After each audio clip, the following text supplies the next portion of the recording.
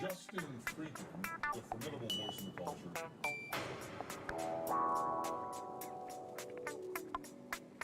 Hey Justin, are you trolling?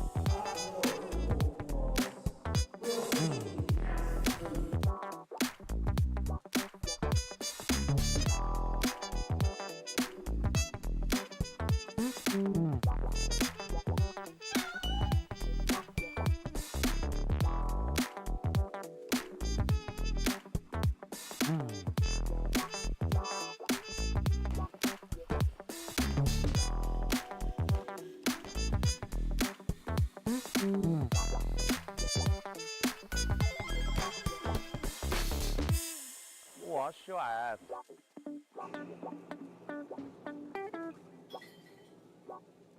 Come on, man.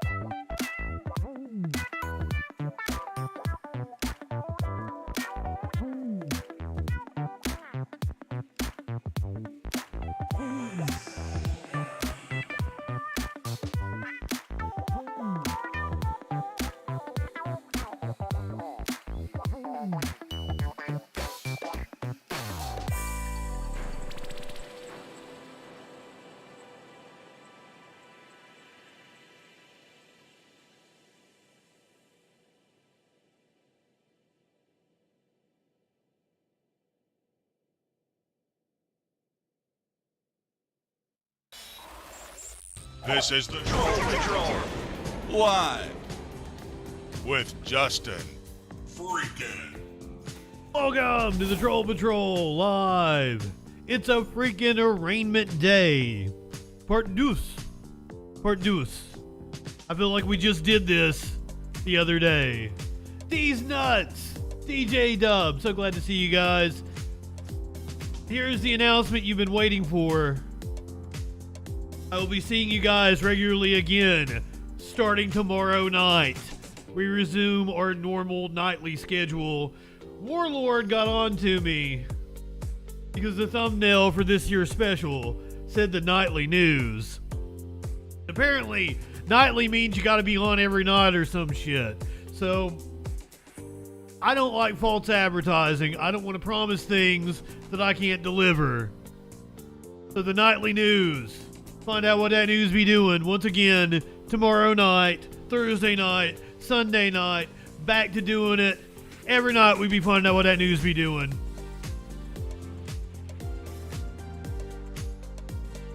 And I might have some good news about a certain platform. It's called Kick. You can watch me on Kick right now. Kick is actually working.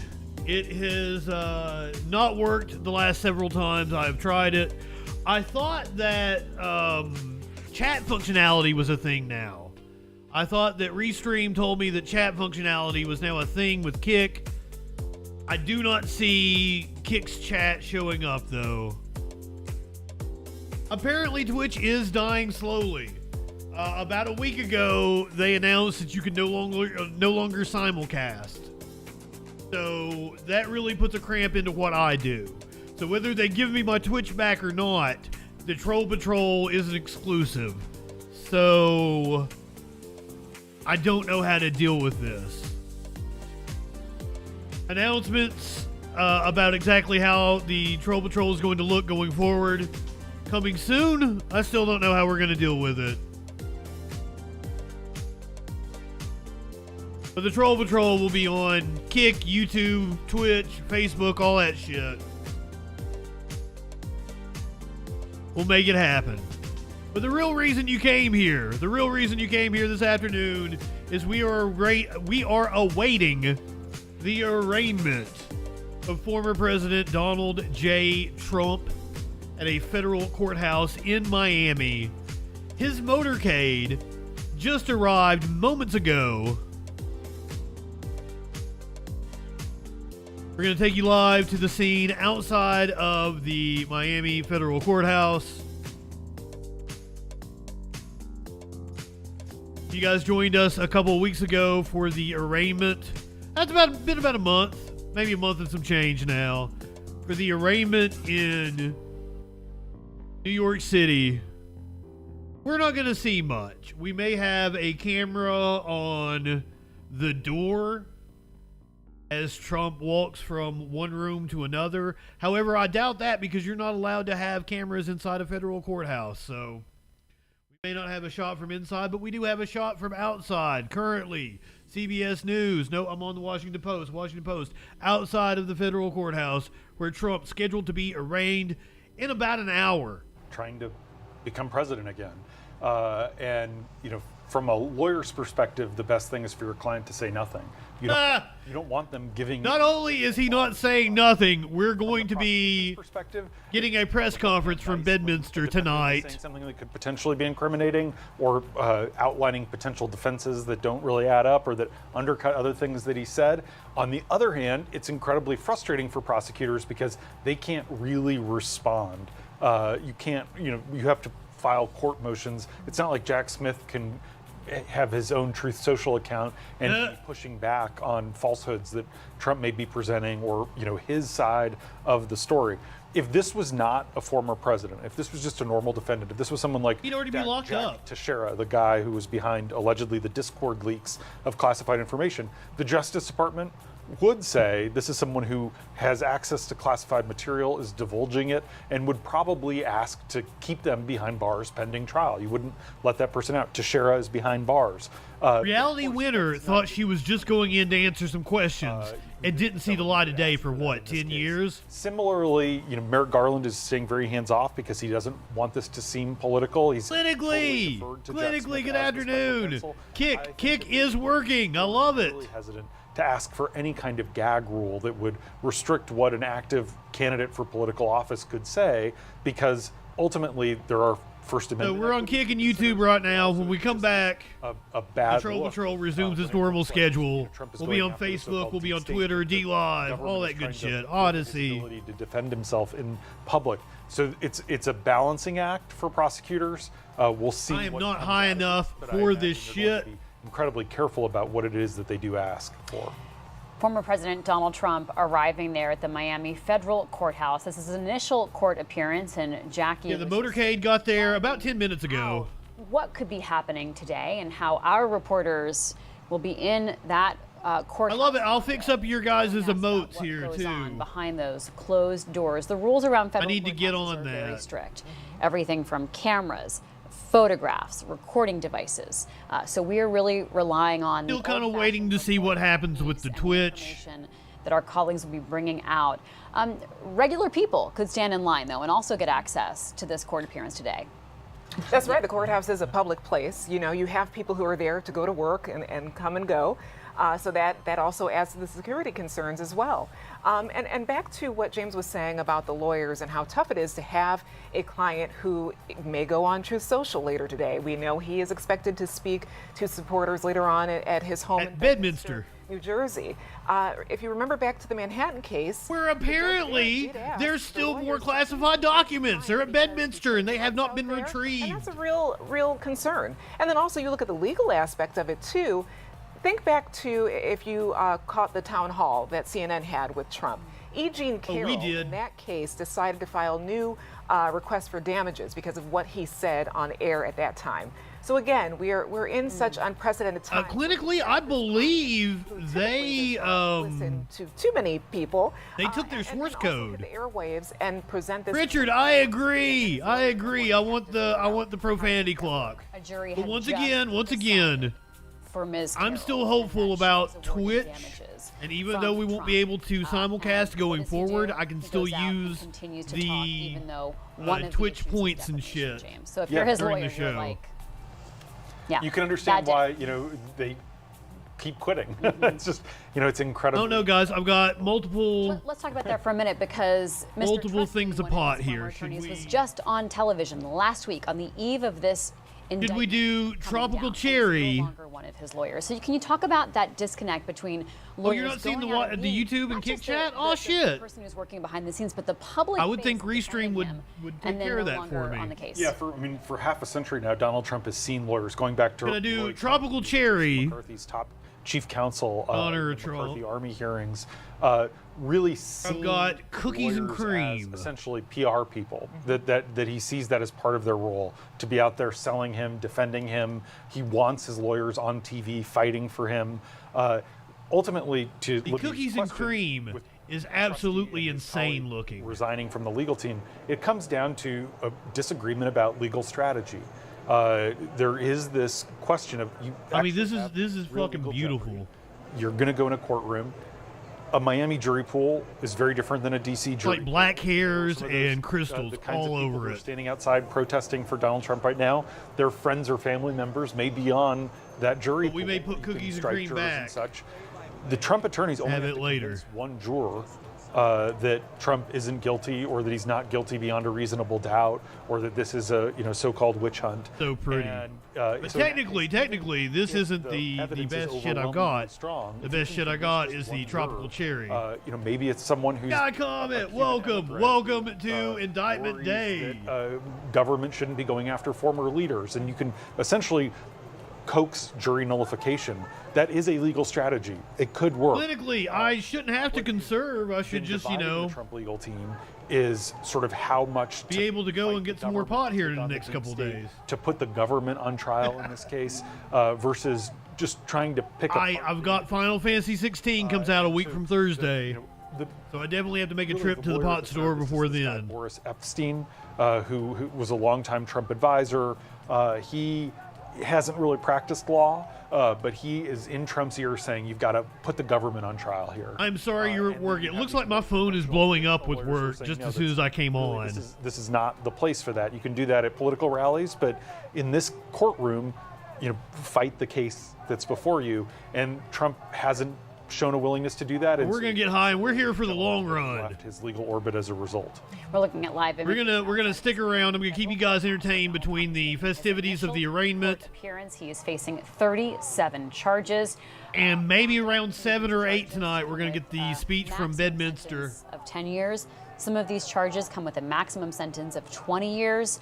I mean, these are. He's looking at about 100 years in prison they're right very now. serious, and I don't think we can underscore that enough because there is an extreme gravity with this case. One thing that keeps coming back to my mind is that during this investigation with the DOJ and the FBI, I've when heard they were uncovering some of these different classified documents, they had this scenarios. extra I've heard clearance people say because that they it's did not have the clearance 500 to years in touch or prison look he's at these facing. documents. So that As far as shows I you the know, level it's 10 of years sensitive minimum material that on the 34 was in charges. the boxes. So that would be And I don't think that 340 can be said years in enough. prison. This is something where the boxes were moved around in different parts of Mar-a-Lago. Those could run Apparently, according to concurrent. the indictment under Trump's direction, under his knowledge.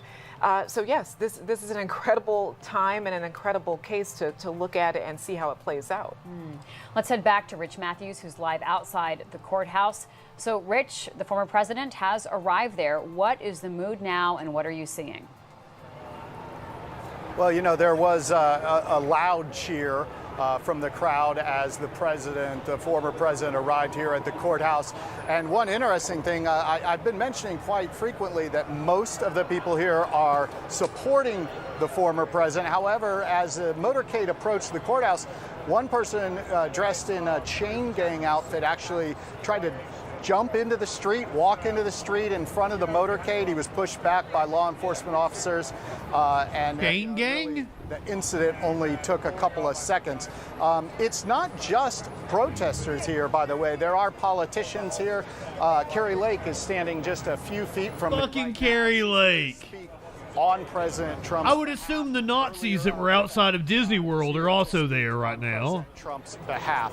Obviously, some of the other politicians. We'll get into that when we find out what that news be doing Asa Hutchinson are here in a couple hours. Supporting former President Trump, but I did want to point out that it's not just kind of random people, not just Probably get 420 or thereabouts. here. There are several Libertad organized groups. says. I've also seen Blacks for Trump, Cubans. I know it's only 213 right now on the East Coast, but it's 420 for me. I will tell you, I have not seen anything that is obviously a Proud Boy. I haven't seen anyone saying they're with the Proud Boys. So again, unclear if they are here, but they have been saying they would be here to protest. Right now, though, the energy level again has certainly raised here at the courthouse with people on both sides of the aisle understanding that the former president is inside. We don't expect him to be here very long. Again, this procedure should take maybe 30 minutes at most, and that he's expected to go back to the airport and head to New Jersey for his fundraiser and press conference tonight. Libby? Thanks so much, Rich. James mentioned Vivek. So we're talking about Vivek Ramaswamy, presidential candidate on the Republican side of the aisle. That Why dude is is he an there? idiot. He wants to ride this, media circus to his own advantage. He's running for president. He's been campaigning probably more aggressively than anyone else, spending more time in Iowa, flew down there, appeared outside the courthouse earlier today. He has said that this is an unjust prosecution. He would pardon Trump if he is elected president, but then said, let's turn the page, let's have generational change, basically trying to thread this needle. We're seeing the different 2024 candidates take different tacks where they're similarly. Oh, I'm sorry, he's got a comment. In their own ways. Ron DeSantis is an interesting figure because he is the governor of Florida, the state that Trump is currently in. You might recall after the Manhattan charges, he said, I don't know about paying off porn stars, and then defended Trump. Here he said, I was in the Navy, I was a JAG officer, I know how important it is to responsibly handle classified information, but this also seems like a witch hunt. That's what I've heard. They're called jagoffs. It's trying to both take a dig, but also not frontally attack Trump, be seen as defending him, but also creating a permission structure for Republicans to maybe move away. Oh, in case anyone was wondering. The event is coming against the backdrop of a Damn, still CBS bald. YouGov poll that came out on Sunday, which showed that only 7% Bald of boy Republican summer. voters say that these charges, that this indictment makes them less likely to support Trump. 14% said that it would make them more likely to support Trump, and more than 60% said it would have no difference at all. Republicans are seeing these public polls, they're looking at internal polls, and they're behaving accordingly. They're in the Yeah, closet Ron, riding it's such a poles. dynamic ironic. This is happening in Florida, but it is a federal charge, a federal courthouse. Very different than in New York live in and what sexual we saw there anarchy? when we were looking at a very different structure of sort of who's in control and who's in charge. Ron DeSantis can't do a whole lot about this right now. No, exactly right. It's a federal charge. Federal courthouses all play out under federal court rules. So Seriously, Scott Ron Common. DeSantis can't intervene in any way or even play any role really in any of this. I'll also add on what's so interesting that this is playing against the backdrop of the 2024 election. Where's Warlord The at? mayor of Miami, I was watching his press conference yesterday. He is someone who has kind of hinted that he may try to run as Republican candidate as well in 24. So there's so much overlap right now about the election and about how it's all playing out while Trump is under indictment here, New York, potentially in Georgia as well. And again, we're just all Almost certainly in Georgia. All right, Trump is in that courthouse. Let's go now to investigative reporter Spencer S. Shue. Spencer, thank you for joining us. Walk us through the timeline of the investigation and how we have reached this really unprecedented moment. So the key point was January 20th, 2021, when President Trump left the White House. At that point, documents that he retained, which were the property of the government, and he was no longer authorized to hold or handle classified information. The backdrop to this is we should note that President Trump was said by his own aides to be reckless with his handling of classified information. He famously showed an Iranian missile launch site off. He tweeted that, which showed the capabilities rumor of is that he US showed satellites. He shared with a Russian diplomat maps of North Korea to Kid Rock. Israel from a confidential source in an Islamic. We don't know that this was one of the classified documents for sure. He took briefing papers, from his intelligence briefs, maps, charts to his private residential quarters and didn't return them. So against this backdrop, he was briefed by his White House counsel that he needed to send documents to the National Archives when he left office, a law since the Watergate era and President Richard Nixon leaving the White House.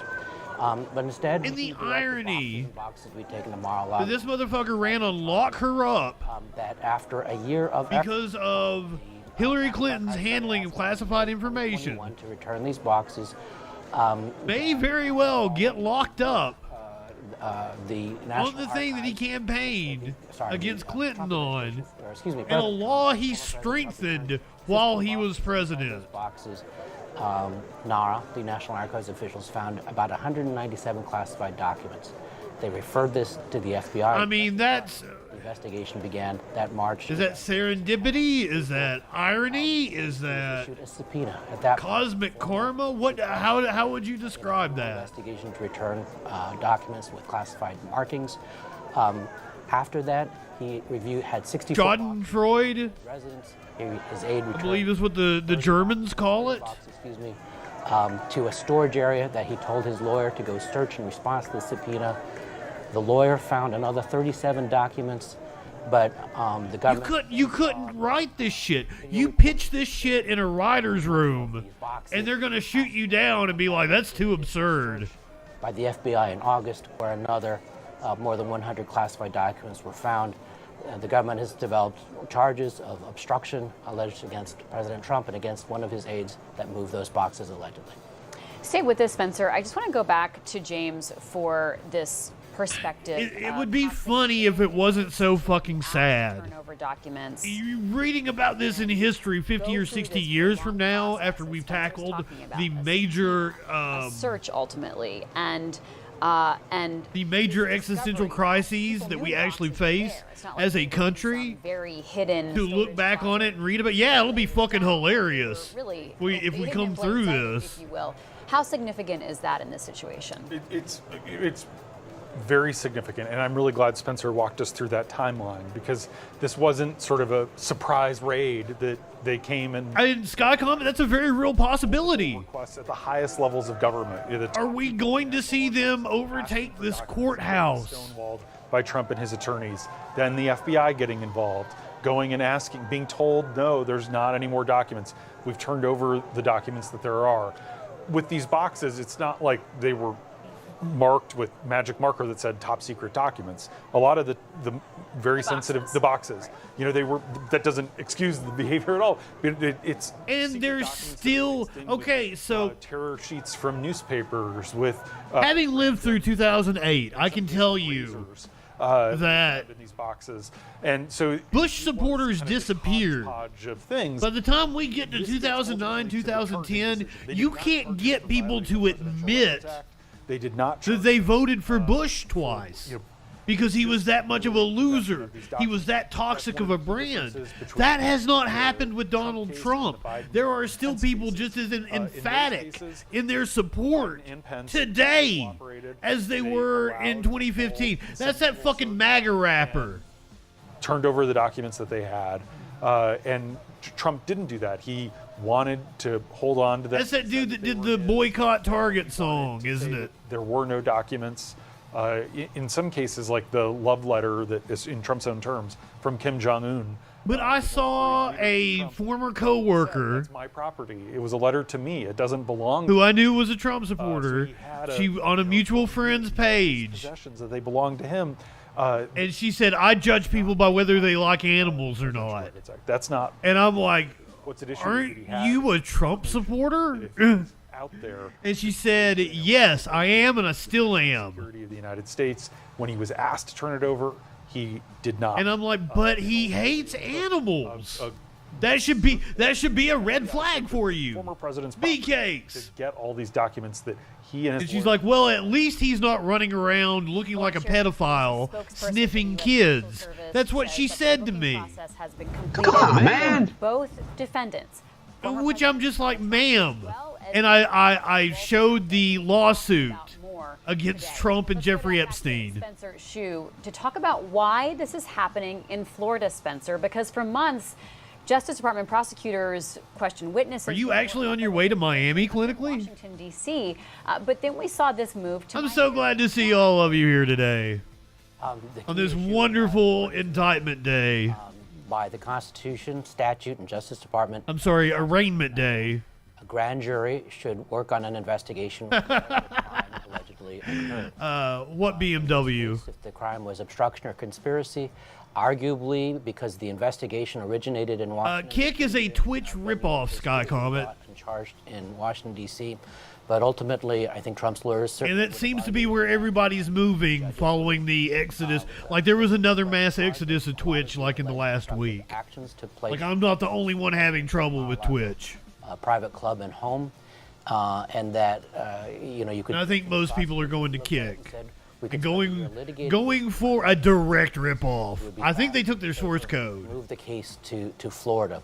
You know, it's a quirk that under the law, Florida, the federal court overseeing Florida has a slightly different view. They think that the place where the investigation begins is the place you should charge it. They could arguably raise that claim. But it's up to the defense to make that claim, and the prosecution judged that Trump's lawyers probably would want to have this case tried in Florida, and that would be the quick. Well, of course Trump is going to want to have it tried in Florida. I want to turn to Rhonda Cole and you just talk about what exactly. But wouldn't technically the crime had taken place, like it's the National Archives documents. Trump and his technically, D.C. is where they were stolen from D.C. What was in store for Donald Trump today? So what has been completed is that processing, that first step, which does involve other little steps. So the fact that they got it done in... I wouldn't doubt it's all stolen. That was pretty quick. I guess they were ready for both the former president and Mr. Nauta. But that involves, the fingerprints. That involves also taking a photo, although because this is federal court, we will not see photos. There's a bit of paperwork, from what I understand, where they have to detail their residence and, closest family members. So there is a few steps in that booking process, but they're done with that. Now they're going to go in front of the judge. And with this being an arraignment and a first appearance, what that is... I hope we get some trolls, Sky Comet. That the unsealing has happened, and how are they going to plead? So they will be discussing that with the judge. And then from there on, we might hear later on, of course, not in real time because our reporters can't. This is kind of worrying. correspondence with us right the now. size of the crowds that are gathering. Of course, I don't think we've said her name yet, but Eileen Cannon is the judge in this case. She was appointed, first nominated by President Trump when he was in office. She was one of the last federal judges to be added to the federal bench for Trump. It was days after the November election in 2020 where she was confirmed by the Senate. I did not know that. Issues raised about her that potentially. He is the one that appointed the special master last fall. Previously, people may not know her name, but you might remember she is the judge who was responsible for the special master in this case. I just said that. The special master was because she felt that Trump and his legal team were right that he had executive privilege over these documents. So, That's just me making a funny, right? Because that's my journalistic instincts to try to summarize what's going on, and she's doing the same thing. We're both being good reporters. A lot of people are wondering, is she going to stay on this case? Is she just going to do this first process? But that's her job. I should just be making jokey jokes and getting high. Hand this over to another judge, or maybe the senior judge in the Southern District weighs in and wants to assign this. Hey, Justin, we don't know that just yet. are you trolling? She is an interesting figure because she was a Trump appointee. Now he is facing. Eileen Cannon makes me think of what was it, the serial killer Eileen? And she had that famous mugshot where she's got like her shackles and so up over her neck. Let's talk about what a magistrate judge does today, James. I mean, it was Eileen, but so this is not in front of Judge Cannon. This is just someone who's taking if someone was arrested for a federal crime on the street, was brought in, was processed, they appear, they're put into the system. Later, there will be motions and trials. Eileen Warnos. That are set, and no wonder she was just known by Eileen. So crucially, as Rhonda's describing for us. She has enormous influence. Yeah. Assuming that she doesn't recuse, assuming the Justice Department doesn't ask her to recuse, ultimately it is up to her. And why would she recuse? Exactly. And it's essentially, she has no reason to, other than being attacked and criticized.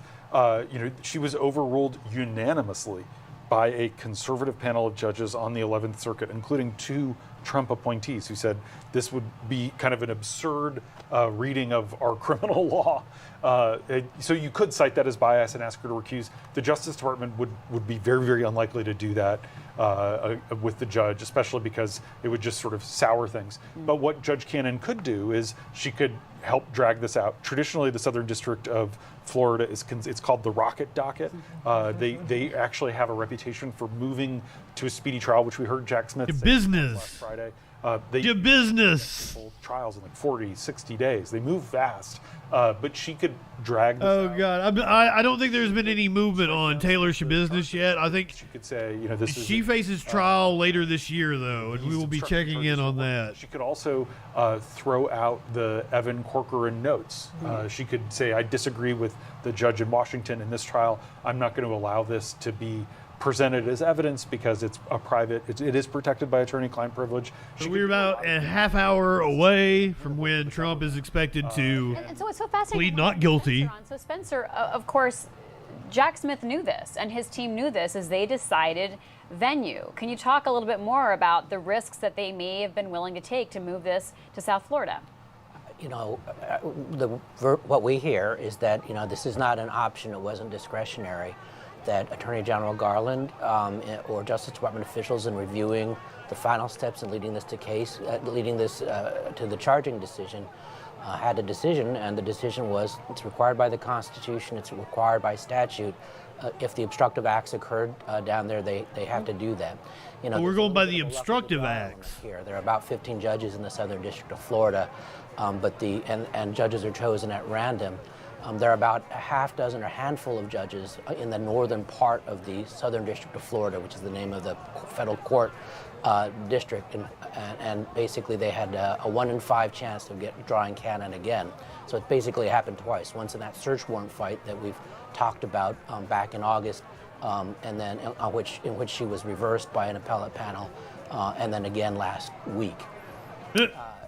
There doesn't mean that there might not be charges brought still in D.C. where the grand jury had been working for, since April. Now, she will not be the judge going forward. Obviously, the headline charge of the former president is in Florida. Just the initial judge. The possibility that if people lied to the FBI or perjured themselves before the grand jury, those counts might be charged in D.C., but These would be people who would not be accused of conspiring with the president, not acting with the president, but just for what I think that sign says indict Jack Smith. charged with false statements.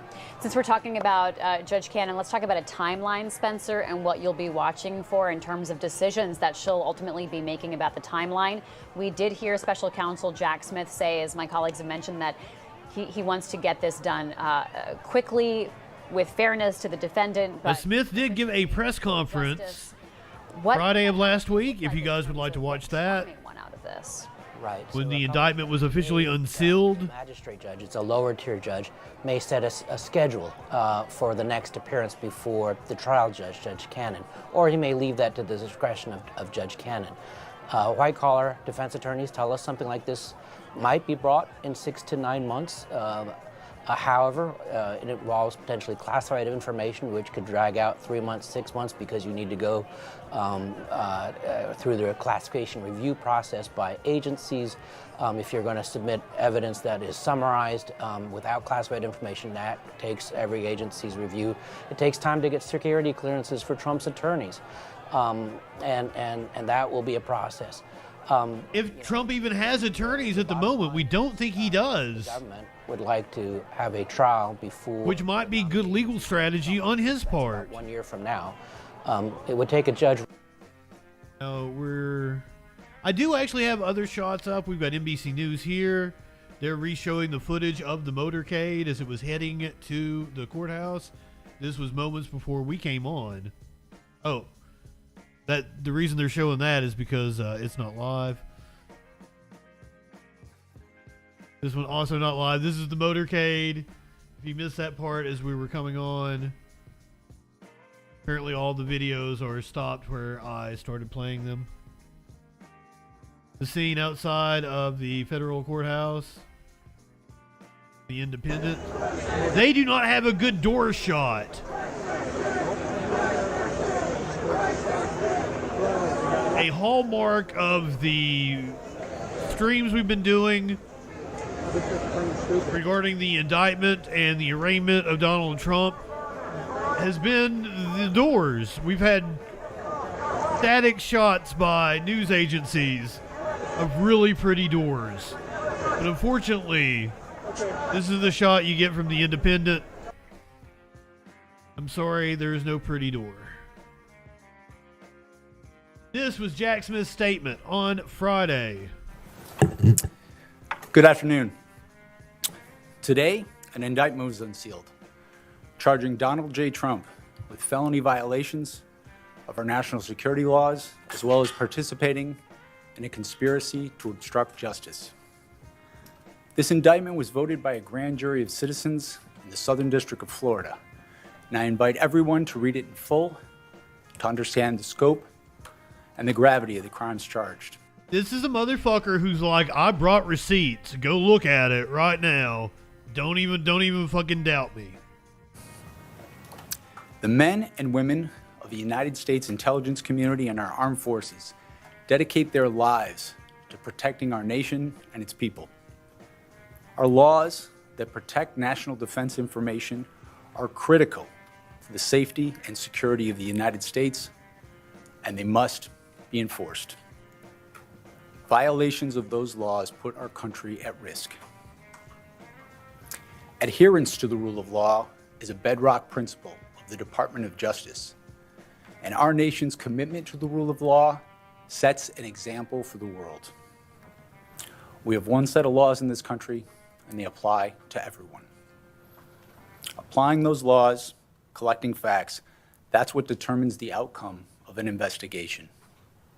Nothing more and nothing less. The prosecutors in my office are among the most talented and experienced in the Department of Justice.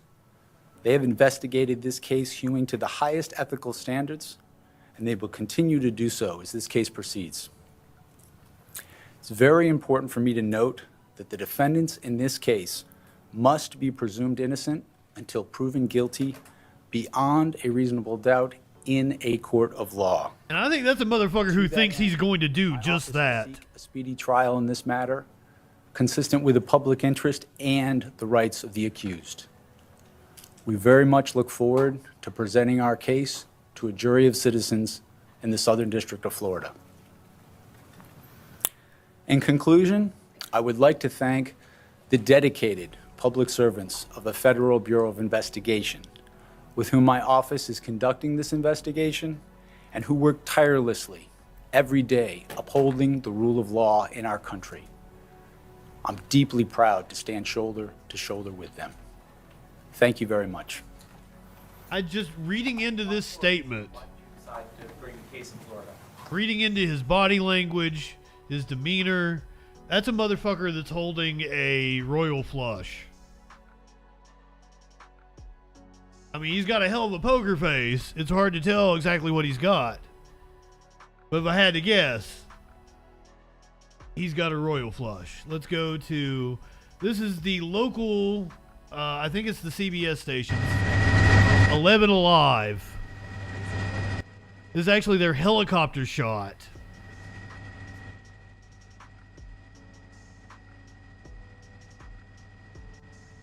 Looking at the Trump supporters gathering outside of the federal courthouse in Miami, where Trump is scheduled to be arraigned in about 24 minutes.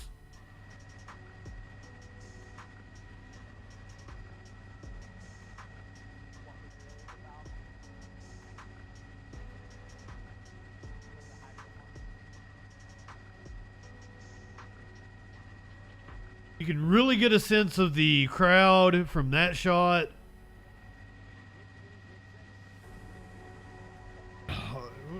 400 people, maybe 500 people.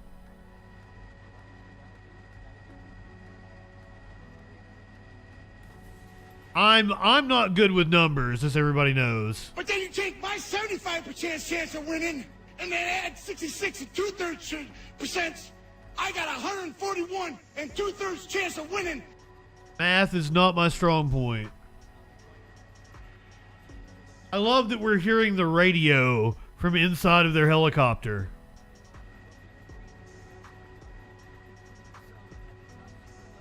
I may rescind my 500 people because a lot of these people are journalists.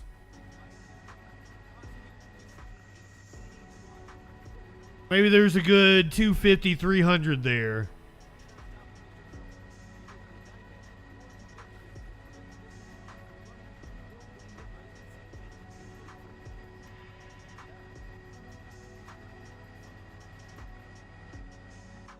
Also, apparently,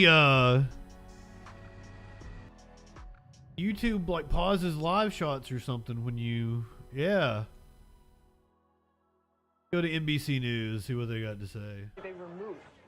And the other thing that's really striking about the indictment, before we saw the indictment, you might have thought, well, perhaps the former president kept these facts, kept the boxes and the subpoena and the response to the subpoena at something of a distance. Maybe he didn't really know what was going on between his attorneys and the government. That is clearly shown not to be the case. It is clearly shown by the text messages of Walt Nauta and other employees at Mar-a-Lago. That he knew! He waved them around! Hands-on in what boxes were going to be reviewed personally by him and what documents were going to be reviewed personally by him. That's an extraordinarily persuasive amount of evidence regarding to what the former president did in this case. Yeah, Carol, I have another question for you, but I want to quickly show some pictures we have from earlier. I think it shows former President Trump leaving the Doral Country Club for the 20-minute or so drive. There it is. This is earlier. They're heading out, presumably, to the vehicles before making their way here for... That's your perp walk video. Right about, well, within the next half hour. About 20 minutes from now. Is completed. And Carol, as we watch that, I want to talk about how does a prosecution deal with a case like this? They know there is going to be this public campaign.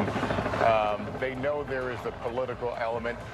Do you have to acknowledge it? And in some ways, did Jack Smith find a way to quietly acknowledge the politics of this while maintaining the integrity of his case?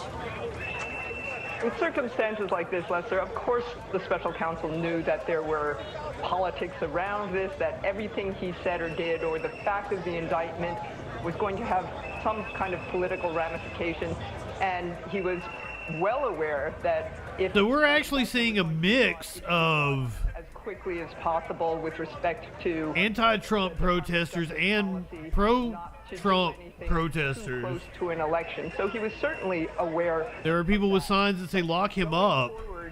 He really next to a dude that says Trump was right. Right about what, dude? He's now brought the indictment. He has to focus on trying this case. All right, Carol, thank you. Let me bring back Hallie Jackson.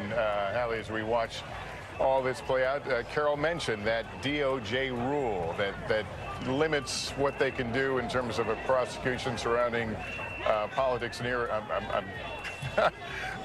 around an election, I guess is what I'm trying to say. As far as the political campaign, and that's something we heard about in it's not a rule. Instances, right? And I think Chuck Rosenberg and Carol and others will tell you it is not a hard and fast law or rule. It is more like a guideline for the Department of Justice. We saw it come up in other instances previously.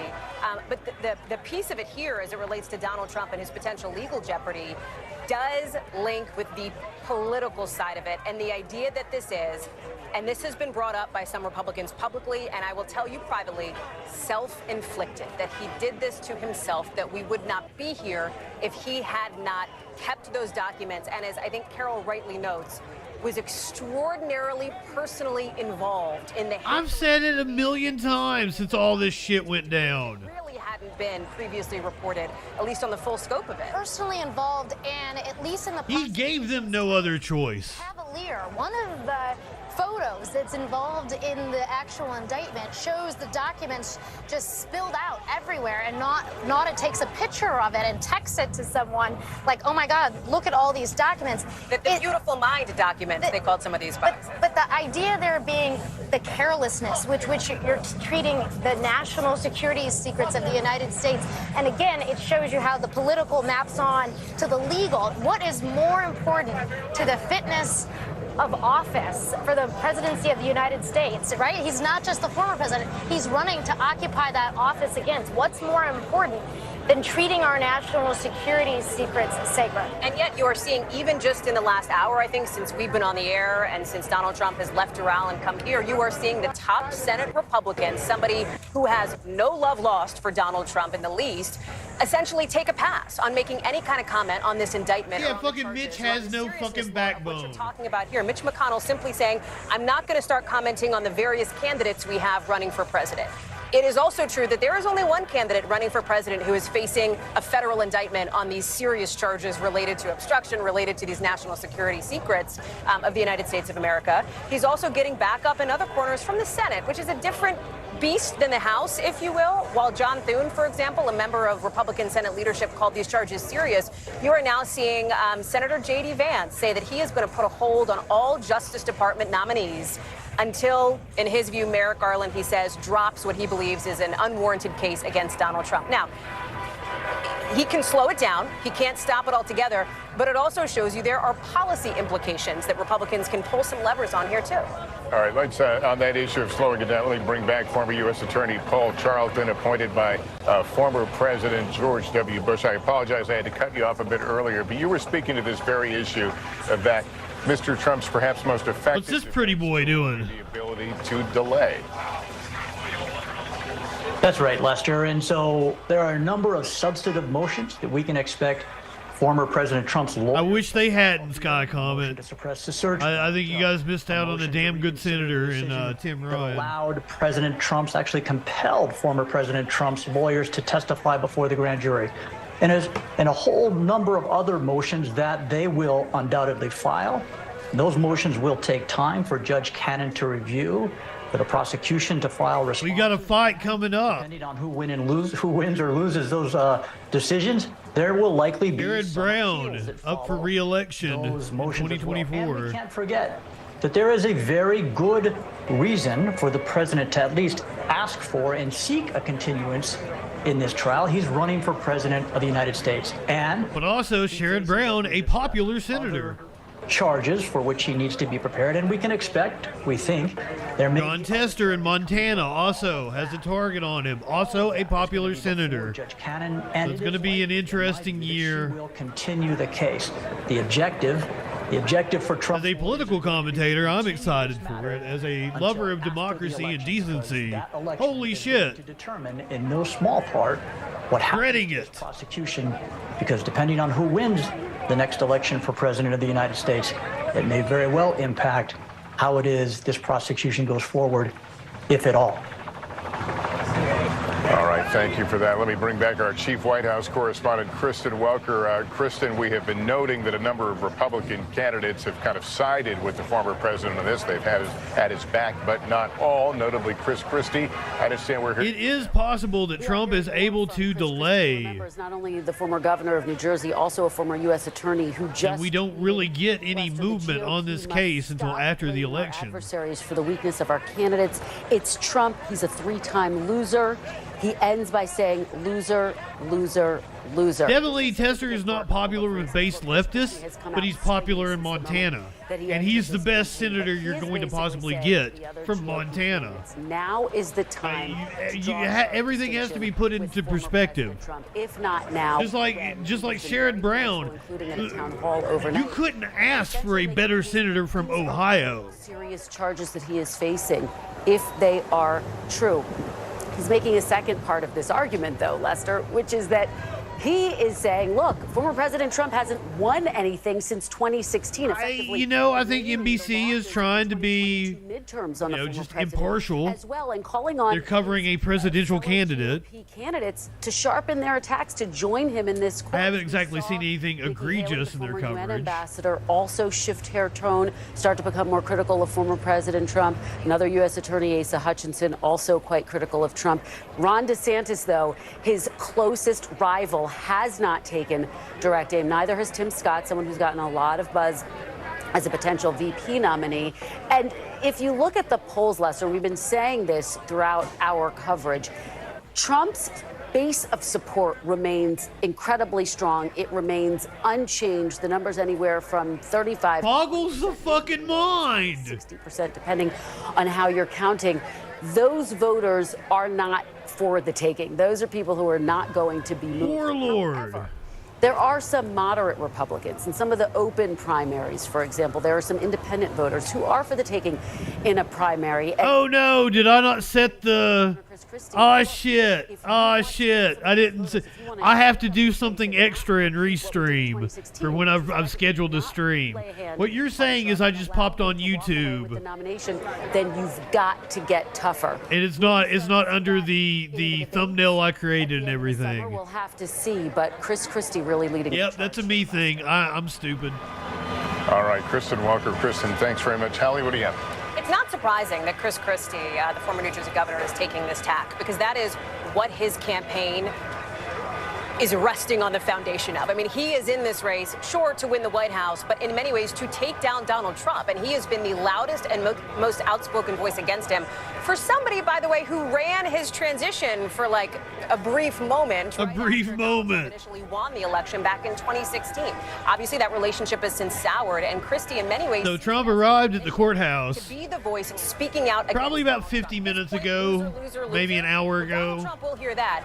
But I will tell you that behind the scenes, there are other campaigns whose strategy. The motorcade. Portraying Donald Trump as a loser. Not that explicitly, but I think of, for example, sources close arrived at the courthouse about an hour ago. We were about 10 minutes away from the governor of the state we're in here, who are likely to be rolling out a strategy. The proceedings. Donald Trump is somebody who cannot win on issues like, as it relates to culture wars, on education, on LGBTQ plus issues, ways that Ron DeSantis has been effective here in Florida. There will be reporters in the courtroom. And Donald Trump they ban cameras. It is a difference in how you deliver recording devices. Right? But ultimately, that but there will be reporters. Many Republicans will coalesce around. Now, that said, let's also say Warlord over on the kick. Is not indicative of where the Republican Party is. I'm glad we've got kick chat. We talked about how Nikki Haley, who's also running against Donald Trump, came out, sharpened her tone, talked about how the allegations laid out in this indictment are reckless. She also now is saying that she on all the channels, all the channels. Convicted if she ends up winning the White House. Am I a Trumpist? What it would do, what a conviction of Donald Trump would do for the country here. Shows you how the ground is shifting minute to minute, right? Like they don't quite know where they want to land on this,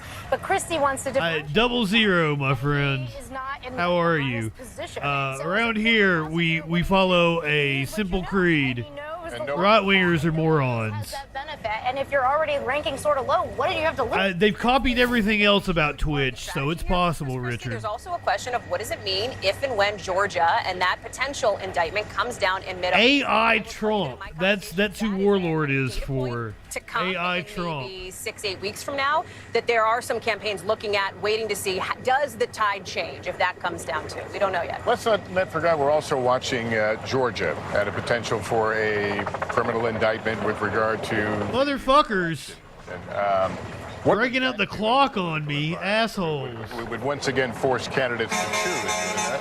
Well, that one's interesting because remember, the central allegation there would be that he actually tried to pressure a fellow Republican. That's right. And I wonder if that one makes it a little bit different. You would think that mishandling national security secrets for a party that has sort of stood on the principle that that's something. Warlord, it could break out here. There are seriously, but you wonder if a couple hundred a fellow Republican might Trump supporters, maybe 300 there in front of the courthouse. It doesn't seem like anything's been able to really pierce through. There are anti-Trump protesters, but not as many. Also, I want to get you to weigh in on maybe 50 anti-Trump protesters that we've seen. The former president's base, but we've talked long before all this that he still needs those independent voters.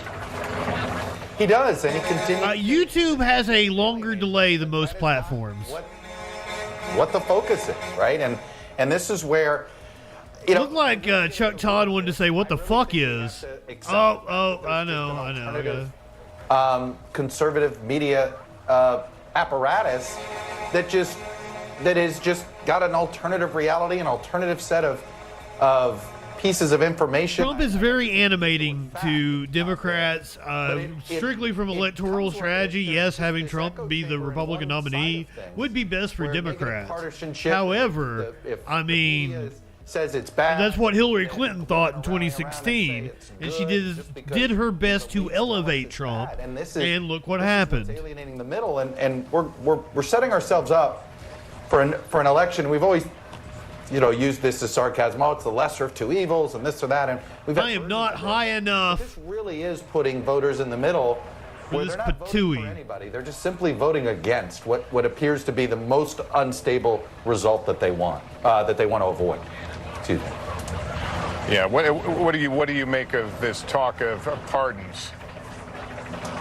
Look, I don't think a former, it's interesting. There's quite a few other democracies that have had foreign leaders under criminal probe. Some have served time. Some have worn ankle bracelets.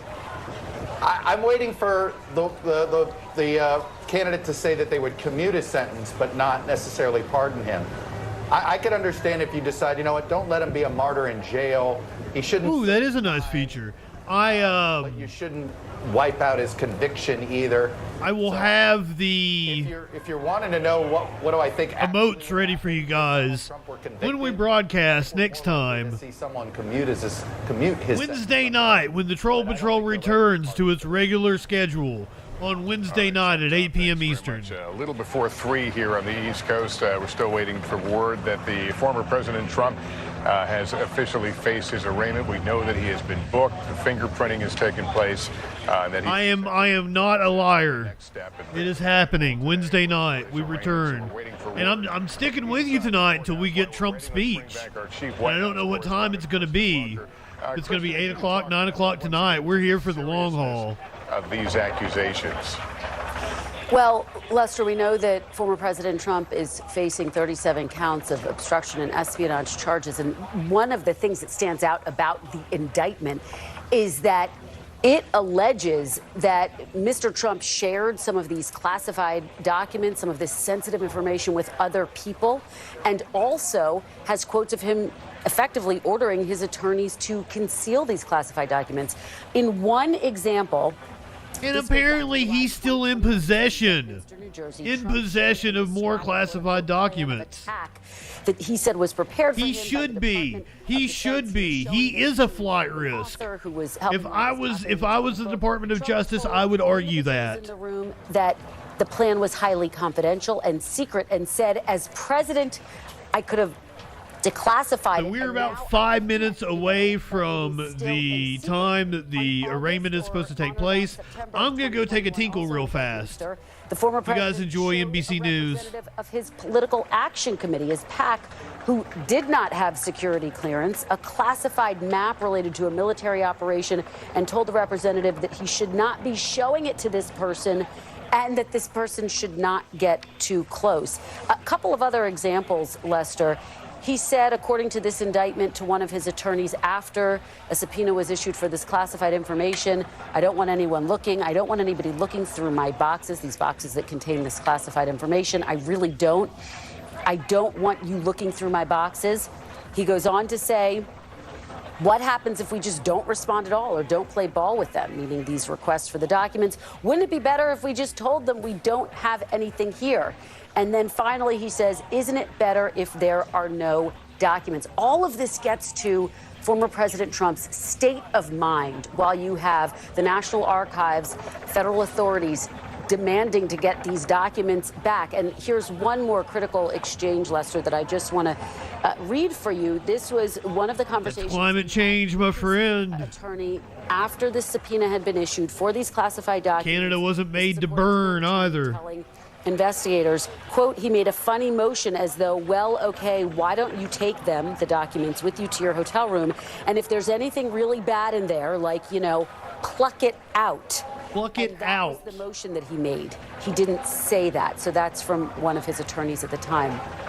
Lester, the significance of all of this, putting this all together, again, the indictment is really trying to provide a window into the former president's state of mind as it relates to these classified documents, and to show that he understood the significance of the documents, of the request. How you guys feeling about Kick?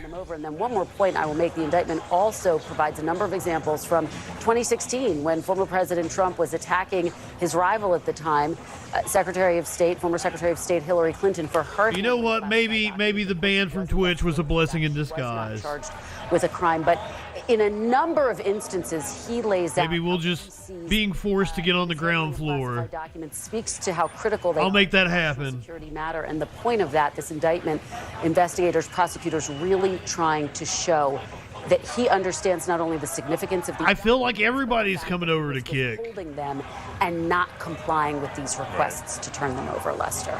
It's not just going to be a right-wing platform. Catherine Christian, a former Manhattan assistant district attorney.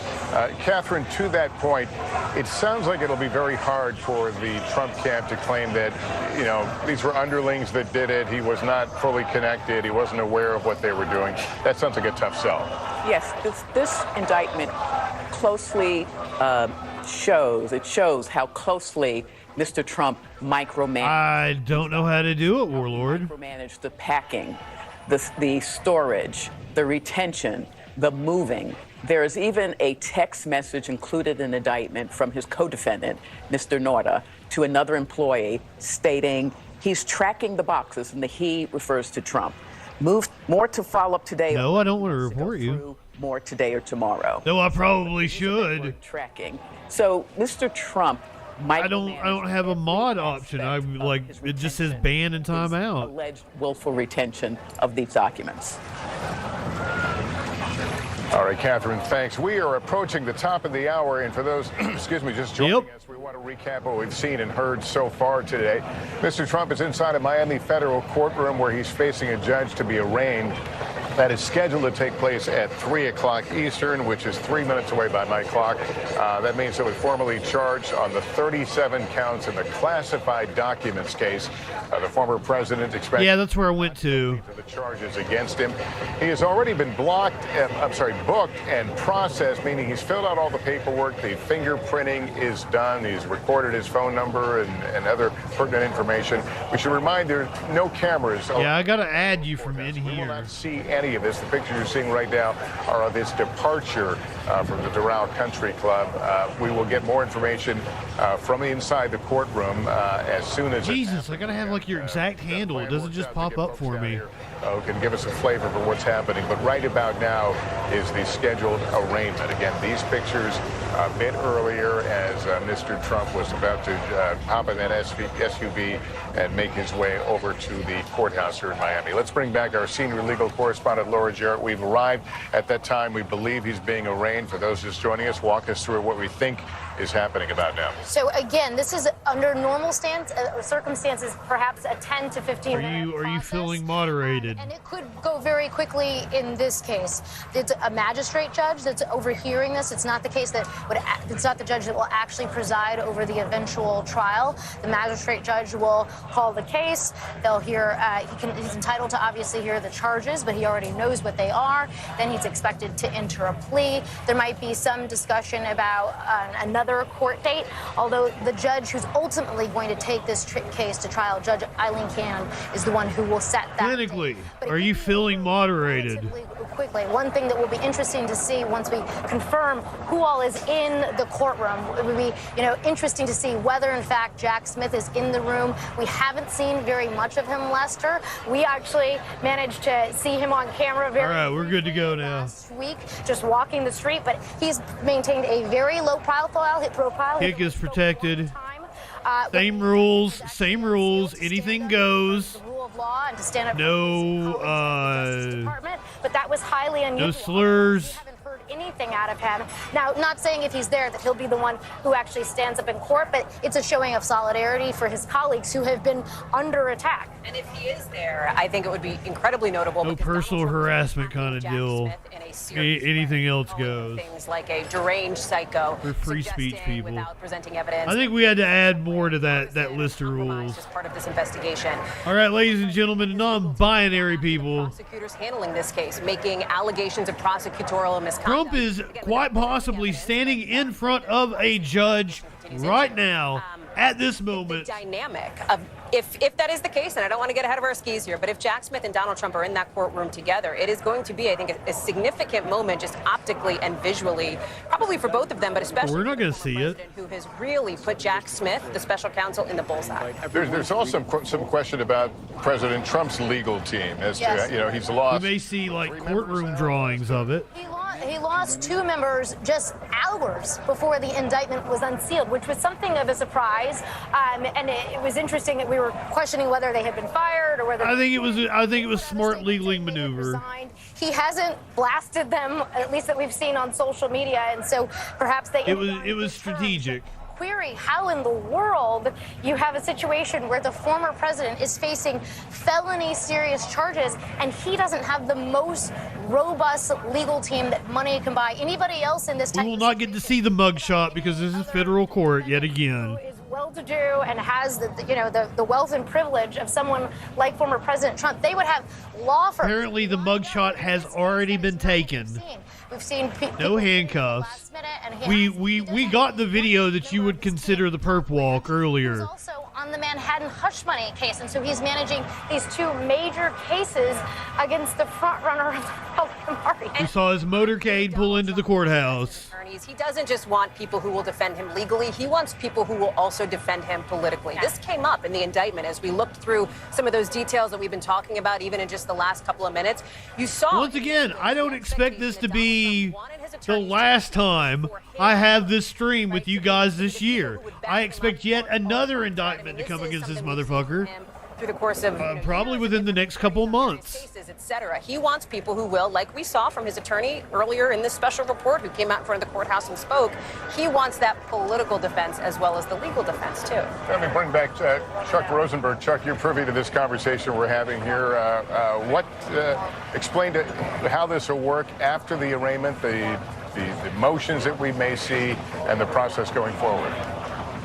Certainly, Lester. Well, Laura was talking about the fact that the arraignment today, which is really a rather perfunctory hearing, is in front of a federal magistrate judge.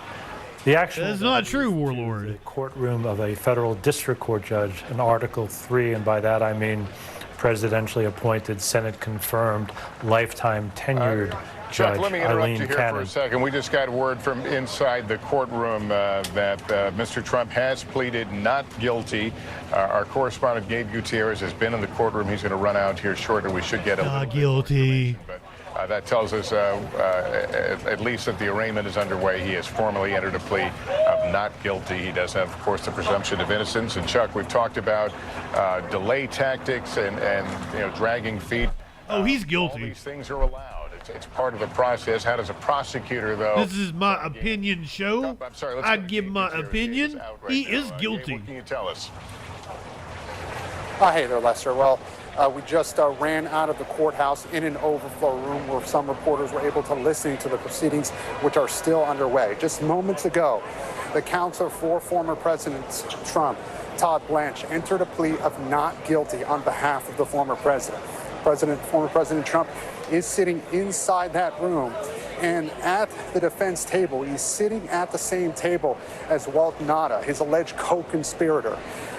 We can tell you we're able to see through a video feed, again, the proceedings still underway, and the former president had his hands crossed on that table. Oh, I bet he did. I bet he was looking like... Magistrate judge just had arrived, Jonathan Goodman, and was going through several procedural steps. The defense waived the reading of the entire indictment, which is typical in this court system.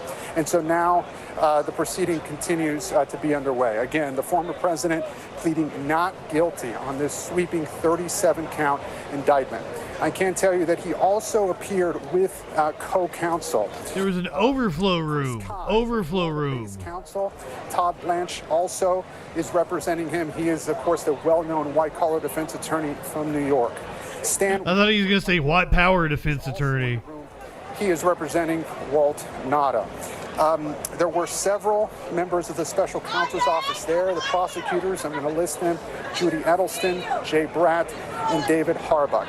Again, this all unfolded over the past few minutes, Lester. The proceedings began just before 3 o'clock. We did not see the former president enter the room. The video feed started up when he was already seated. It is a packed room. There were some members of the public there, as well as members of the media. And again, we were let in early this morning. We're taken to a media overflow room.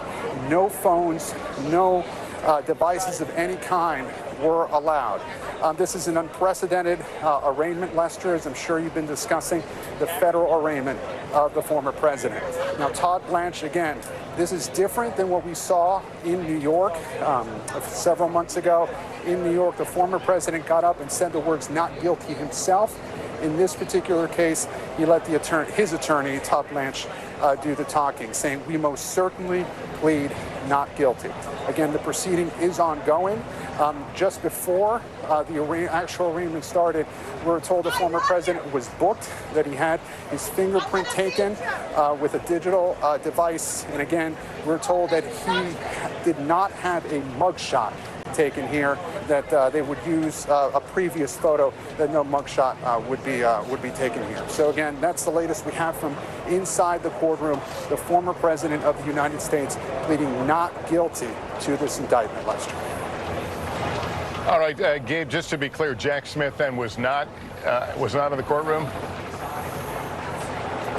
We believe that he is in the courtroom, Lester. It was difficult to see exactly who was in the courtroom. It was a grainy video monitor. We did speak with somebody from the U.S. Marshal's office who did tell us that Jack Smith was in the building, and we believe that he may have been seated in the first row. Again, we're trying to get confirmation on that because of the quality of the video feed, but we were told by a spokesperson for the U.S. Marshal's office that Jack Smith was in the building. We believe we saw him in the first row, but certainly several members of his team were there representing the government, seated just feet from the former president, Lester. And I understand the video feed was of poor quality, but did you get any sense of the former president's reaction to anything that was going on? He had his hands in front of the desk in front of him, on the desk in front of him, Lester, as the proceeding got underway. When the magistrate judge started speaking and laying out some of the charges, he then crossed his arms very briefly and was listening to the proceedings unfold. Now, I can tell you, Lester, this is different than the proceedings that we saw in New York because it just seems to be that much shorter at this point. The plea came just within a few minutes of these proceedings getting underway. And so there was not the discussion, the motions that we saw in Manhattan in the hush money case, where there was immediately some discussion and there almost seemed to be opening statements from the prosecution.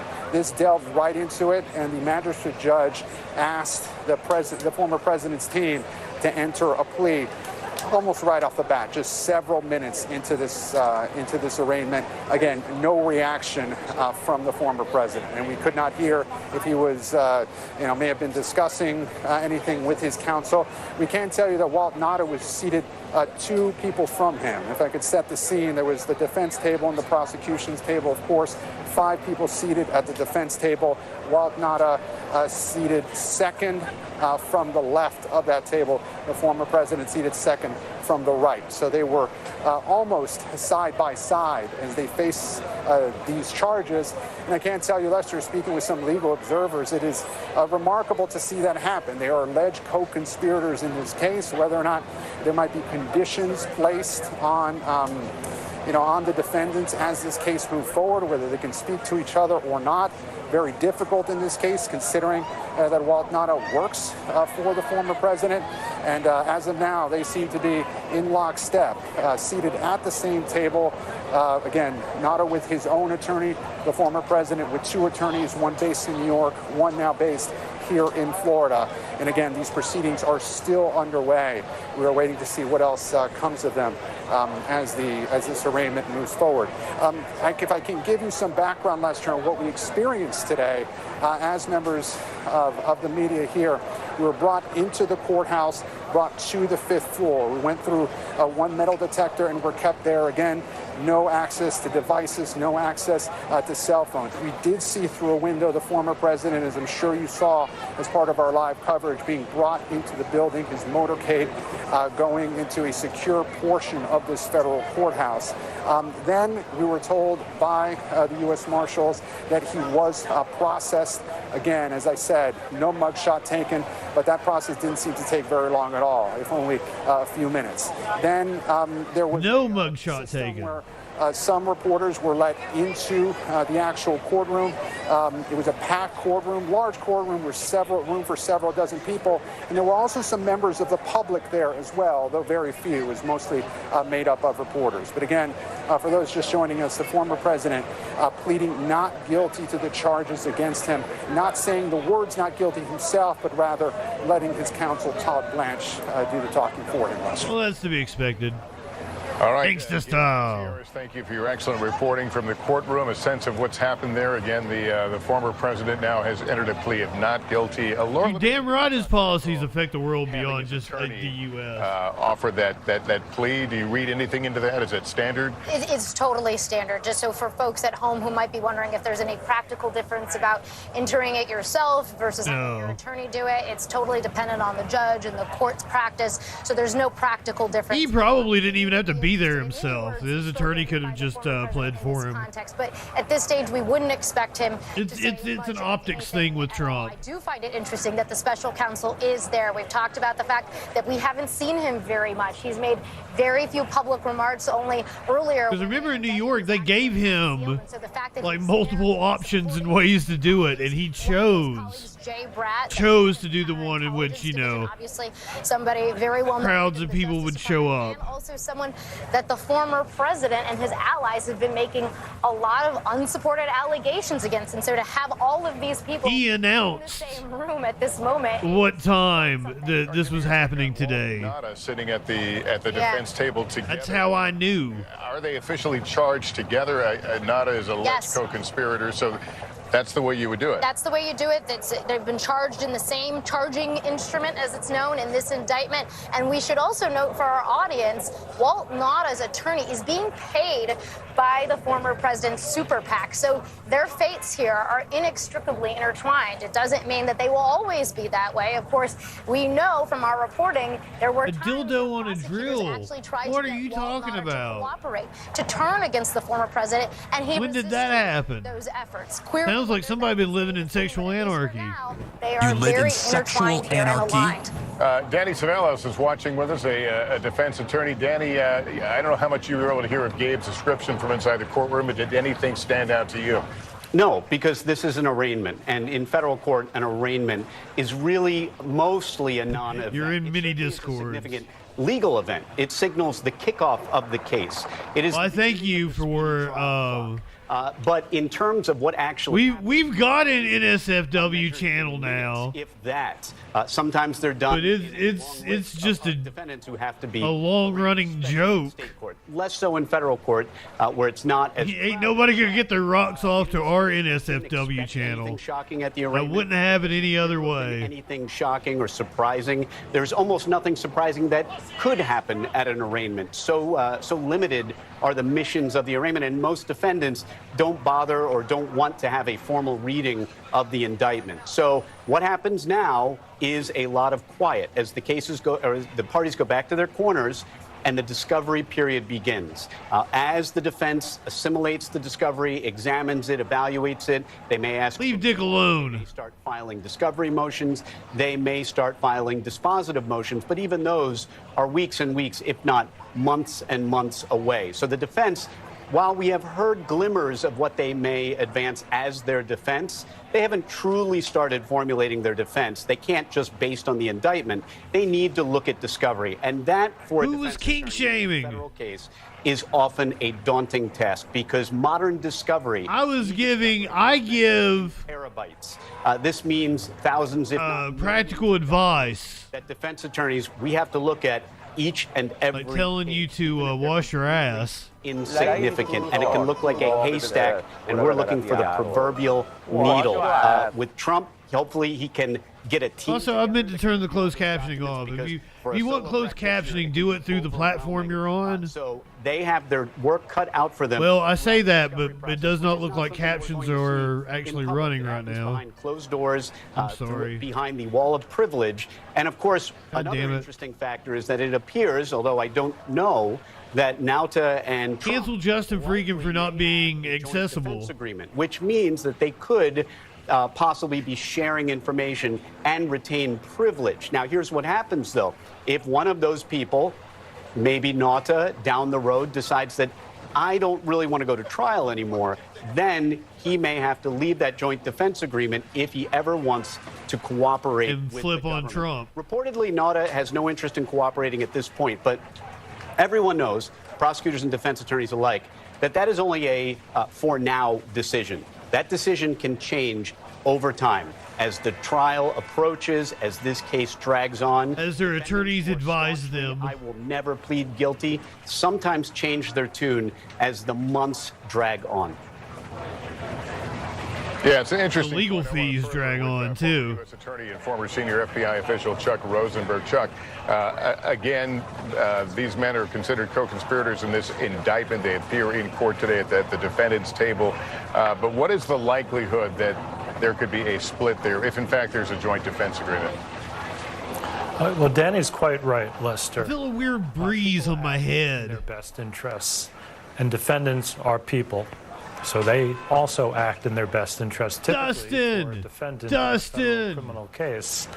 Also, Dustin, I had no clue what you were talking about the other day. Thank you very much for the amazing birthday present. Dustin, bought me an ounce of pot. Wonderful motherfucker. Dustin is amazing. A birthday present. I noticed after the stream, I didn't understand when you said Kofi birthday. I was like, was this like the day I signed up for the account or something? Because I'm stupid, and I'm just doing the show. But thank you very much. I wanted to shout you out. A better birthday present would have been my fucking Twitch back. No. The ounce of pot was a pretty goddamn good birthday present. Did when it became apparent what their best interests were and how to effectuate that. Pleading guilty and cooperating is often the exit For ramp. you, my friend. And apparently everybody's pretty happy with the kick. Will do that. He may hang in there. He may insist on a trial. He may or may not be convicted. Time will tell. But He'll probably be convicted. Often go their own way. And by the way, regardless of who is paying for his attorney, that attorney has an ethical obligation to Mr. Nauta only. At the very least, they will have a conversation about pleading guilty and cooperating. It would be remarkable if they did not, because Mr. Nauta needs to know what his options are and then to make the best decision for himself. Will Mr. Nauta and Mr. Trump go separate ways? I don't know. But defendants who are charged together. Dustin, do you feel moderated? Often do end up going their separate ways, Lester. All right, Chuck, I'll ask you to stand by. I bring back NBC's Gabe Gutierrez, who we just Do you feel moderated? told us the president has pleaded not guilty. You've got some more color from in there, Gabe. What can you tell us? Yes, Lester. So I imagine. Well, I mean, it's not like it was a subtle comment. I'm just stupid. Legal team in which Florida-based counsel would represent him or help represent him, given. Welcome to arraignment. He has already pled guilty.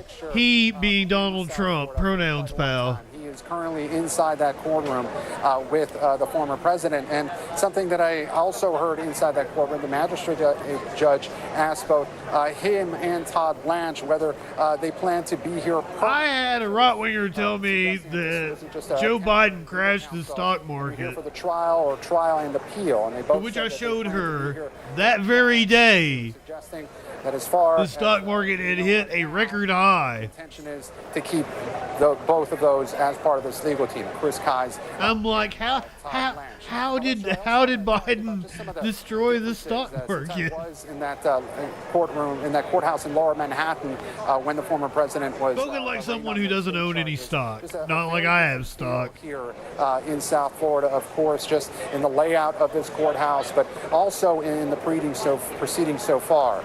Again, this do this daily for the economy. At this moment, but I can tell you, we're in a weird, much less contentious hearing than the first one, than the first indictment. First arraignment was several months ago. Almost from the DJ Dub saying ACAB means moderators too.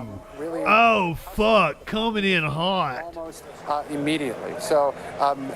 Had a very different feel at the start of this proceeding. Again, we were waiting to see when we rushed out of there once the former president pleaded not guilty. We were about to hear Walt Naughta's plea as well. We had every indication that he would plead. Wait, why did you leave before you got Walt Naughta's plea? At this point, Lester, is what are going to be the conditions of their release? Will they be able to speak with each other? The certain questions, let our legal experts weigh in on that. But what will be some of the conditions imposed, and whether we might get any sort of timetable for discovery? You recall back during the arraignment in Manhattan, there was a lot of back and forth at the tail end of the hearing over the timetable of this case and whether DJ Dub, the attorneys could agree on the. Do you feel moderated?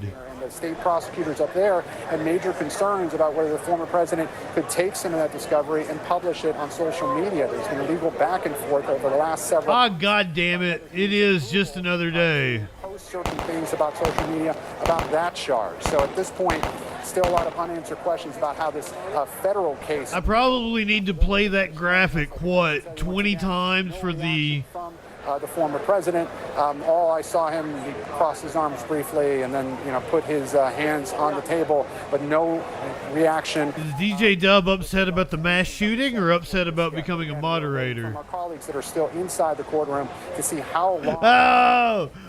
Because I made DJ Dub a mod. And potentially a very short hearing, perhaps even as short as ACAB means mods too. Past that, of course, the unprecedented nature of this case, it's anyone's guess at this point, Lester.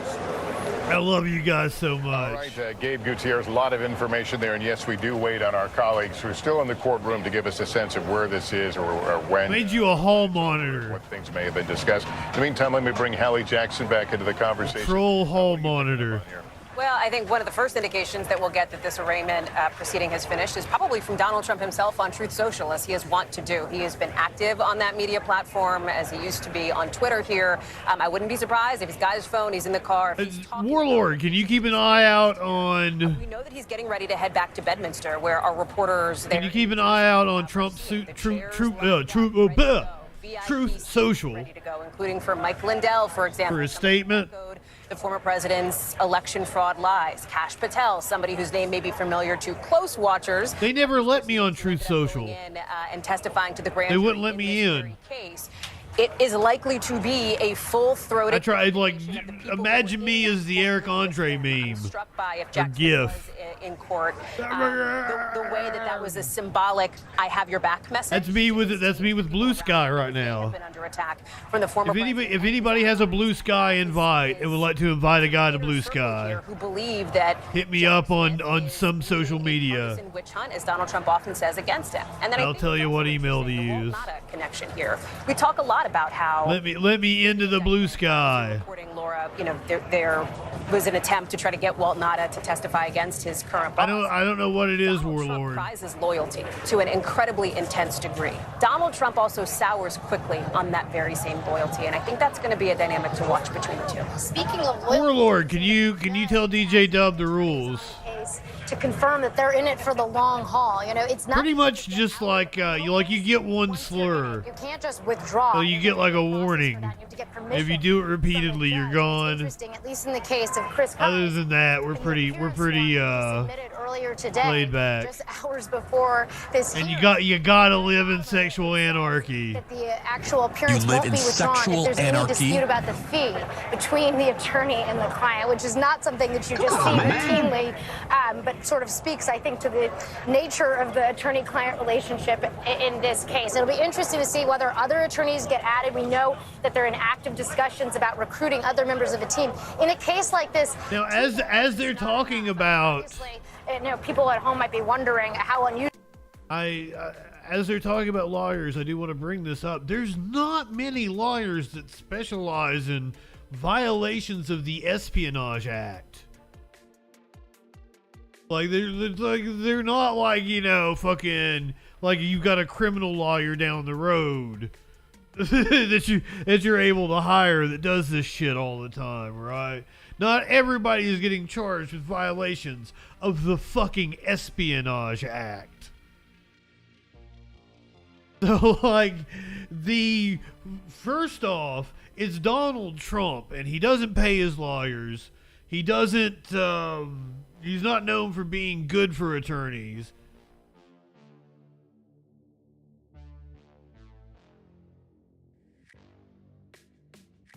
Sounded like a gun went off.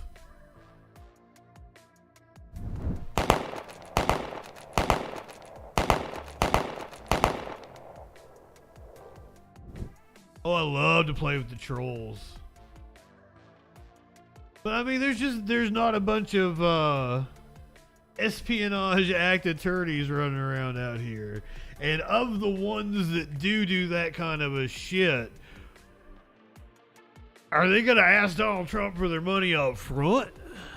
Like these very specialized attorneys. Here, let's look at what he's facing.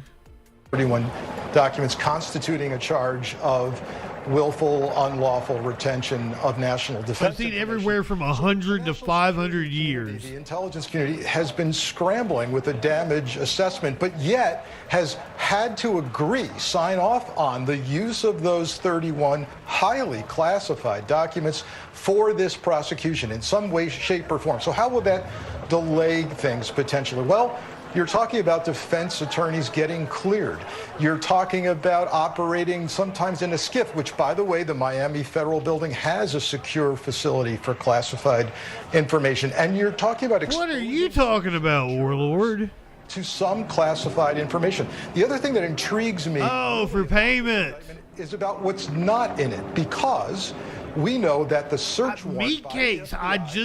on Mar-a-Lago produced 102. There's a possibility that they would offer him a plea deal, but I feel like he would take it to trial. And if he goes to trial, has to wonder whether he's going to jail or even at a higher concern in terms or of prison. Community agencies that may have said to the prosecution, this can never see the light of day. You cannot go with these. And that would be stunning because the ones in the document are highly sensitive. All right, Frank, thank you. We're getting some indications that... what is the elephant in the... What about the jury? He's guilty. The garage the indictment. A little bit. Let's go to Gabe Gutierrez. They had all the receipts. They have him on tape. Hey there, Lester. So, yes, I'm trying to see those live pictures, and I can't see them at the moment. But I can tell you what the process was last time in New York. Typically, if we get the indication that former President Trump is on the move, they will typically keep the reporters and the public that is in the courtroom for at least 5 or 10 minutes potentially while the former president and his motorcade leave. You fill up blankets and you're like, not Quilty. More information. And we have several colleagues in there in the actual courtroom and in that media overflow room that may give us some fresh reporting on what went inside after we left. Again, as soon as I left, we were awaiting that plea from Walt Nada. We had just heard from the attorney from the former president, and then we hope to also learn potentially if any conditions. Once again, I'm going to stick with you guys until we get to. We'll just have to find out what, if any, the Trump statement at Bedminster. We'll find out what that news will be doing for a little while. And perhaps whether there's a time. The greatest prisoner ever. But again, since only the best prisoner. Today's hearing, it could be that we might just have to see another status conference with Aileen Cannon, the judge that is assigned to this case. But again, Lester, just if I get my Twitch back, I'm just gonna play video games. And there may be like a Troll Patrol light like once a week or something. And I'll do it early in the day, Warlord. It'll be like 2:00 p.m. here. For the ex-president, Kristen Welker. Be like 8 p.m. your time or some shit. Court of public opinion.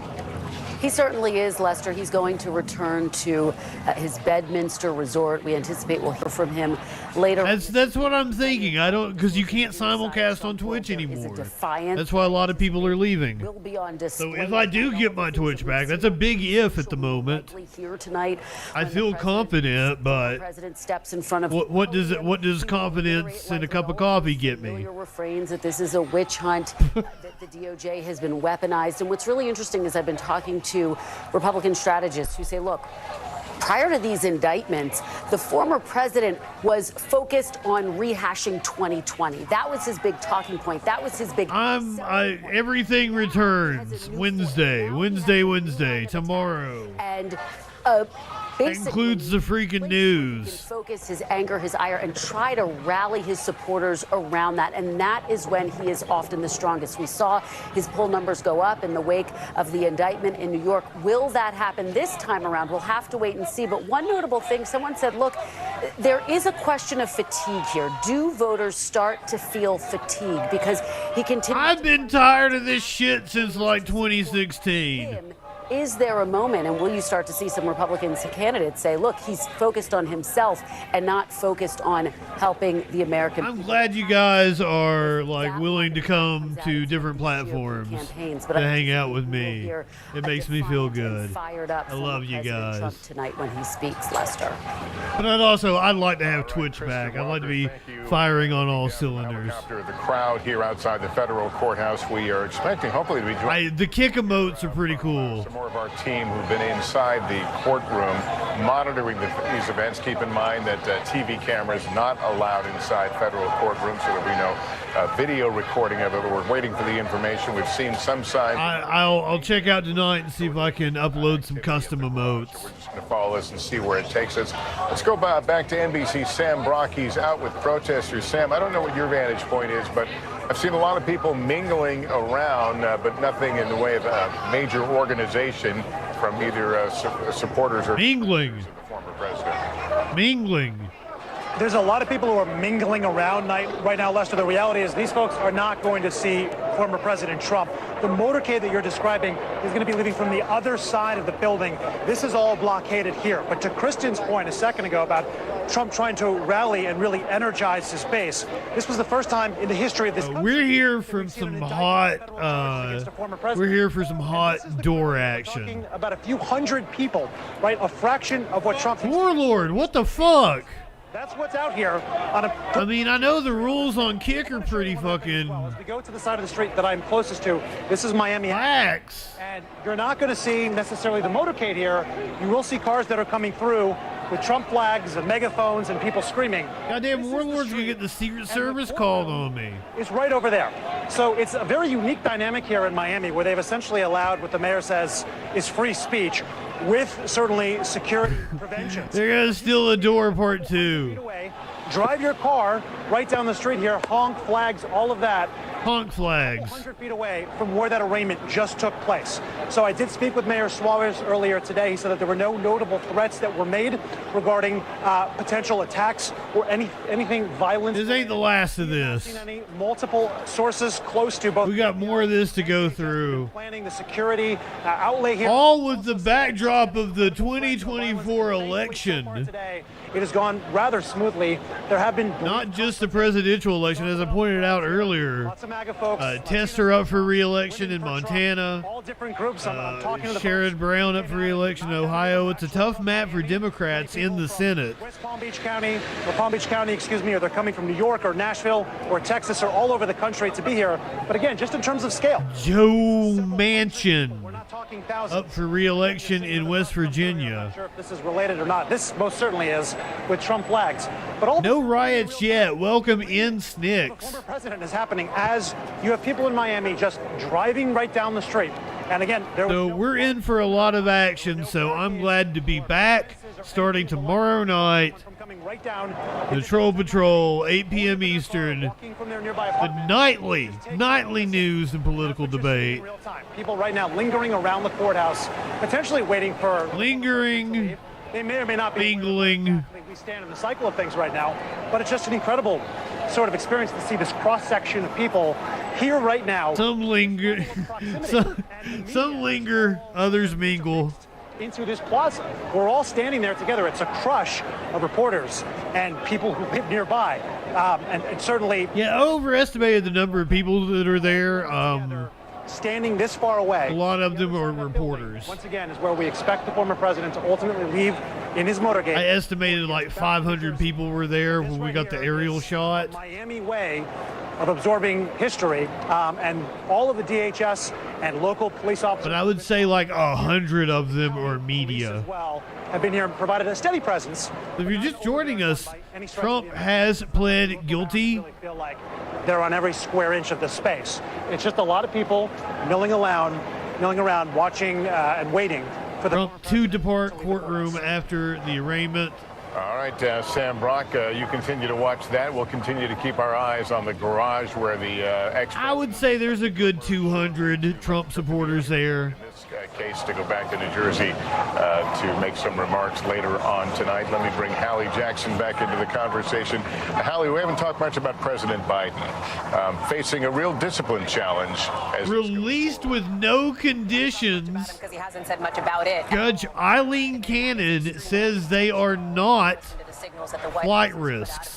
Because of so much attention and pressure from Republicans on whether or not this investigation is politicized, I think the White House is very intentionally taking a hands-off approach on that front. And the president, no conditions. Presidents do the business of the office, right? And it is a kind of split screen in a way with the former president here as President Biden continues on with his scheduled appearances, with his scheduled interviews, of course, after that root canal yesterday. Now, there is a notable exception to this, of course. Remember, Reality Winner thought she was going, said she was a little bit shocked by the response. Going to answer a few questions down at the station and didn't see daylight for like 10 years. People in and around that sort of inner circle for President Biden, but it does speak to the way that I think Trump is accused of far, far, far worse. And end up accused of having a heavy hand on this, right? The appearance from Merrick Garland, the Attorney General, for Special Counsel Jack Smith. I don't know that I like NBC News. Is essential.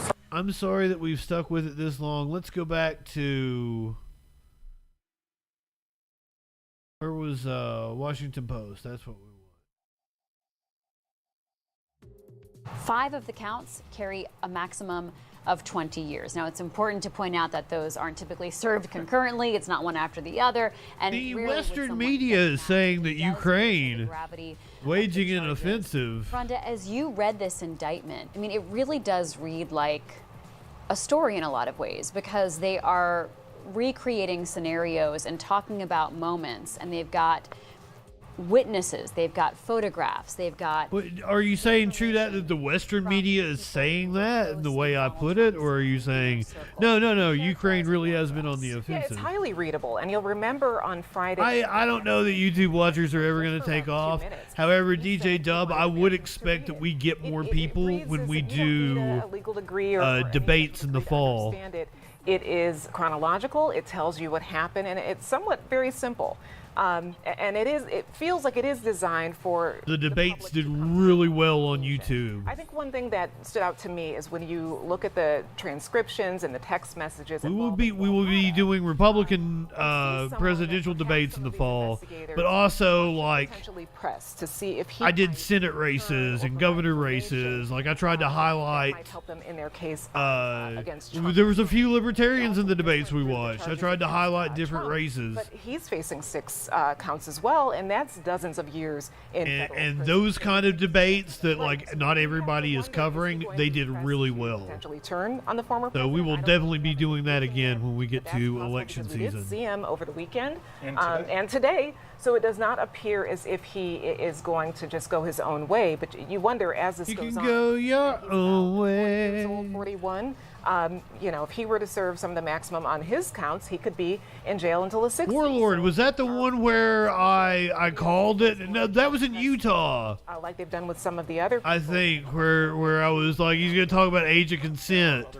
And then he was like, reasonable people can disagree about the age of consent. The people that Nada was texting. It might have been Arizona. You might be right. Gave an interview to the FBI, and they don't have the same kind of obstruction issues. But like we had so many moments from the debates that were just classic. Potentially serious criminal jeopardy, and perhaps classic. Could try to flip them before bringing charges. Yes, I very much look forward to debate season.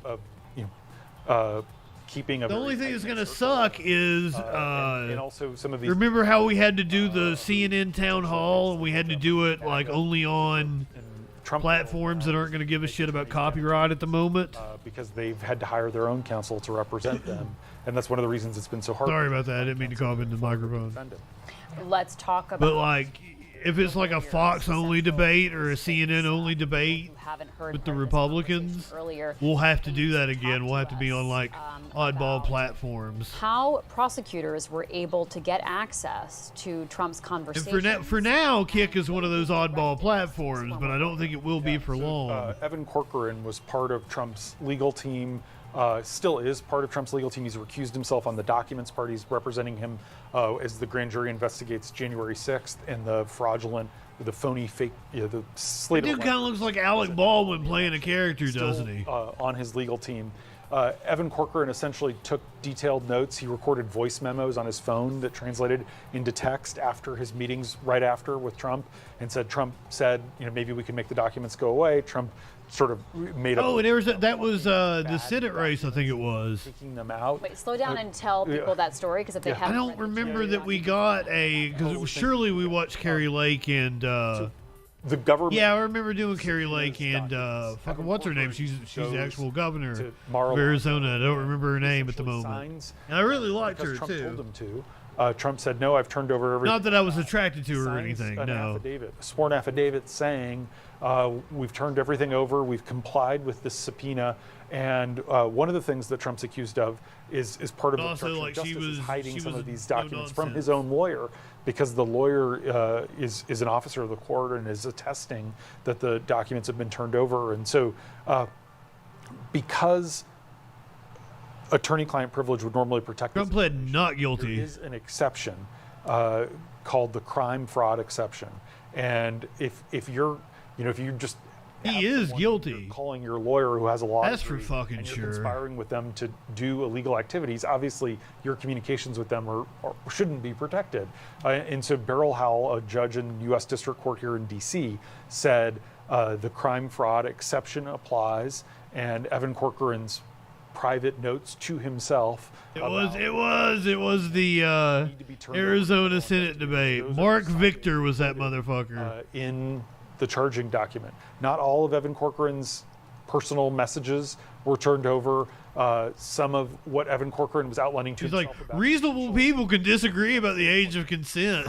could argue this. He could try this. That stuff wasn't turned over because it wasn't really. Fuck you, motherfucker. Of course that libertarian's going to say that.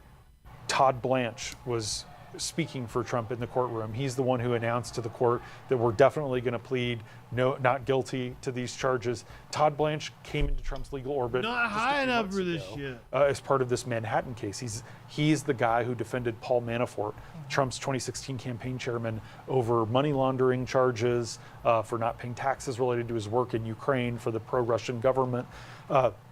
Blanche started representing Trump in the Manhattan case related to Stormy Daniels, and Trump has basically promoted him and said, you're doing a good job. Apparently he's still in the courtroom. In this federal case, this isn't normally an area where Blanche practices, but this is Trump feeling like in he the has a good courthouse for some reason. Yesterday afternoon, after he landed in Miami, Trump was interviewing local Florida. We saw his motorcade arrive, so we will see his motorcade leave. We would expect a Truth Social post all the different other cases shortly after.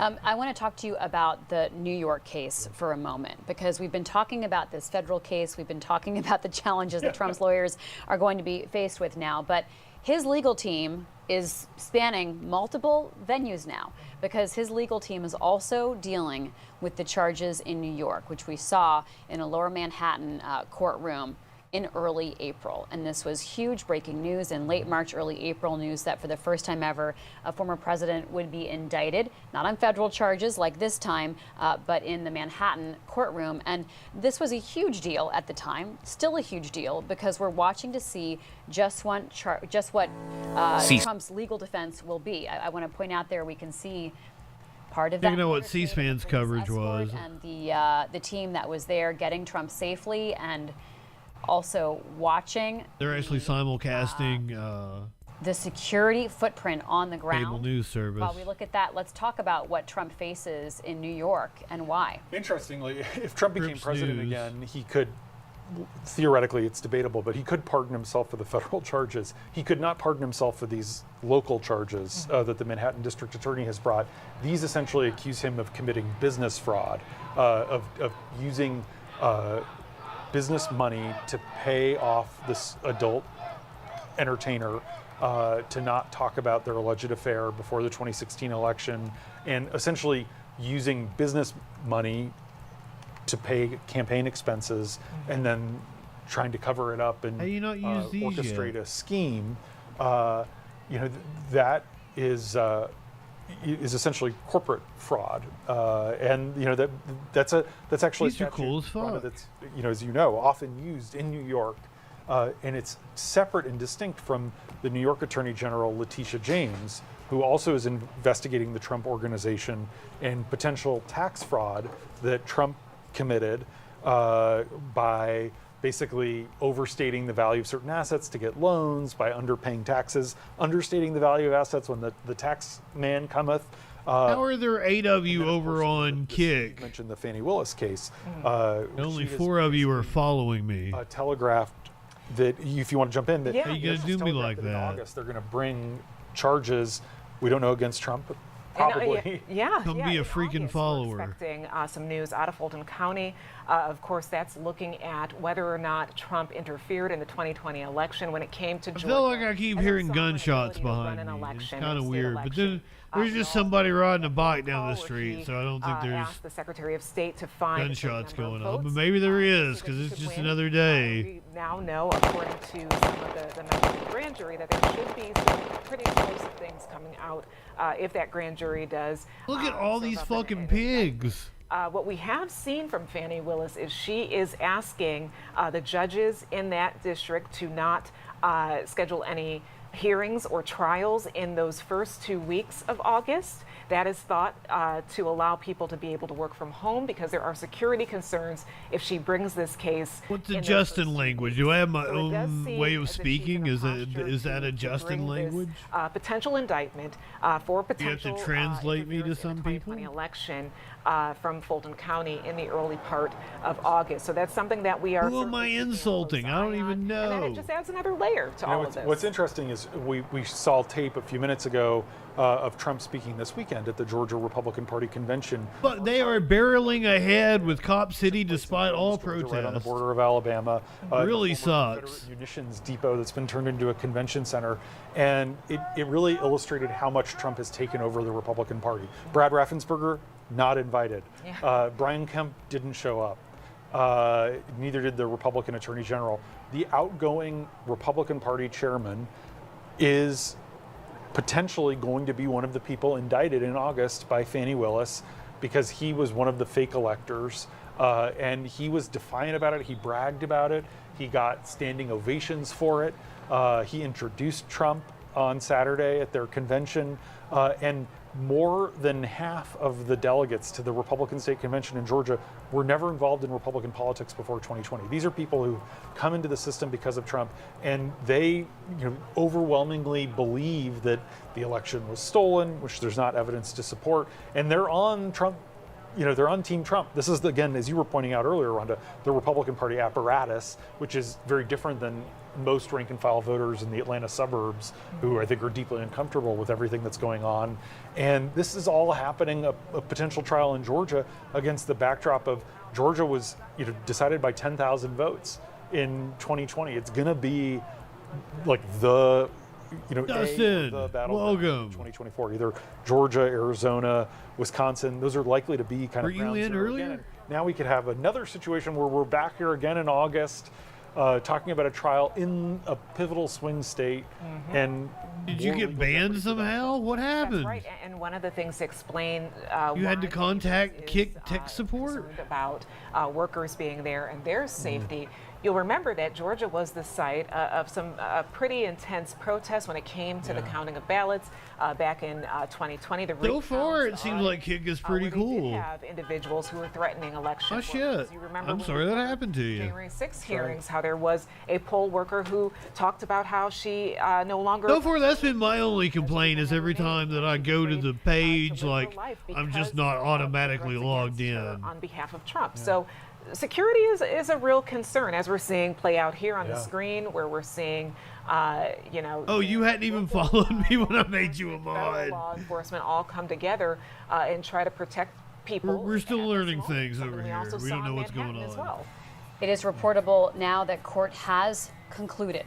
So we are watching to see concluded. Come out of court. Our reporters who've been in the court will be able to come out. Longer than I expected. Share with the Washington Post and us and the rest of the world exactly what's been going on in this courtroom. James, you said some things so notable. We have Warlord monitoring True Social for whenever we get a. Talk more about that. Yeah, just because we don't have a comment camera feed from inside the courtroom, which obviously I think those of us, probably everyone watching would love to have. Although that makes it more of a circus. This is a serious matter. This is sedate. This is an open trial. It's not closed. It's not. Just hypothetical, or not hypothetical, but for they are preparing the motorcade. Point of comparison, Pakistan right now, they have arrested their former president. They've charged him with different crimes. There's been lots of violence. All of that is happening before military courts, and the proceedings are secret. People aren't allowed in. They're not, they don't have the same rule of law that we have, and people obviously are saying it's unfair for the former president to be targeted, but ultimately this is a test of whether no one is above the law in the United States. Jack Smith, in his speech on Friday, said, no, you Hell yeah, that is awesome. Charge, or if you don't charge crimes, then you're allowed to commit them. That's a thumbs up to Kick. Donald Trump gets his day in court. He gets the chance to challenge the government's case. Boys, it looks like going forward. Boys, girls, and non-binary folk. To question them. It looks like Kick will be one of the main platforms. I mean, these things We'll also be on Facebook, but are very Twitter, much, unique to the American YouTube, As we watch Odyssey. the courthouse in Miami. No, Odyssey, we will not have chat function, unfortunately. Tolu, welcome. I'd like to get on Rumble. Joining us. You know, the attack and allegation that some Republicans are making is that this is a witch hunt. This is misuse of the power of the Justice Department and prosecutors, and that this is Joe Biden, Raven Poe, political opponent. So how is the I like Fuzzy Simba too. Both names are cool. This is gonna be a tough one to pick. They are taking. I will confuse people if I continue to call you Fuzzy Simba. They are not commenting on this. They do not want to allow it does not match your screen link name them to this case and make it seem as if Joe Biden himself is behind this prosecution. So every time the Raven is asked about this, he Never declines Poe. to comment. Whenever his aides are asked about this, they say that they were. No, we gotta go with Raven Poe, or I'll confuse people. Involved at all in this, and now we did see a little piercing of that strategy when the First Lady was at a fundraiser yesterday, in which she was willing to sort of put her toes in the water and say that she was surprised that so many Republicans still were standing by Trump even after this indictment. And so that was the first time we saw anyone connected to the White House really kind of weigh in on this case in a somewhat substantial way. But the broader this is probably the motorcade. We are going to let the Justice Department be independent. We're not going to get linked into this case. President We're not Trump. going to allow Republicans to make it seem as if we are the ones prosecuting Trump. If Trump goes down, it's going to be on his own accord because of the way the legal department, the way the Justice Department is supposed to work, the way the legal system in this country is supposed to work, which is not followed twice. The president determines someone is going to be prosecuted, but because independent investigators, independent prosecutors determined that these charges were necessary, and the president was hands-off. Politically learned about this at the White House. I'm so far so good with Kick. Former President Trump's motorcade. It had been choppy. That garage area. In terms of streaming through Restream, but it looks like they got everything worked Hear the out. supporters chanting out there, and as we've been talking about, this motorcade is really, Tolu, it really has the footprint of Flash, classic Flash motorcade, even having the no, this has just been us bullshitting. in case of an emergency. Let's talk. You're seeing the motorcade leave the courthouse right now. Job to protect Trump has pled guilty. His co-conspirator. What was his name? Somebody give me his co-conspirator's name. That's at the heart of this case. Both have pled not guilty. Not a current president, even though in many ways he tried to continue to behave as if he was a current president, holding court at Mar-a-Lago, having people come in and see him, having members of Congress come in and. This is. I just have to interrupt you for a moment. So the motorcade leaving. Protesters ran in front of the motorcade. It looked like, I think it's someone, as we heard from Rich Matthews earlier, who might be anti-Trump. He had a sort of a stereotypical jail uniform on. Stay with us, Tolu, for a moment as we bring in Rich Matthews. I'm sorry to cut you off, Tolu. Rich Matthews, can you describe the scene there outside the courthouse? Well, again, I used that word circus earlier today, and it certainly applies right now. Oh, they are obviously been watching. Roughing this dude up. And when they say jail suit, they don't mean orange jumpsuit. They mean like cartoon jail suit. The reporters start running out of the courtroom. Okay. This is like if the Three Stooges got locked up. Obviously, he ran out in front of one of the SUVs of the motorcade, and so he still probably doesn't deserve to be slammed on the fucking concrete. Fuck you, pigs. And there was what appeared to be a Trump supporter who started trying to hit him, tried to slug him, and police intervening and having to pin him down. There's still a Trump supporter taunting him. I feel sorry for him. They've all got their cell phones up. Law enforcement is trying. But then again, is a powder keg. he went there. There's awareness that there might be quote unquote wearing a fucking cartoon jail suit and jumped in front of the presidential motorcade. One of the goals here is this woman tries to kick that man, is to try to tamp down this energy and make sure that there's not personal vengeance taken. This is not vigilante justice, that the law enforcement is there to handle the situation. And this is why you have a really large police presence. Yeah, and you also have to wonder, we were talking earlier about where do these people go after it's all over. There is concern that this just doesn't dissolve now that Trump has left. Oh, absolutely. And there could Fuck all those cops. Devolve into chaos. Right, Yeah. right. Or that it doesn't evaporate. I've had an idiot-ass right-winger People from both sides, you could imagine. arguing with me that I am Run high. prejudiced against cops. And it feels, again, we covered the Manhattan case. We did not see this type of crowd. I know Rich can talk to that. It seems that the crowd has grown over time and is in different parts of that area as well. Keep trying to explain to him Has their work cut out for them. I can't be prejudiced. I have a rational argument for why I believe what I believe. That is the opposite of prejudice. Sort of anarchists here who aren't really pro-Trump or anti-Trump, but just want chaos and just taking advantage of the situation. I want to go back to Rich Matthews. Sorry to cut you off. I believe that too. There was a protester tried to run in between the motorcade cars, and he was grabbed by police. And then, as he appeared to be anti-Trump, some of the pro-Trump supporters were kind of trying to kick him or push him, or slug him even. So, Rich, give us a sense of what's on the ground in the area that you're seeing. Well, you know, that's the same gentleman that did the same thing on the way into court. Same guy that we did talk about earlier. And he's been out here all day. He was actually out at... Why didn't you interview him earlier? And that's not the first time that he's been in what I would call a skirmish. You know, again, as you mentioned, Libby, the crowd has grown throughout the day. No, all mods are bastards. I thought you were going to say like all MAGAs are bastards or something. That is, that is called a dead cat. Pulled out.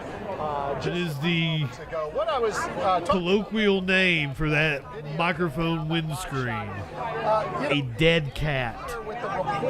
For the reason you would expect it to be called a dead cat. Absolutely no cell phones allowed inside. Look at all those fucking cop cars lined up. So you had to leave every communication device possible out here throughout the whole day. And most of those reporters went in around 9 o'clock this morning. And they had You are now seeing run out, almost like those old photos you see of reporters running. almost reminiscent of an O.J. Simpson Bronco. They had to run out here to start telling Trump's motorcade makes its way down inside. the highway. Time, former President Trump jumped into his motorcade and began to leave. Also So here's what's up, guys. He normally does travel in a much smaller motorcade now that he's former president. He is going to Does resemble what you're used to seeing in hop on a plane and head to Bedminster, New Jersey. We are going to get a statement from Trump sometime tonight. Warlord, if you're here, can you tell me a time when Trump is going to speak folks are hot. They are this evening? I expect it to be around 7 or 8. pro-Trump supporters. I'm going to hang out with you. Well, thank you, sir. And it's definitely a little bit tense. We're going to be here until the speech. We're going to find out what that news be doing until the speech. A little bit of shoving, a little bit of don't touch me. But we may get a or no violence. Actually. Makes you think of WrestleMania 12 with Gold Dust and Rowdy Roddy Piper. He has been, as I mentioned earlier, he's been, mixing it. They do a little recreation of the Thanks, Rich. White Bronco chase. Irony, I guess, to seeing the guy dressed in like fake prison garb in the black and white outfit heading away in police custody now because he jumped in. I've missed you, Raven Poe. Part of that safety zone that they need to have for Donald Trump. And we're back completely tomorrow night, 8 p.m. Eastern. We find out what that news be doing. We're chanting 4 more years and back on schedule. Trump, and as Trump passed by, he could be seen putting it. I've had all this good internet and I haven't been using it. You can see that motorcade there going back through Miami. James, the day is done for Donald Trump, but we're just now learning about exactly what he experienced inside.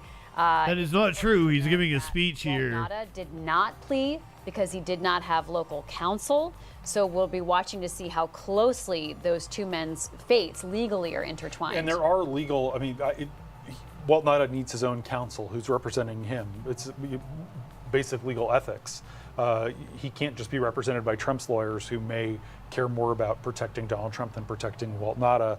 And this is someone, we'll see. Often Trump ends up keeping people close by paying their legal bills, by picking their lawyers. We saw a lot of that during the January 6th committee hearing. And we haven't heard from Walt Nauta like we have from Trump. Trump has sort of said he's this young guy who's being mistreated. Donald Trump is now going to fly to New Jersey once he is now finished at court, and he will speak to the public tonight and have a fundraiser at his golf club in New Jersey.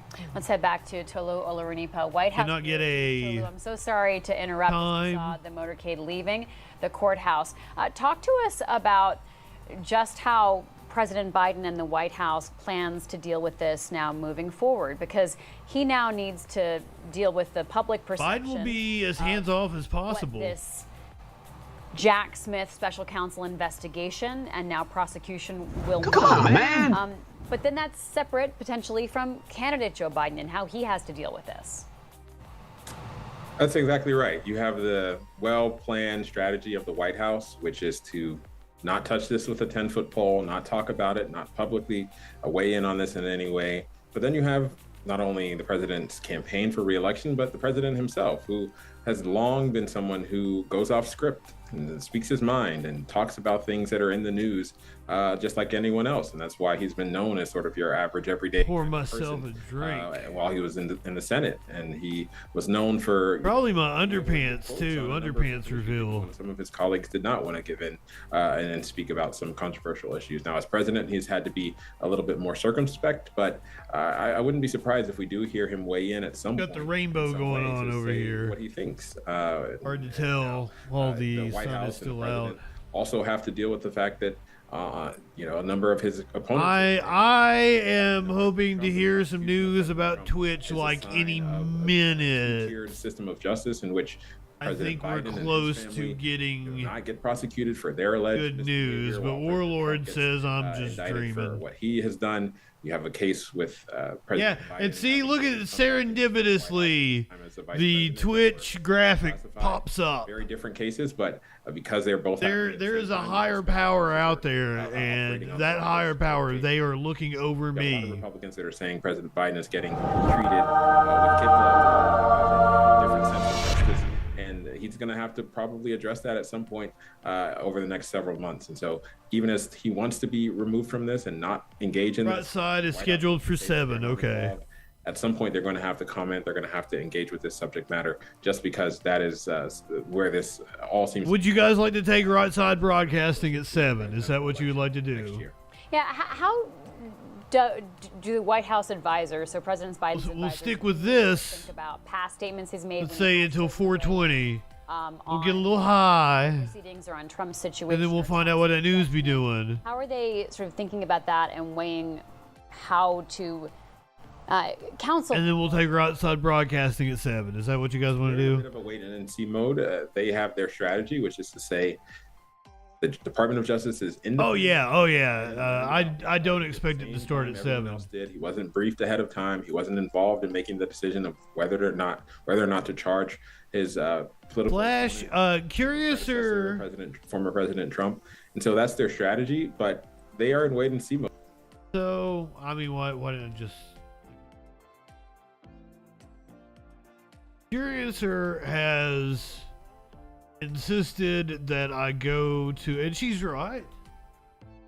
I should go to our Pride event here in town, and that I should dress in drag.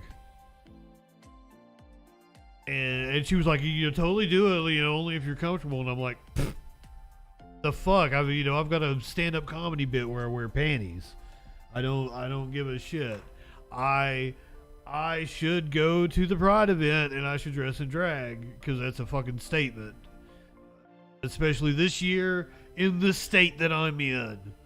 It is what I should do, and I'm definitely considering it.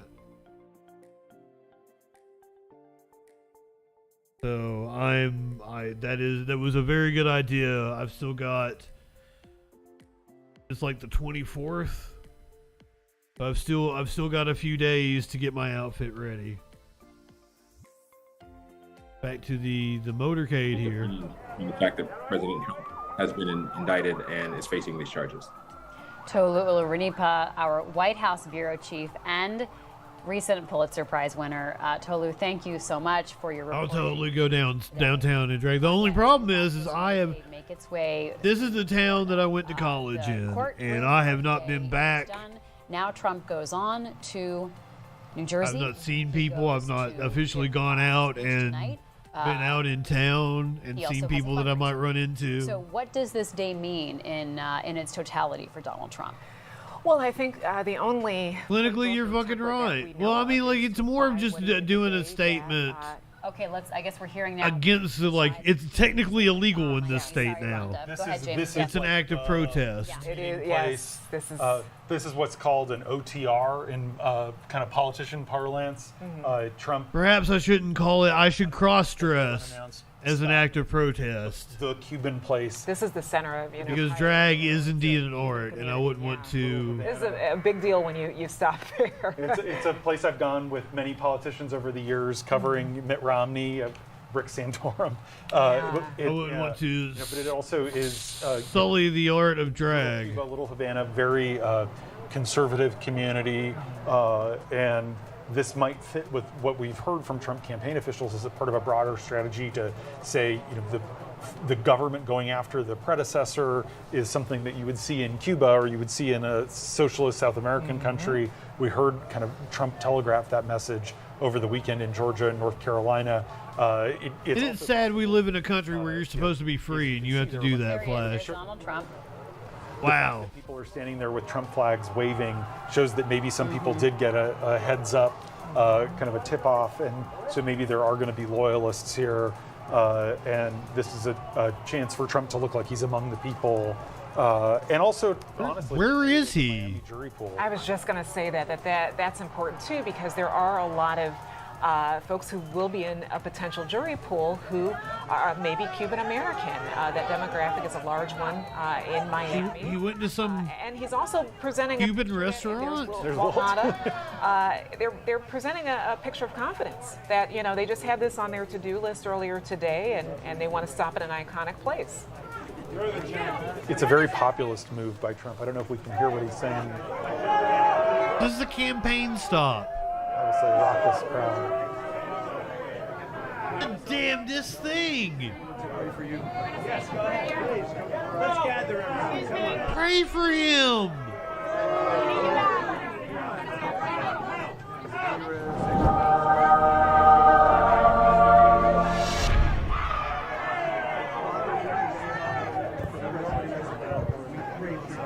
Are they praying for him? Father, we thank you that if you are with us, who can be against us?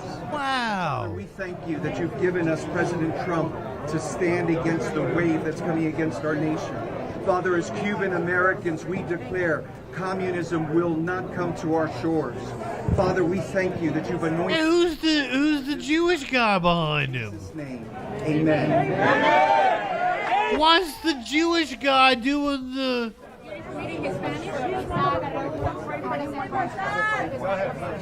Padre, vengo ante ti a pedirte por este varón, Baruch atah Adonai, Eloheinu melech haolam, bendito tú eres, Padre, creador del mundo. This is a campaign stop. So we're now having a prayer in Hebrew. We have a Christian prayer, now a Jewish prayer in Hebrew.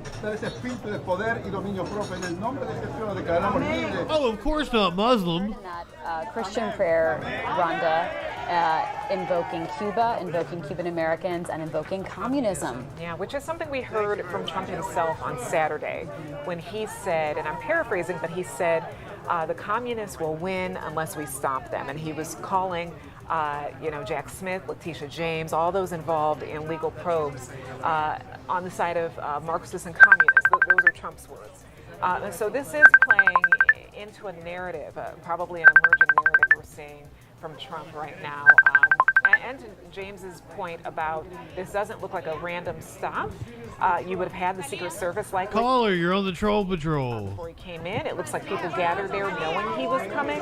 I mean, it isn't quite lunchtime, or maybe this is the dinner crowd. He said he didn't know, but he absolutely did know because I told him. Important to talk about how he's trying to Department of Justice, this investigation, and Jack Smith. And Jack Smith is not a communist. Oh my God. Jack Smith is not a communist. He's someone who has a track record, James, of being. All right, Donald Trump promising food for everyone. We'll see who pays that bill. James, let's talk about Jack Smith and how sort of bogus this line of the communism claim is. I mean, this is Merrick Garland very carefully. Have a good evening, meatcakes. If I do not see you again, go ahead, light one up, tip one back. It's all right to have a little fun before you hit the sack. Come back, trying to do everything by the book, trying to be above board. Knowing this is a campaign stop in Little Havana. We just got a prayer in both Trump, American and Hebrew. This is a political play. This is also, by the way, Ron DeSantis. Straight from the courthouse. Doing this. Is this a Cuban restaurant? Trump, claimed Florida residence a few years ago, but he's trying to present himself as the presumptive Republican. Oh yeah, it is his birthday tomorrow. And an indictment from a special counsel as somehow Joe Biden. Tomorrow is Trump's birthday. Coming after him directly, if he can convince Republican voters that that's the case, if he can get people to buy this, then he, from the political part of this, will endure. It sounds like they're singing happy birthday. They are indeed. Trump's birthday is tomorrow, June 14th. So the narrative that this is wild. I've never seen anything like this before. Unfair persecution. He did indeed just plead not guilty to. I do not think that's Eileen Cannon. I don't think he's with the judge. Let's go over the facts and what's happening here. The special counsel was put in place to give that arm's length so that Joe Biden could not interfere, that Merrick Garland could not interfere, that the special counsel not just wouldn't have interference, but there'd be no appearance of interference, even if that interference. So we were under the impression that he'd be going straight to the airport and flying to New Jersey, where he's giving a speech tonight, which we will be covering. We do not know the exact time. We estimate it to be around 8 o'clock. We will indeed take his speech here on the Troll Patrol. You see the crowds and everything else. We have a country that is in decline like never before, and we can't let it happen. I'm going to make a little speech tonight. Okay, Donald Trump talking about his speech tonight and giving really what already are talking points, really his campaign platform for the next election. I want to get back, though, to this claim that this is a rigged system and that this is communism happening. Okay, so we've got Jack Smith doing this investigation. And as we heard today, this was a by-the-book standard court appearance, which followed the letter. If it was canon, the Washington Post reporters would have pointed it out. But the indictment lays out 37 charges against him because of his choices over mishandling of documents. And I'll also add, when it comes to the special counsel and how Merrick Garland wanted a particular investigator and prosecutor over this case, in the documents case with President Biden, there is also another special counsel on that. So it's applying the same standard to a case of classified documents on the Biden side as well. So, we're probably going to hear a hotel? It's some sort of establishment. In Little Havana, you can see the motorcade and the throngs of people outside. Keep talking about it. That the facts with this indictment is that apparently Trump was aware that he had these sensitive documents. They were alerted to his presence when asked to return them, and obstructed justice. So those are the facts of this indictment and why they differ from the other ones. And no, to your point, Libby, Trump's not responding substantively to the charges. He's not saying the photographs are fake. My lawyers. If you have read the indictment, it is insanely damning. This is persecution, and if repeated enough, he hopes that people will. Jack Smith brought the receipts. And one of the other things that he, I believe, said there, which he says often, is that this isn't an attack on me, and it's an attack on you. And it is sort of the populist playbook that frankly, this is harder for him to argue than when it was in New York with Alvin Bragg, who is an elected prosecutor in Manhattan, an area where he got less than 10% of the vote. This is a career prosecutor in federal court, who brought these charges, not a, kind of an elected official who's coming after him. To be clear, the point of a stop like this is essentially to have a campaign moment, to have that photo op, to be shown being prayed over, but also Prayed over. a morale booster for Donald Trump, because let's not minimize what he just experienced. For the first time ever in American history, a former president of the United States was booked in a federal building. He had his first appearance before a court magistrate who has control over the room. This is not a room that Donald Trump can control, and his hands will soon be in the fate of a judge, ultimately a jury, and ultimately he will have to face these 37 federal counts in addition to the counts he's facing in New York. Federal charges for someone who ran the federal government. I mean, that's stunning. I don't know how he is feeling. We don't know the mind of Donald Trump, but to be in a position where he can't control the situation, we should know momentarily. I think we will get a Truth Social post. Based on what we know from our reporting of his entire administration, he was someone who, fired or let go people who seemed disloyal to him. So he's someone that appears to want to always be in control of the situation, which may be why that stop occurred too, to sort of bring the narrative back. Bannon will eventually be taken off. Like this is just a preliminary thing for entering the plea. We also saw the other person named as a there will be indictment, Walt Nauta. Jockeying. He did not seem as about venue, about judges. The former president, he's right by his side. So this was also a show to the American people because we couldn't see what went on in that room. We don't even have pictures like we did from the last indictment in Manhattan.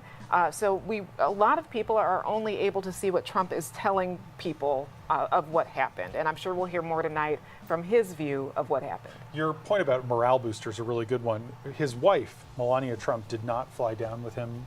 She stayed in New York City. She didn't appear with him at the Manhattan arraignment either. This is a morale boost. It's Trump is someone who is very has shown himself to need that affirmation, the adulation. Oh, it is 4:20. Trump I should get a especially, little high. and he obviously just got that at Versailles. Oh, maybe I should have packed my bone. We will continue to watch how all of this unfolds. Our Washington Post reporters who were present in the federal courthouse will be filing their dispatches and sharing their insights as to what they witnessed and giving us that view into what happened today. It was a first for American history. A former president was booked in a federal building. He appeared before a federal magistrate, and that man, Donald Trump, faces 37 counts over classified documents, including conspiracy to obstruct justice. Also, this should shock no one. we're going to leave it there for our broadcast today, so I'd like to give a special thanks to Rhonda and James and all of our colleagues. They signed off at 4:20. Holy shit. We'll continue to monitor this story as our reporters break news. For the latest, follow our coverage at WashingtonPost.com. Wild. That wraps up this special report for today. I'm Libby Casey. Take care. We're gonna continue with the Trump here. This is the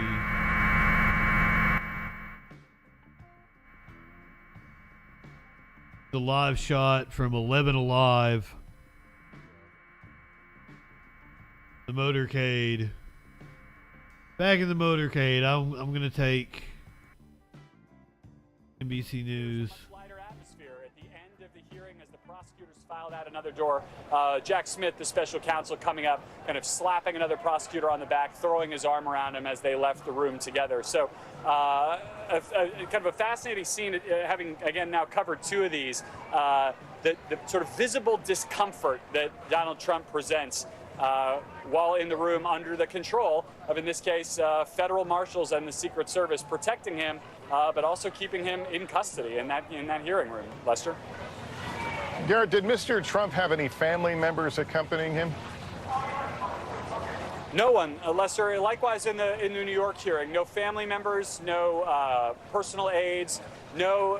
There may be laws against painting them gold. Who's kind of been a legal consigliere to Donald Trump on these other cases. He appeared but didn't speak in the New York case. In this case, it was only the two federal attorneys, Todd Blanche and Chris Kise, who attested to the judge that they'll be Mr. Trump's attorneys permanently, they said, for both trial and appellate purposes going forward.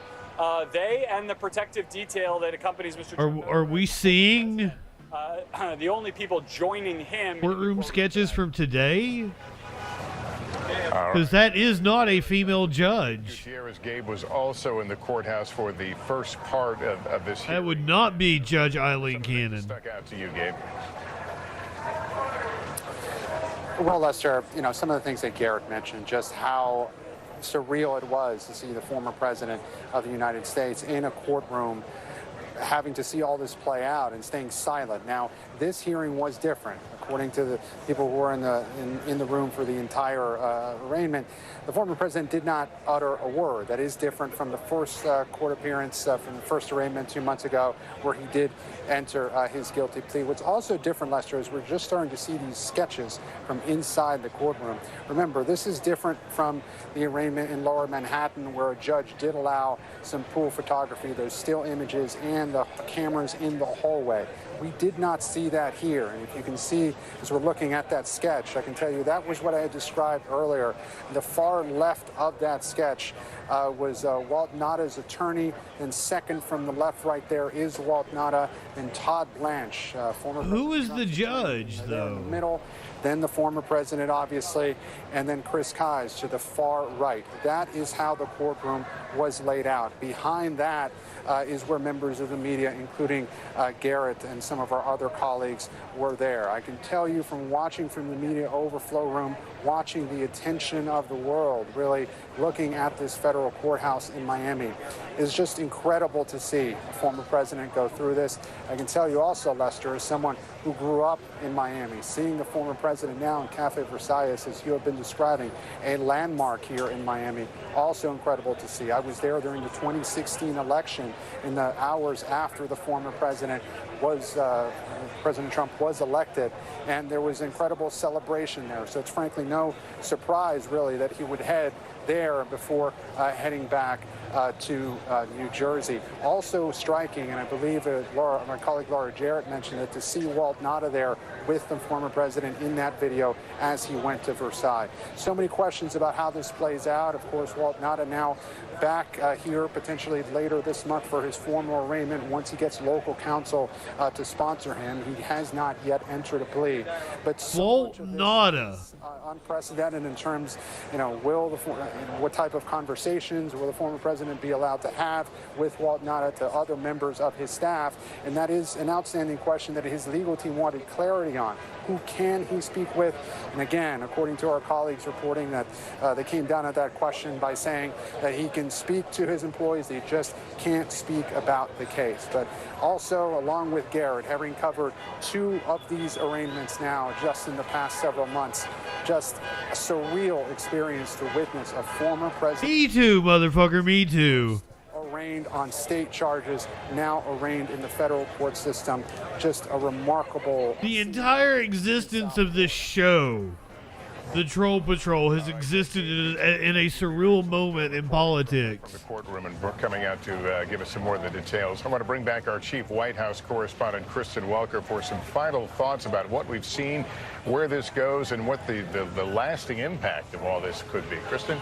Well, Lester, I keep thinking about the fact that I was outside the courthouse in New York when former President Trump was arraigned for the first time, and the word that it's possible we've already got like a True Social post. Scenes unfold is the word somber. This is yet another somber day for this country. A former president has now been indicted on federal charges. It will undoubtedly deepen the divides within this country, make the... Apparently he posted from the motorcade on his way to the courthouse. This motherfucker right here. So now it comes out conclusively. Well, this is from August. What the hell? One of the saddest days in the history of our country. We are a nation in decline. Has anyone seen this man?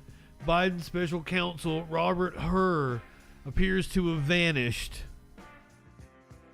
I wonder if the PGA players who didn't heed my advice and take the massive amounts of money that was offered to them by the Live Golf feel somewhat stupid right now.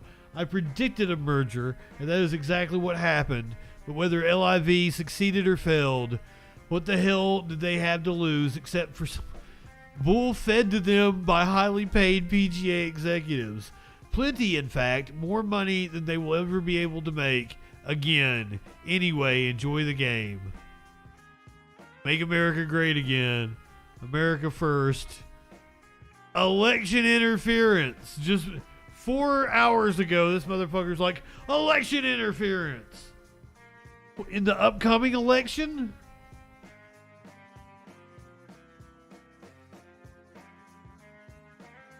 I think they were talking for like Team Trump that it was somber. Will deranged Jack Smith be looking at the thousands of pages of documents that Biden had in Chinatown, then, when caught, quickly sent up to Boston? What about the 1,850 boxes that Biden is fighting to keep secret? How about Hillary's 33,000 emails? My God, ladies, gentlemen, and non-binary folk in the audience, 4 hours ago, we got a what about Hillary's emails?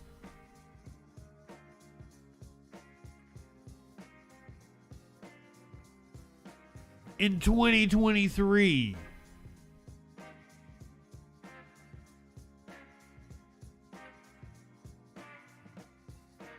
I can't believe the moment in time we are living through.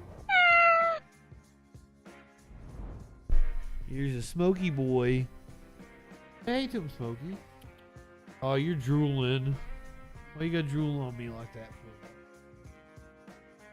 Look at the camera. Why are you looking over there for?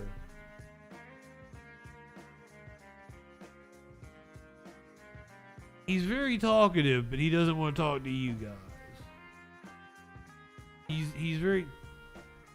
Did you drool on me or did you fucking squirt on me? I don't think it's squirt. I think there is speculation that the Justice Department will not let the merger go through. Who knows? I wouldn't take bets on it. Seriously, buddy.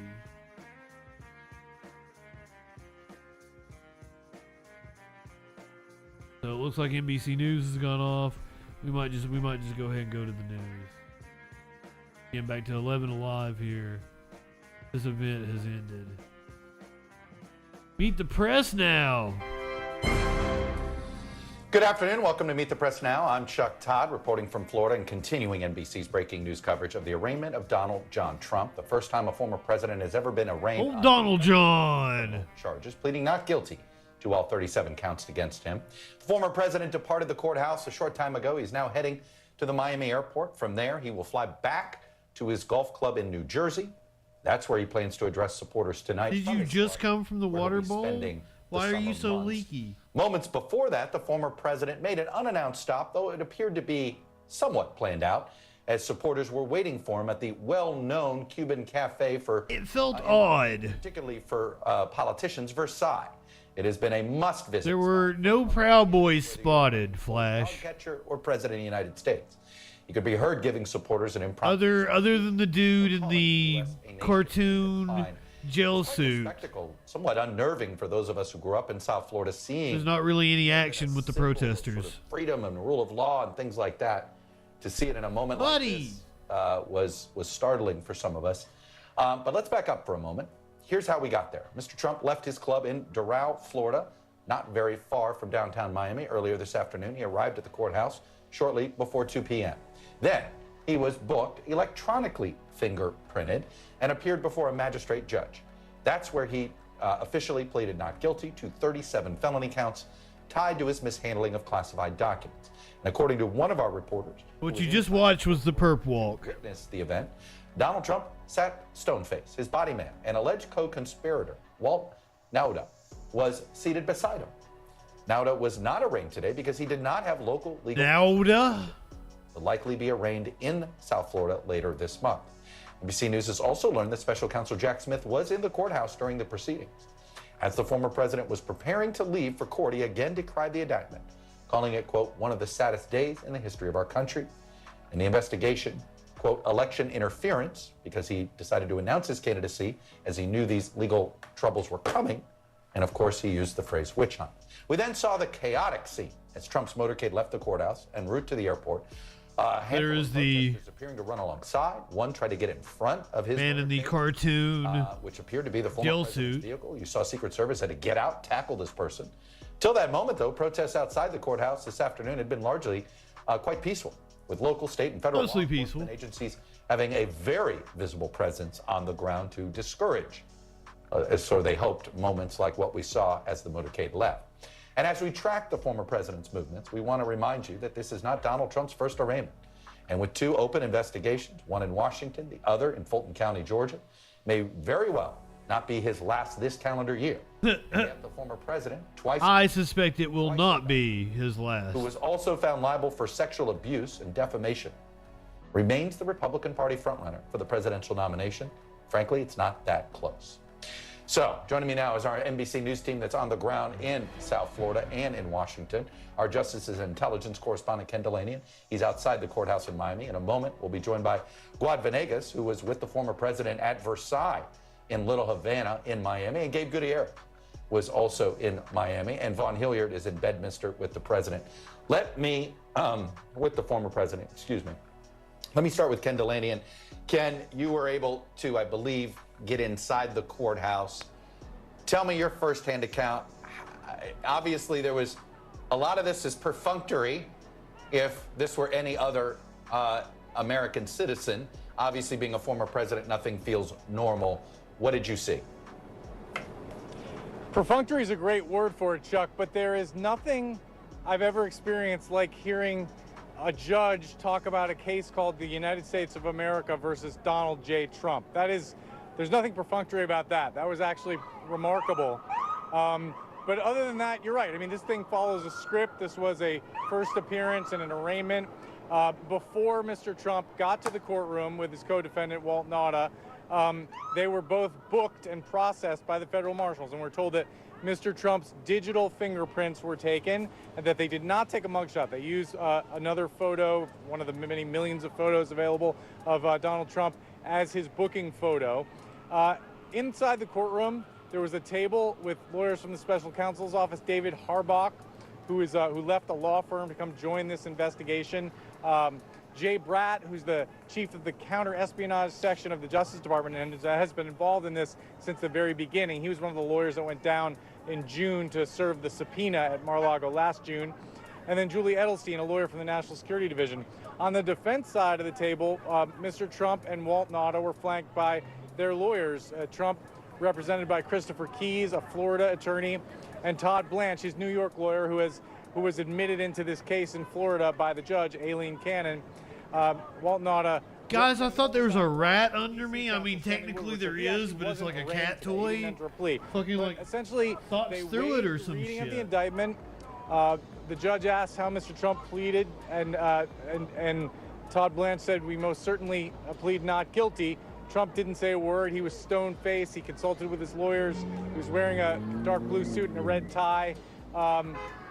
You know, really not much else to say about it. After I left the courtroom, because I had to get out and sort of announce the news that Mr. Trump had pleaded not guilty, the judge did impose an interesting condition that Mr. Trump not have contact with the witnesses in this case, many of whom actually work for him, including Mr. Nauta. So it's going to be interesting, because Nauta was at the event. Discuss the case with these witnesses, but still work with them. Sort of, I guess, on the honor system, how that works out. But one of many historic days we're going to see, Chuck. Let me ask you. I mean, are they going to form a joint defense, or is that not going to happen? Did Mr. Nauta think it was going to happen? I mean, is that why he ended up with no counsel? No, I think this is a joint defense, because remember, Stanley Woodward, his lawyer, has been paid for by a Trump political action committee all along.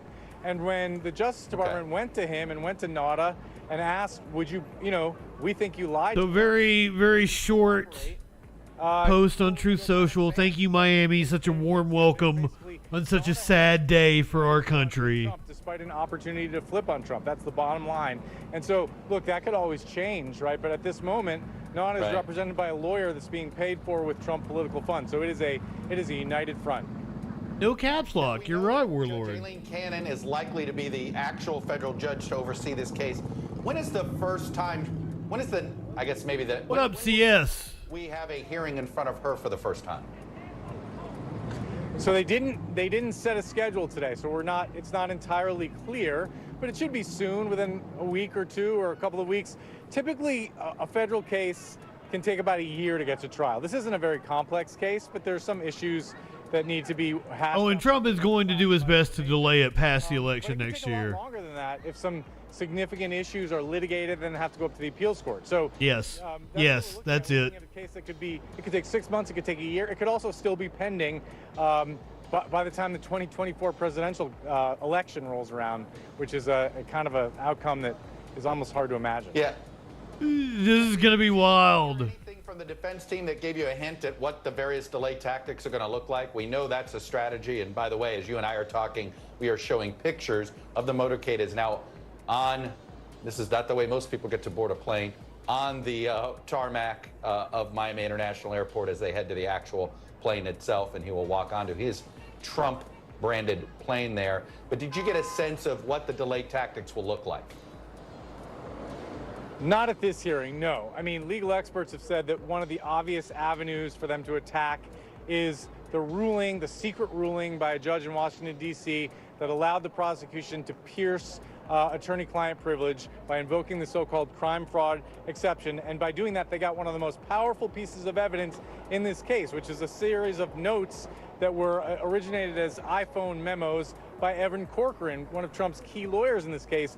And that was incredibly, incredibly damaging and quoted verbatim in the indictment that, used to support the charges of obstruction of justice and of lying and of trying to hide classified documents. So they will attack that. We don't know, though. We haven't seen that judge's opinion about why she invoked the crime fraud exception, what her reasoning was, but that's certainly one thing that is likely to be litigated, Chuck.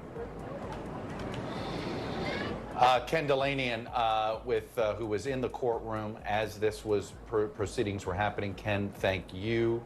I think I have Gabe Gutierrez with me. Gabe, do I have you with me? I know you also were able to get inside that courtroom.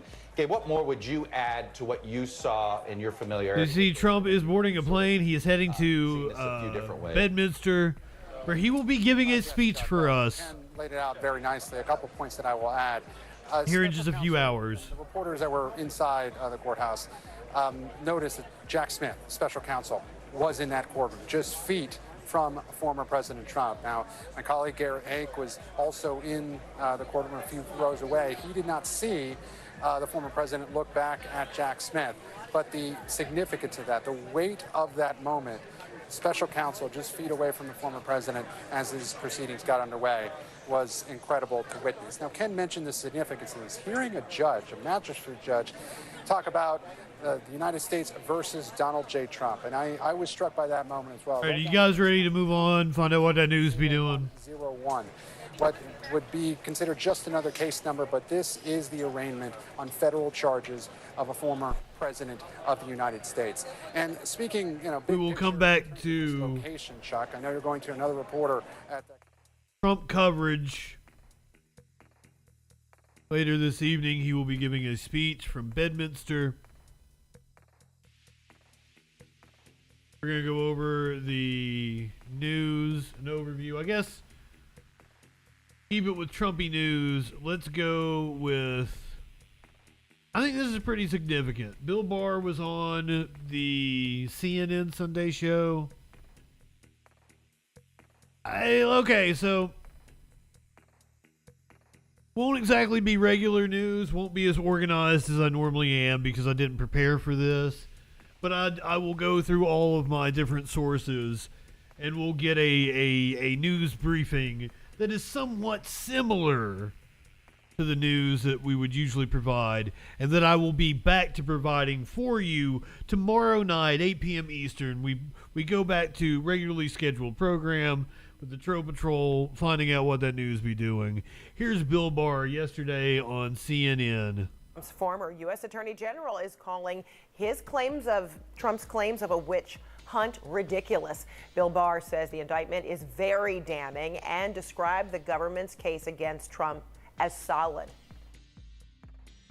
And this idea of presenting Trump as a victim here, or a victim of a witch hunt, is ridiculous. You mean scrolling up on Yes, Discord? he's been a victim in the past. Yes, his adversaries have obsessively pursued him with phony claims. I've got a cat doing his crazy defending shit against them when he is a victim. But this is much different. He's not a victim here. He was totally wrong that he had the right to have those documents. Those documents are among the most sensitive. Fair enough. Warlord does do a good job of keeping everybody abreast of the news. Custody of the archivist. He had no right to maintain them and retain them. And he kept them in a way at Mar-a-Lago that anyone who really cares about national security, their stomach would churn at it.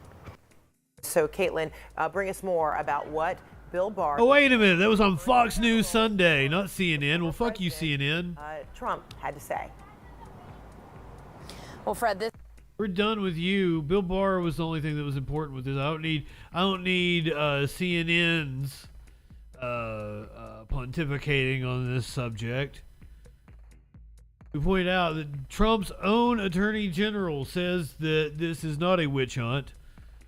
This is warranted. Let's go to presidential historian John Meacham. Trump's 4-year tenure at the White House was defined by the norms he broke. Governing by tweet, refusing to fully separate himself from the businesses he owned, embracing authoritarian leaders abroad while Look at that picture. He's so happy. Undermining intelligence agencies, loudly speculating about election legitimacy. The list goes. He looked like a child that just got the president he wanted on Christmas. 49-page federal indictment of Trump has ushered the nation, its politics, and its people into uncharted territory. Joining me now, presidential historian John Meacham, Pulitzer Prize-winning author of And There Was Light. It's always a book plug. To the Sunday show, the federal charges being brought against Donald Trump are uncharted territory. What do you make of this perilous moment, not only for the former president, but for the country? I think it's a test of our maturity as a democracy. And you could argue, some of the founders would have argued that a mature democracy was an oxymoron. What we've got to try to do is prove that that's not the case. This is about us. It's about every citizen and our capacity to look at a set of facts that might be lean against, and not only lean against, but be very much against someone that we may like, or we may think that they're standing. I mean, former President Trump is clearly casting himself as this hero of the persecuted, which is a key part of a long-term right-wing narrative. We have to be able to look at those facts and say that reason has to be able to govern passion. That's the whole thing here. And maybe it sounds grandiose, but it's what was going on at the Constitutional Convention. It's what goes on when countries figure out a way to have a rule of law as opposed to the rule of a single person or a single party. And so I think this is up to us to say, you know what, these were post-presidential acts. These are very serious documents, apparently. This isn't taking a box by mistake. This is about the national security of the United States of America, the lives of our soldiers, the lives presumably of civilians. And so let's find out what he did and make a judgment about whether that's the kind of person you want in public life in a position of authority. Mm-hmm. It's not that big. No, I never want him in a position of public life or authority. In a polarized era, there are too many people who make up their minds before they encounter the fact. And that's the test. And to that point, I want to pick up on that, and also what you said a moment ago about this being rule of law versus rule of a single person. You know, Speaker McCarthy promised to, quote, hold this brazen weaponization of power accountable, and also his rival, 2024 rival, Ron DeSantis, Governor DeSantis of Florida, called the special counsel's investigation, quote, a mortal threat to a free society. Yeah. How does that what you were just talking about? And what does that say about Oh my God, Meacham's reaction. that it is willing to go to those lengths to support someone who stands accused of very serious wrongdoing? What it says about the Republican Party, or at least a significant portion of it, is that it's not being a responsible constitutional participant. That was a polite way of saying right-wingers are fucking morons. Is that a coffee mug we have now? About that initial wave of reactions, because it absolutely undercuts what I just articulated, from my opinion, of what the test has to be. So instead of finding out what was in the indictment, instead of seeing how the process moved forward, what did the Speaker of the House do? He said that it was Joe Biden's fault. Of course. He went to the weaponization language, thereby prejudging the case and not allowing the country to have the oxygen to deal with something on its own merits, on its own facts. Instead, it's an episode, once again, in this ongoing reality show that Trump has programmed, and in which all of us, willingly or not, are characters. And so that was disappointing. Look, the rule of law, that's the whole thing. You were talking about Nixon a minute ago. There's a significant question here about whether President Ford, on that Sunday morning in September in 1974, should in fact have pardoned President Nixon. Did it create this sense that a president was above the law? So it was very unpopular in real time. About 25 years later, there was a revision of that. President Ford was honored. He went to his grave as an honored statesman of the Republic for that act. And now there's some revision, as we say in my dorky zip code. Interesting question, right? Can a president always escape accountability? Let's fucking hope not. What is in that indictment that in Miami, not by, let's be clear, not by a Justice Department, not by a partisan entity, but by a grand jury, an idea that goes back to common law, goes back 1,000 years. They said this was worth pursuing. And everything that happened after he was president of the United States. Now, I know in his own mind he's still president, but we don't know who lives there. And I think that's another test of maturity here. See, this is why I wish I still had a second hour, because I could just keep you, and you could just sermonize. No, you don't want to do that. John Meacham. You don't want to inflict that on your viewers, Jonathan. Come on. Well, I am grateful for the 6.5 minutes that you gave us today. John Meacham, Pulitzer Prize winning historian and MSNBC analyst. Thank you both. Thank you, as always, for coming to the Sunday show.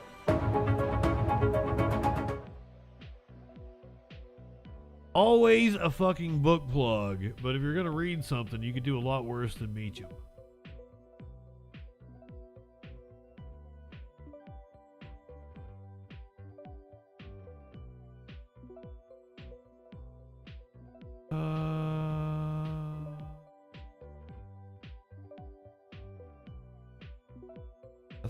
I thought I had shit ready to go.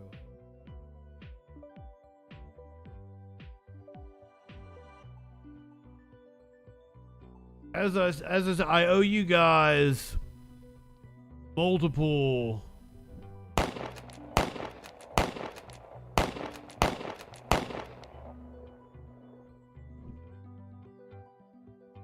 the content warning. This is newly released surveillance footage from a shooting that happened early this morning in Denver, Colorado.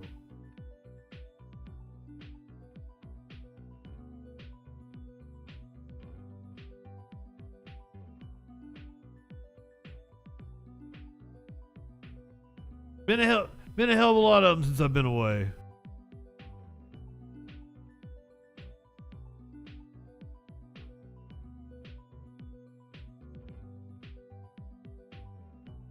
There's a hell of a lot of cops. That's a lot of wow.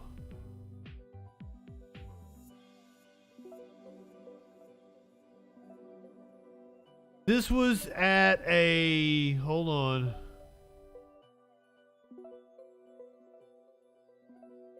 Yes, the cops were already there. This was the celebration of the Denver Nuggets championship win. Did they win the whole thing or just the, what is it, the AFC or the NFC? I'm sorry, it's Eastern Conference or Western Conference. Or did they win the whole NBA championship? I don't fucking know. At least 10 people injured. One suspect and several bystanders. This was likely the result of a drug deal, which police said they don't think was related to the celebration of the Denver Nuggets championship win. So that's why you have all the cops out in the middle of the road. This was early this morning. Footage just released within the last hour.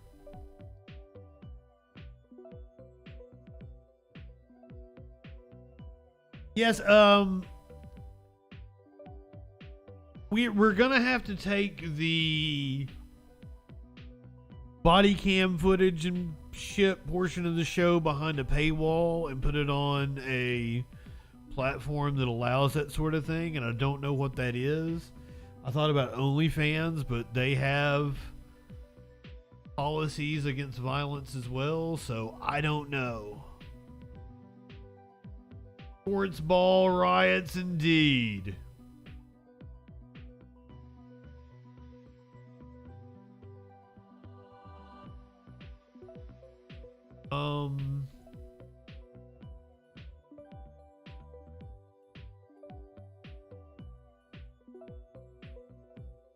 We've got wild footage.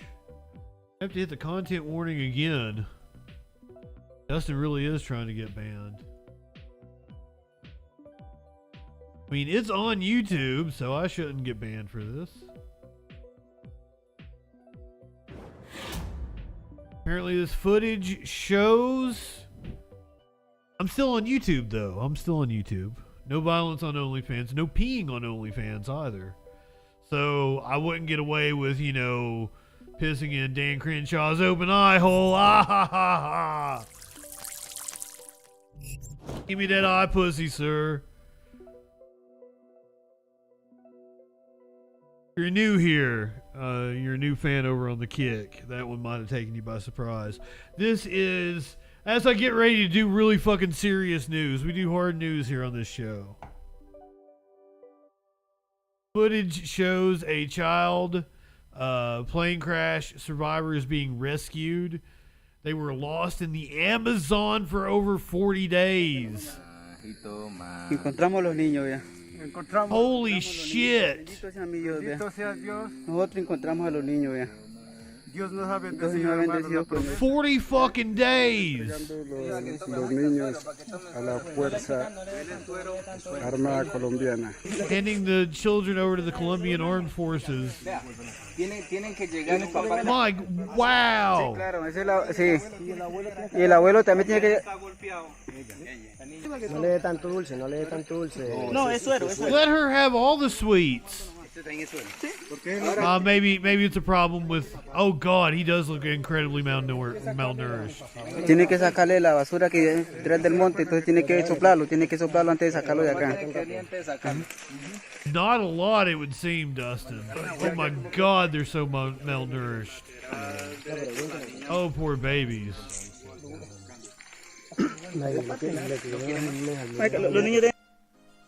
Children must be feeling cold. I bet, indeed. Footage shows that the children who had gone missing for more than 40 days in the Amazon after a deadly plane crash were sitting and being fed by rescuers. God damn. Not a lot. Maybe they ate some, bugs and grubs and stuff. One person is dead. following a tunnel cave-in. In western New York State now, one person is dead after a boat capsized during an underground cave tour. Oh no! People were on. I got that completely wrong. The boat capsized during a cave tour.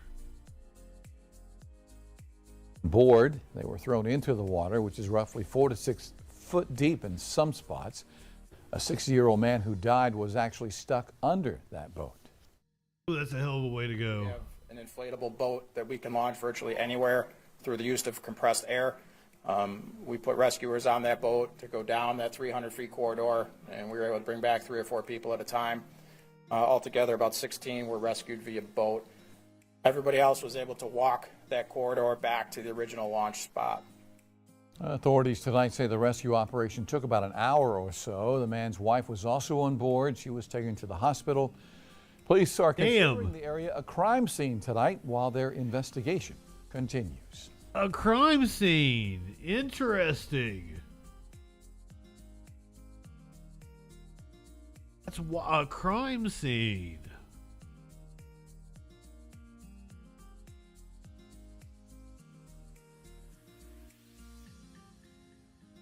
Man has died after an incident on an interstate in Medford, Massachusetts. Medford, Massachusetts. Antoinette, within the past hour, we got an update from state police. They say the victim is a man, and evidence indicates that he intentionally jumped from the overpass. Things are pretty calm around here, DJ Dub. You should be good.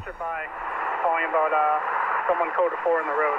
Around 4:30 this morning, state troopers were called to I-93 South, near the exit for Route 38, Mystic Avenue on the Medford-Somerville line, where they found a body on the highway. Confirmed human remains. Yeah, affirmed, sir. State police say evidence indicates that the victim in this incident, an adult male, intentionally jumped from the overpass onto I-93 below, where he was struck by at least one, more than one vehicle. The investigation and cleanup led to lane closures and significant delays at the start of the morning commute. Traffic backed up quickly and was slow moving. By 8:30 this morning, the scene was clearing, but residual delays persisted. And at this hour, traffic is moving normally. The identity of the victim has not been released. Reporting live in Medford, Todd Kiskevich, WCVB News Center. Woo. Yeah, seriously, I feel bad for the person that actually ran over them, but also for their family.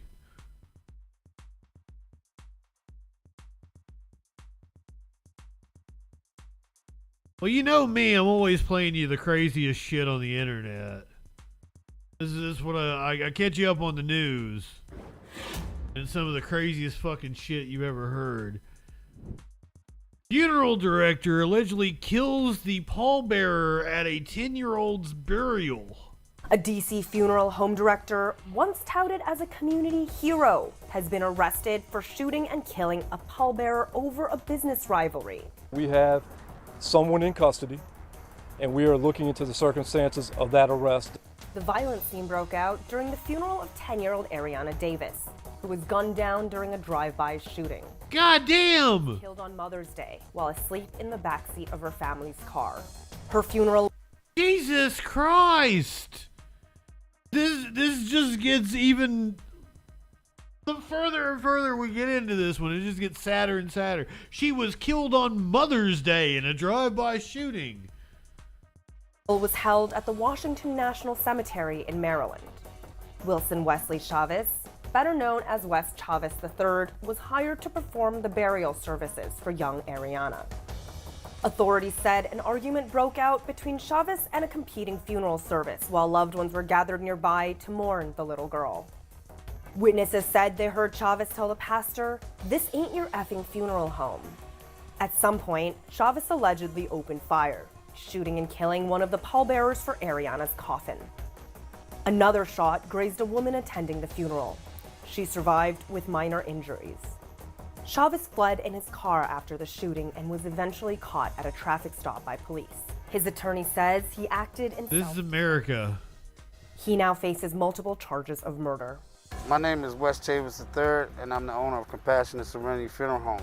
I would consider myself one of the best embalmers on the East Coast.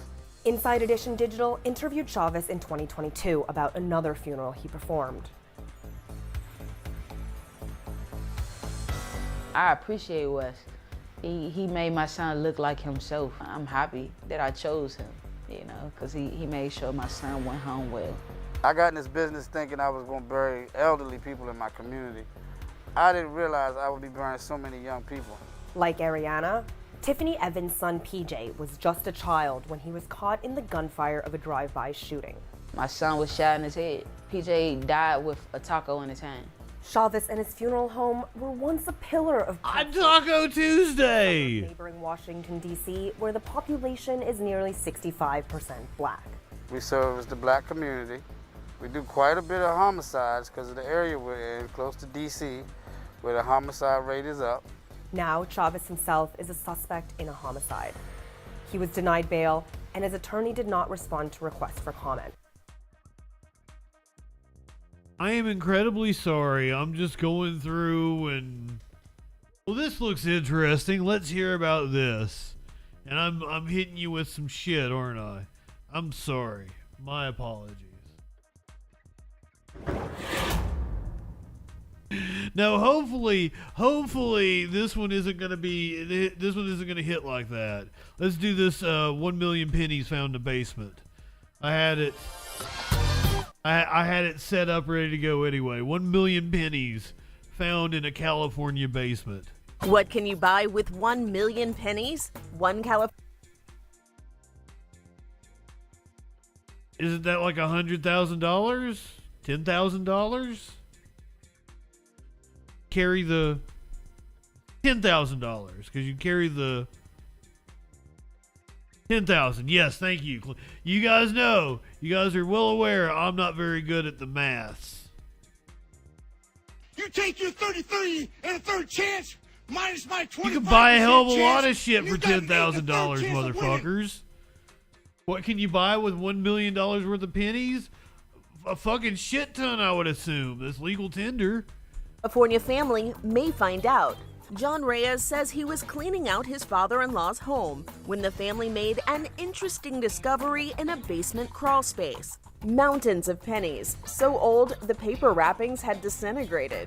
A penny may not seem like much money, but when you're handling more than 1 million coins, that's at least $10,000 in cold hard cash. What the Reyes family found may equal even more. This is what Reyes told KCBS. It was a bank manager that got really excited, and she couldn't believe it. When she saw the photo, she almost fell over, and she's the one that told us. She says, "You cannot cash these in. You guys probably have," and she says $1 million penny, right? And so that's when we actually learned about the fact that there's a value behind pennies. We were clueless to that. The family says several banks have refused to cash in their pile of coins. What is partly a problem and partly a bonus is the age of the coins. Reyes believes his father-in-law may have hoarded the pennies after the U.S. switched from creating them with copper to zinc-covered steel during World War II. Some rare pennies have fetched thousands of dollars, up to a 1943 copper penny that sold at auction for $1.7 million. But Reyes says his family doesn't have the expertise to know what they're looking for. As for now, the family has listed the entire penny collection on OfferUp for $25,000, knowing the coins could be probably worth a steal. Much more. Damn. Inside Edition Digital, I'm TC Newman. There you go. There you go. I didn't even have to resort to Puppy Boss.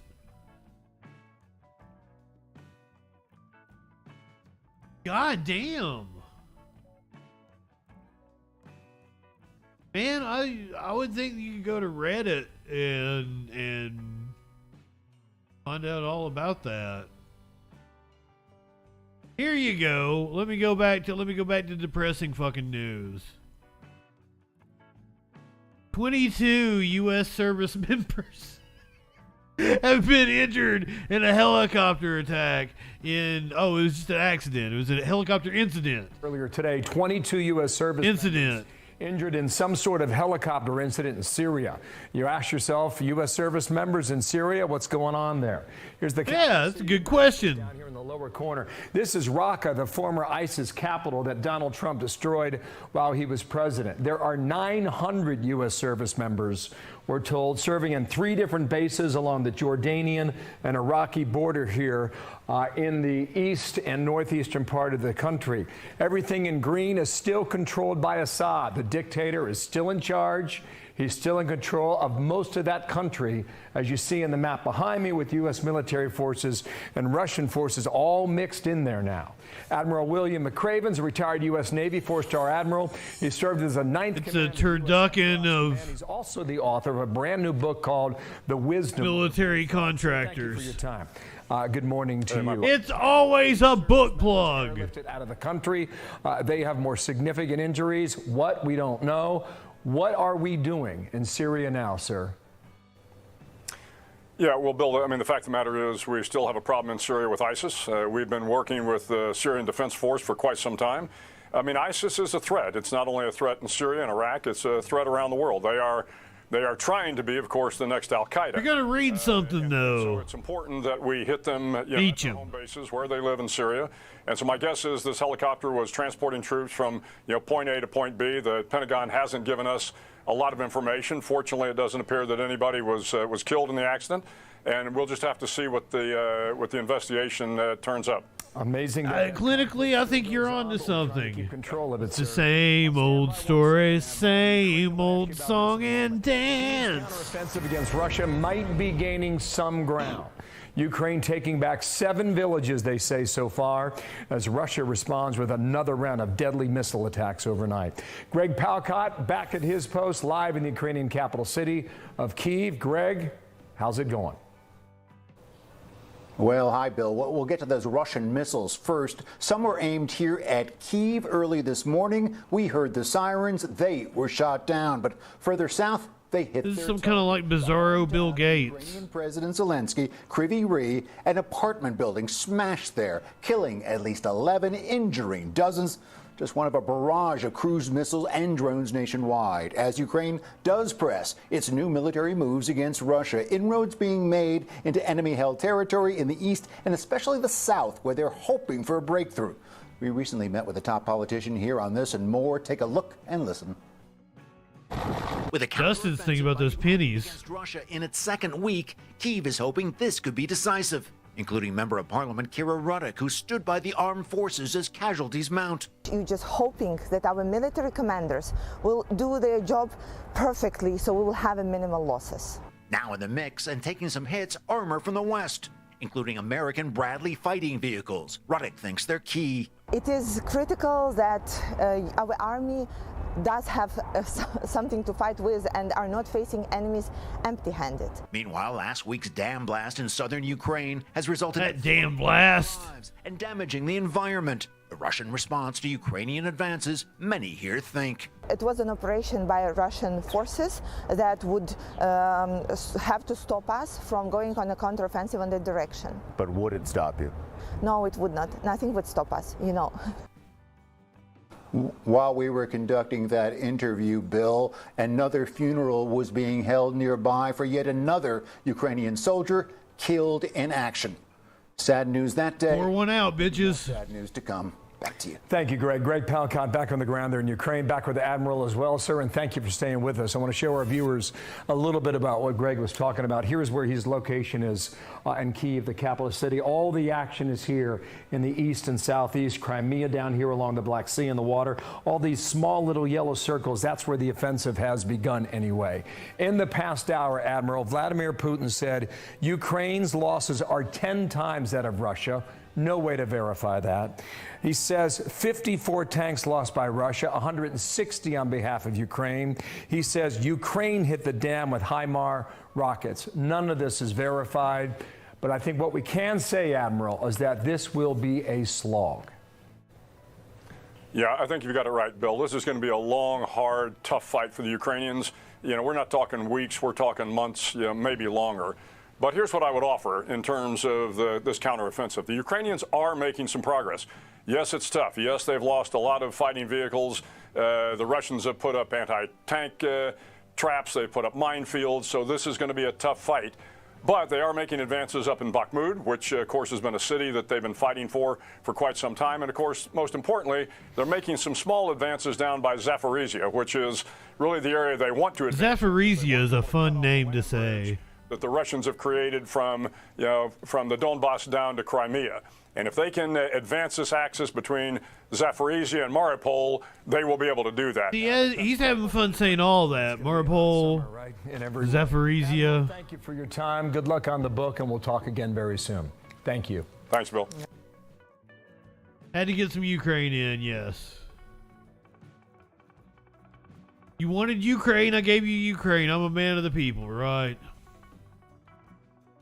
As long as we're talking about Ukraine, let's talk about U.S. military forces and its preparedness. Apparently, Biden has prioritized Pride here during Pride Month amidst military decline. This is according to Laura Ingram. This is going to be fun. Biden's GI joke. All right, lots of big stories out there getting little coverage by pretend journalists locked up in the Trump indictment, conveniently to the exclusion of all of Biden's disasters.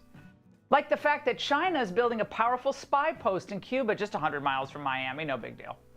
Or that would probably lose a war defending Taiwan against China right now because we've sent so much of our own weaponry Who said that? to Ukraine. This from Politico.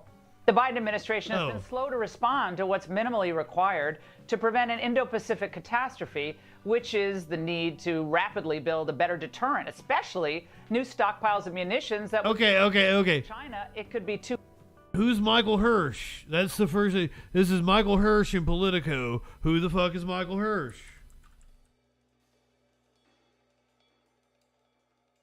Yeah.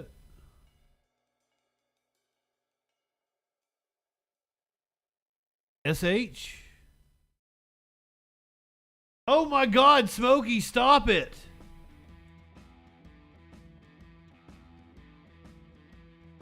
Me and this cat over here.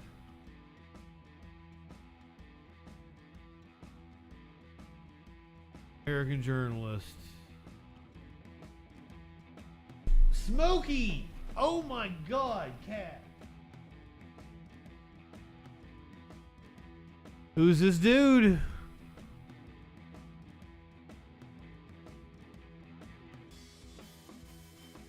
He called Richard Spencer a Nazi. This is pretty based. He resigned from Politico in 2016 after publishing the home address of white nationalist Richard Spencer. Hirsch called Spencer a Nazi after Spencer declared "Hell Trump and hell our people."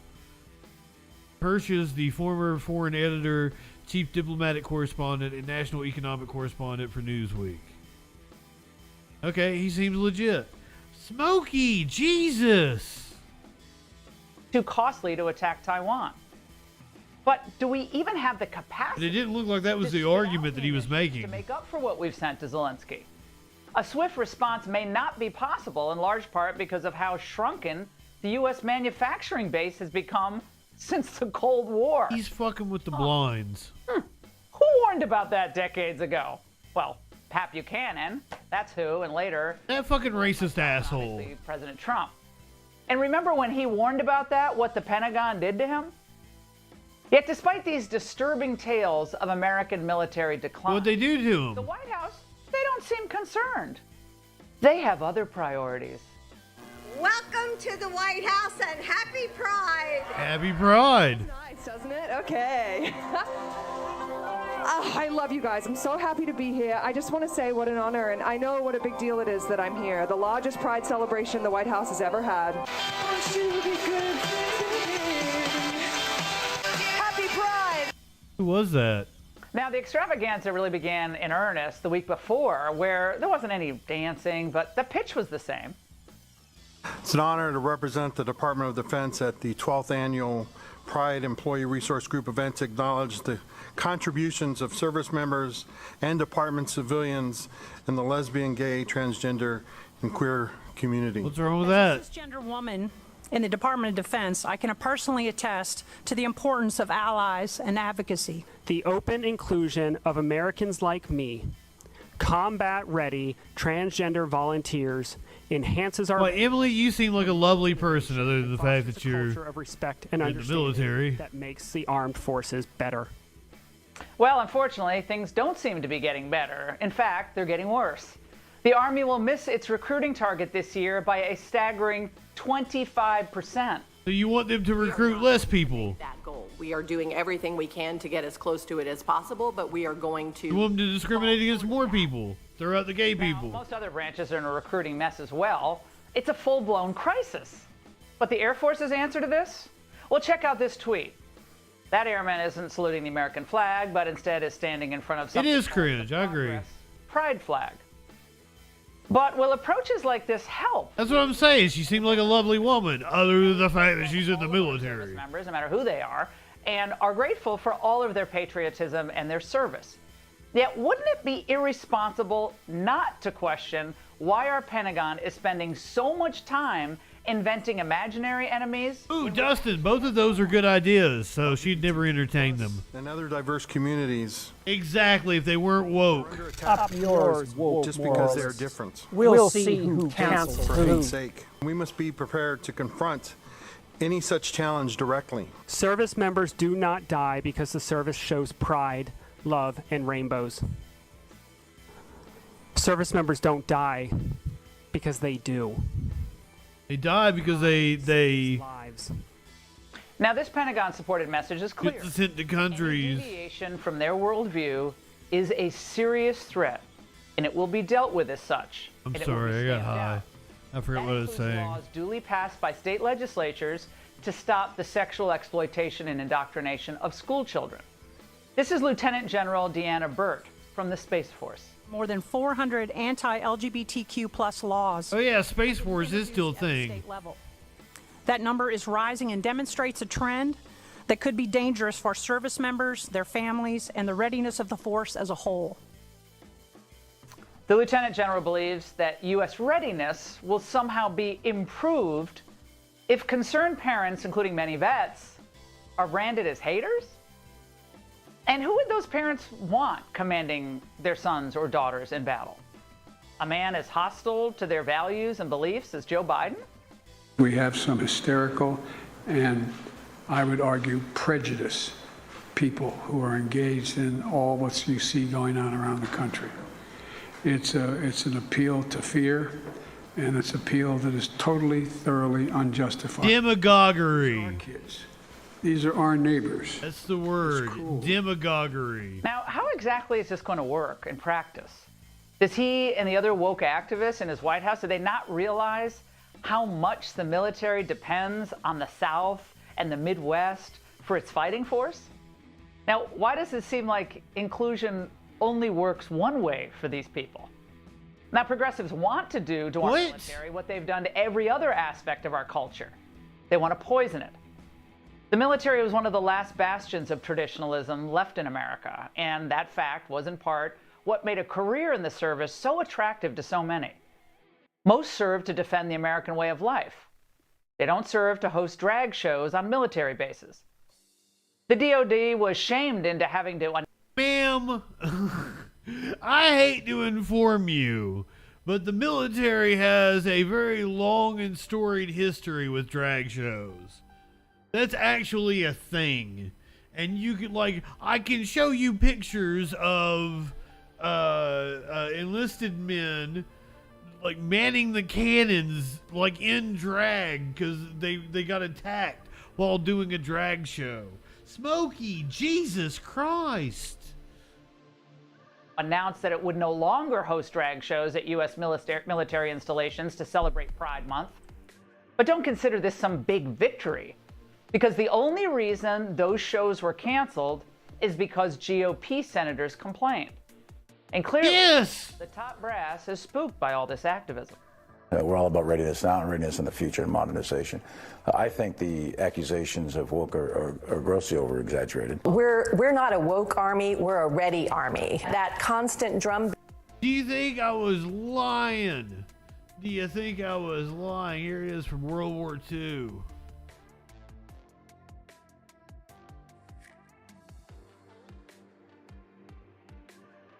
There are many examples of drag shows in the military going back decades. But right-wingers are morons. That we sometimes hear about a weak military, a woke military, is a little bit of a negative drip, drip, drip that is undermining our recruiting at a time where we really can't afford that. Ah, so publicizing what they're actually doing with your tax dollars, that's the problem, not the woke obsession itself. And certainly not implying that half the country is bigoted if they disagree. Oh, they very well could have been Brits, Flash. I'm sorry. So the time has come for Republicans but there are plenty of photos. And start to have an honest conversation about what's happened to the U.S. military, what's happening now within the ranks of the military and its leadership, and what's going to happen to our mission and whether it's going to be compromised as a result. And that's the angle. Hey, Sean Hannity here. Hey, click here. And that's the angle. To Fox News. How are we cowards, Steelers? How are you, my friend? How have you been? I'm well aware. I actually have multiple fucking clips about the thing that you're talking about. Does everybody want to hear about the dumb shit Jim Jordan is on about that the Senate Republicans questioned the FBI director about today? Because we're going to do that. That's what we're going to do. Chairman of the House Judiciary Committee and the Weaponization of the Federal Government Subcommittee. Great to see you in focus today. Good to be with you, Harris. What do you make of the finding, potentially, that there are 17 tape recordings out there? What are you hearing on the Hill? What are you discovering? 17 tape recordings. Why we need to make this document public. I understand where the FBI has been. First, they wouldn't even acknowledge that this 1023 form exists. Now, remember, it's a form they created. They talked to the source. They put this form together. It's an FBI-created form. First, they wouldn't acknowledge that it exists. Then they said, well, it exists, but... Now, apparently, this is like I've heard people likening it to the VAERS system, that this 1023 is just a form you fill out to report misdeeds. And if I am correct in this one, Republicans have this tactic of reporting things to like the Federal Election Commission and then being like, my opponent's under investigation, but it's the allegation that the Republican levied at them. You can't see it. Then they said it exists, but you can't see it. Oh, well, actually, we'll let the chairman and the ranking member see it. Then they said, oh, we'll let the full committee see it.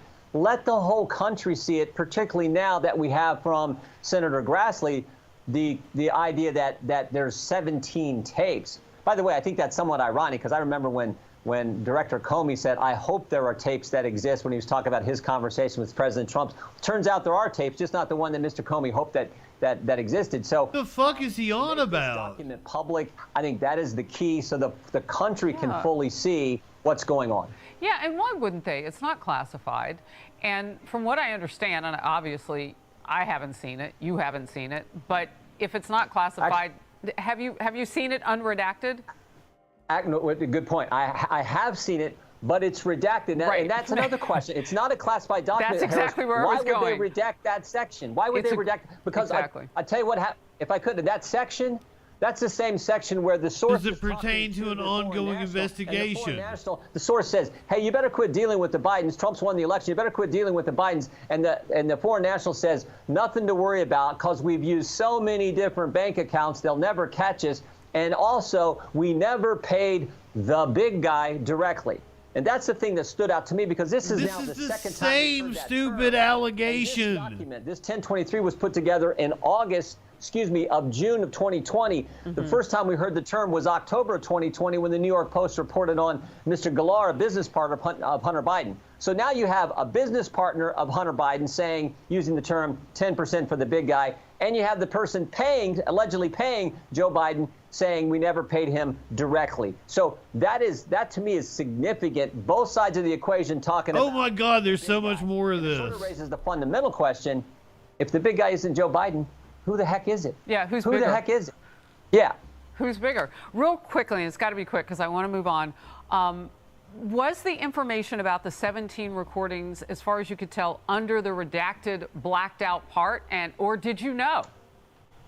I didn't know that. The first I knew about is when Senator Grassley said it yesterday but when I went through it, I didn't see anything about that. What stuck out to me is what I just talked to you about, the reference to this term that we've now seen twice. That is so interesting to me. Because it is unclassified. And if and when the public ever gets to see this, I hope, again, that it is not redacted, that they get to see exactly what's pointing to everything. They wouldn't even let you see that, but at least you got close to the document. All right. A Washington Examiner editorial headline reads, Biden family business needs its own special counsel. Right-wingers are excruciating. Outraged over the DOJ's handling of the Hunter investigation. Let's watch together. This is preposterous. This has been pending, according to our reporting at CNN, since 2018. 5 years. And this, by the way, this investigation is not the laptop. This investigation is a tax issue. Did Hunter Biden declare his income? And a sort of obscure gun law. Did he lie about that? But 5 years, I mean, that's a 5-week investigation. Well, he makes a point there. Yeah.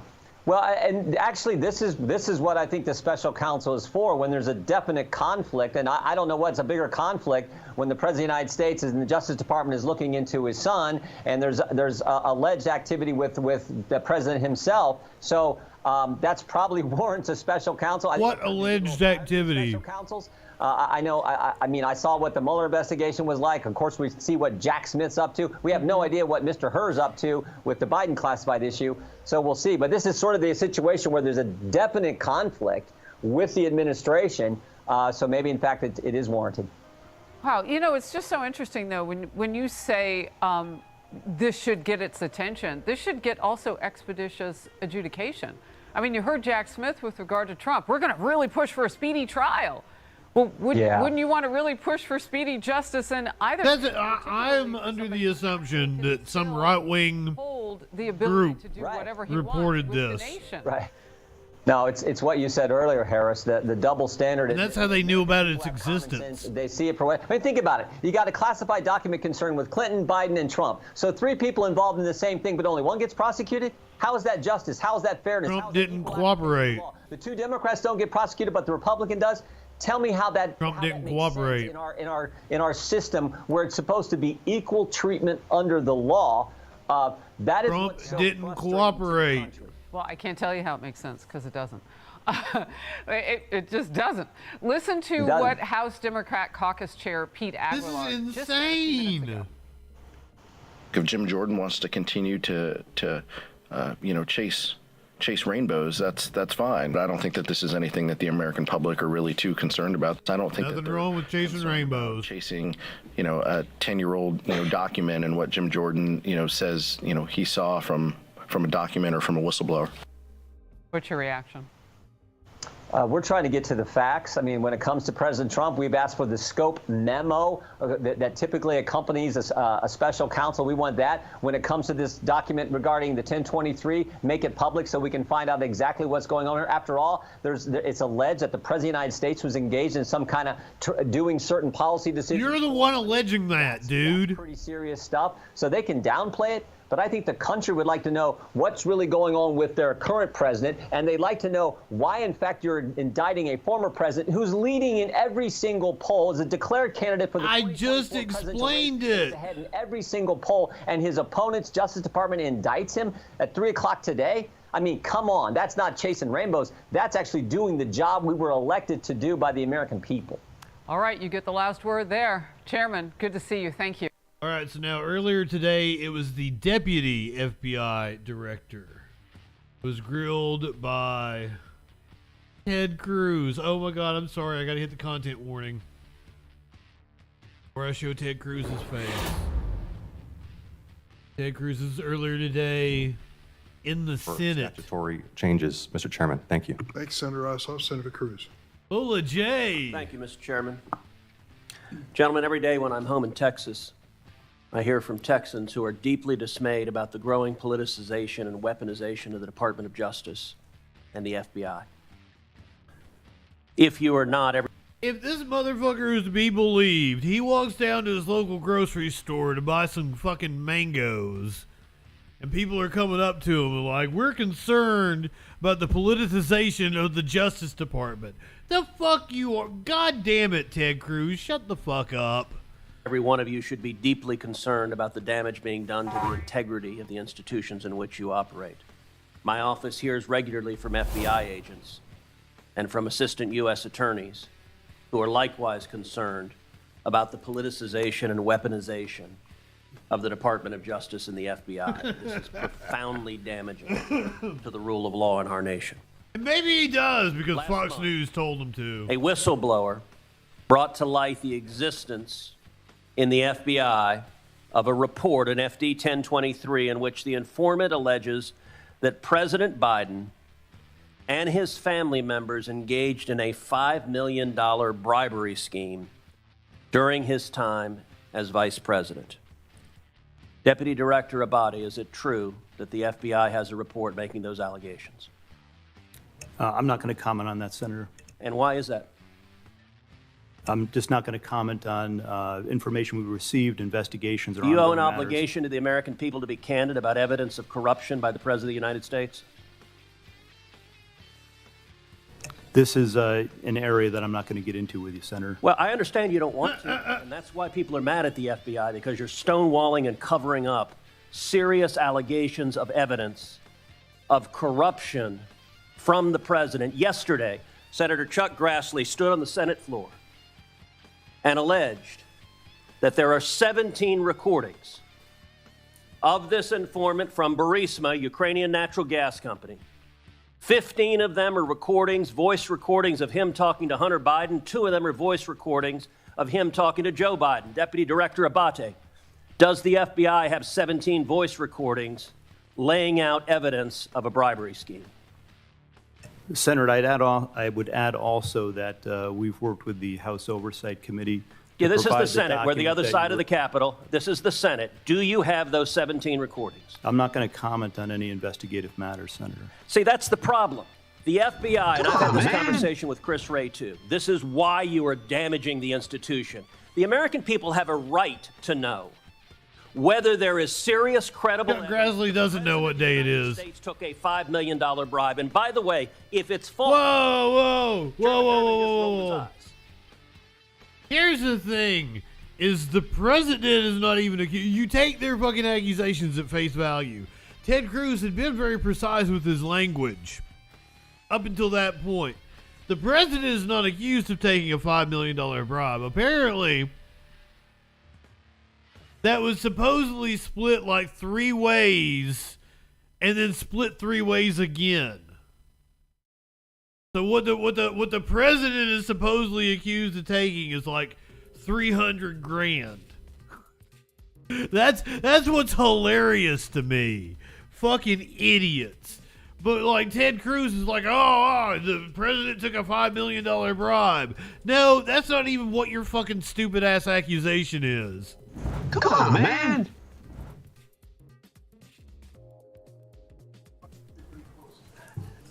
If Chairman Durbin were interested in the rule of law, we would have a hearing on these allegations. But of course, the Democrats don't want a hearing on these allegations. And to be clear, if the allegations are false, you know who could disprove them? Joe Biden. He could call for this to be released publicly. But the FBI is stonewalling.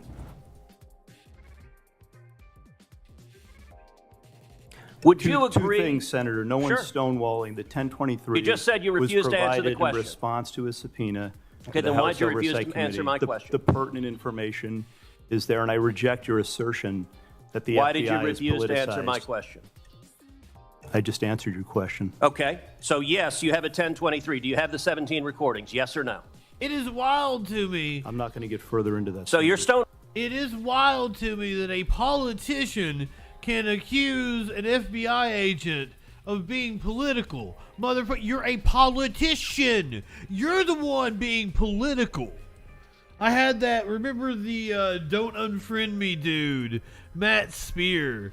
He was like, well, they got too political, blah, blah, blah. I'm like, you're a political commentator, dude. You're the one that's too political. Fucking idiots. Stonewalling. You can't say I'm not refusing to answer your question, but I won't answer your question. I'm going to answer within the parameters that we operate in. That's the problem. The FBI has right now an unlimited hubris that you believe you are unaccountable. You don't believe you're accountable to the United States Congress, and you don't believe you're accountable to the American... Fuzzy face! And you are doing damage. The FBI is a great institution. When I go home to Texas, people ask me, should we abolish the FBI? Now, I tell them no, because you have heroes and patriots. Great institution. By the way, they probably murdered MLK. The founder, the first director of the FBI... was a definite closeted cross-dresser. J. Edgar Hoover. Like, motherfucker, like, there are many reasons to disband the FBI. But, like, just because fucking right-wingers feel they've been slighted by it is definitely not that reason. Patriots working for you that are catching child predators, that are catching terrorists. But you're sitting there happily erecting a wall to protect Joe Biden. Will you provide to this committee, not the House, the Senate Judiciary Committee, will you provide the FD 1023 and will you provide the 17 recordings so we can assess what is the evidence, the specific credible evidence that Joe Biden personally took a $5 million bribe from a foreign national? Senator, we will work with this committee, you and other members, to provide. I 100% parameters of doubt. Will you provide the FD 1023? Yes or no? I will. Take there is that evidence on you're a not recording. answering that. Will you provide the 17 recordings? We will take that back and we'll work with you. So you're not answering that either. Did you? Sure, of course I want to hear the any way, recording. shape, or form? And I will laugh at the fact that there is nothing to them. Senator, once again, I'm not going to comment. So on you're the not going to say investigative. whether you did your job? We do our job to the very best of our ability. Well, not here. You're not answering a single question to the American people. And you may think this is esoteric. I promise. I think it's self-righteous indignation. Are concerned. You know who isn't concerned? Not a single Senate Democrat. We're going to go through this whole hearing. Not one Democrat will ask a question. I wish Hoover was woke. It would have been cool if he wasn't closeted about it. Democrats in covering up this evidence. If Joe Biden is innocent, the evidence should be made public and demonstrate that he's innocent. But if he is not, is it true this informant who alleged that he personally took a bribe was an informant the FBI had relied upon previously in other investigations? Yes or no? Senator, in each and every investigation that we have, all the work that we do, I asked you the a yes or no expectation question. is that every logical avenue investigation be pursued I asked you a to yes its or no fullest. question. Are you going to answer it? Yeah, I'm answering your question. Was the informant one you had relied on previously in other investigations? Yes or no? Senator, we run down every piece of information. Every You're not lead, answering it then. You're refusing to answer it. So you're refusing to answer the to question. the fullest extent possible. You're refusing to answer the question. relentlessly, Is that and correct? aggressively in all instances. Senator, your It's time is disgraceful. It's disgraceful, Deputy Director Abate. Disgraceful. Senator, your time has expired. Senator Tilts?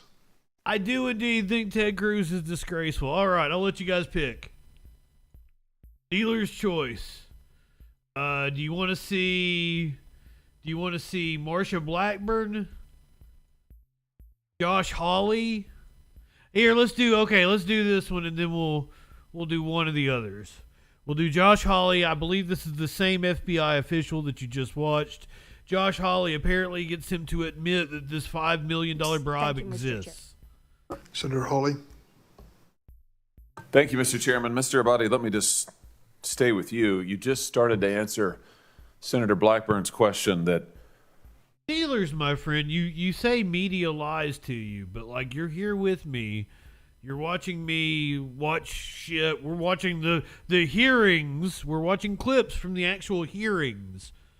You understand that, right? Like how is the media lies to you? What does that mean in the context of us watching these hearings? As you know, this happened just a couple hours ago. Not releasing the 1023 or talking about it as a matter of life and death. Question of life and death, you said. What? Explain. It is potentially a question of life and death for whom? With regard to the source of the information. So, okay, so now we've confirmed that they have an informant informant. That's progress because the FBI director initially denied that it exists. Why did he do that? We have already and previously acknowledged the existence of the documents. Yeah, after you first denied it. Now, when a member of this committee read it, right, the FBI director, let's just get the record straight. The FBI director initially said it doesn't exist. Then Senator Grassley said, I've read it. Then he said, oh, okay. Well, BJ Kodak, what's up, my friend? I guess it does exist. Now you're going back and forth with members of this committee. What's in it? Why don't you just release it? It very much is biased towards Republicans, but the document is not classified. Okay. Will you commit to releasing it?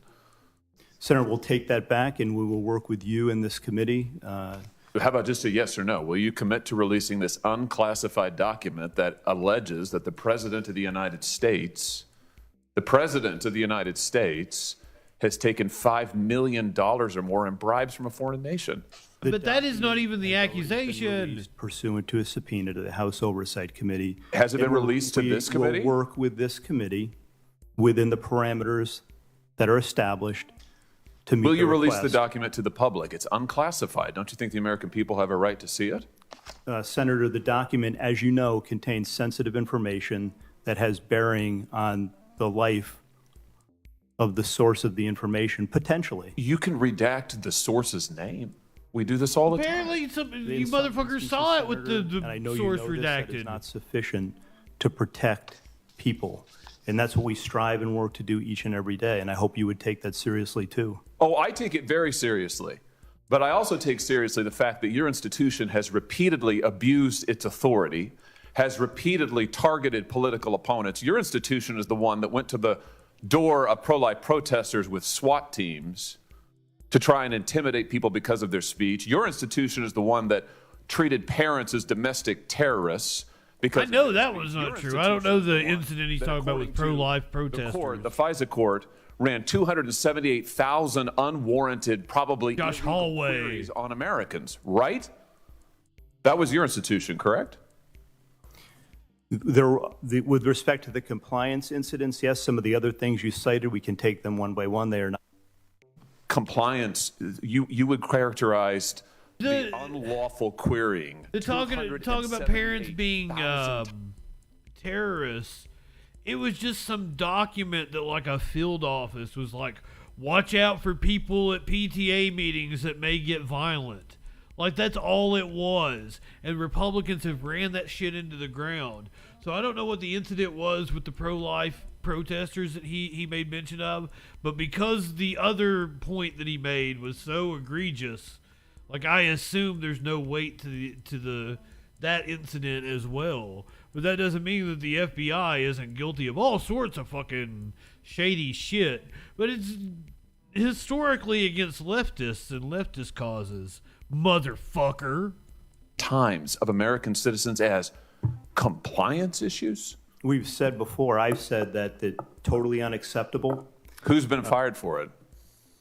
Individuals involved. And you're going to tell me that dude's some woke fucking leftist communist son of a bitch? The unintentional instance where something similar happened, we have fired people. we saw parents attacked. What does that word say? Teachers, doctors. What does that mean? Who's been fired? Nurses at board meetings. Improperly or illegally queried the database for American citizens. Anybody?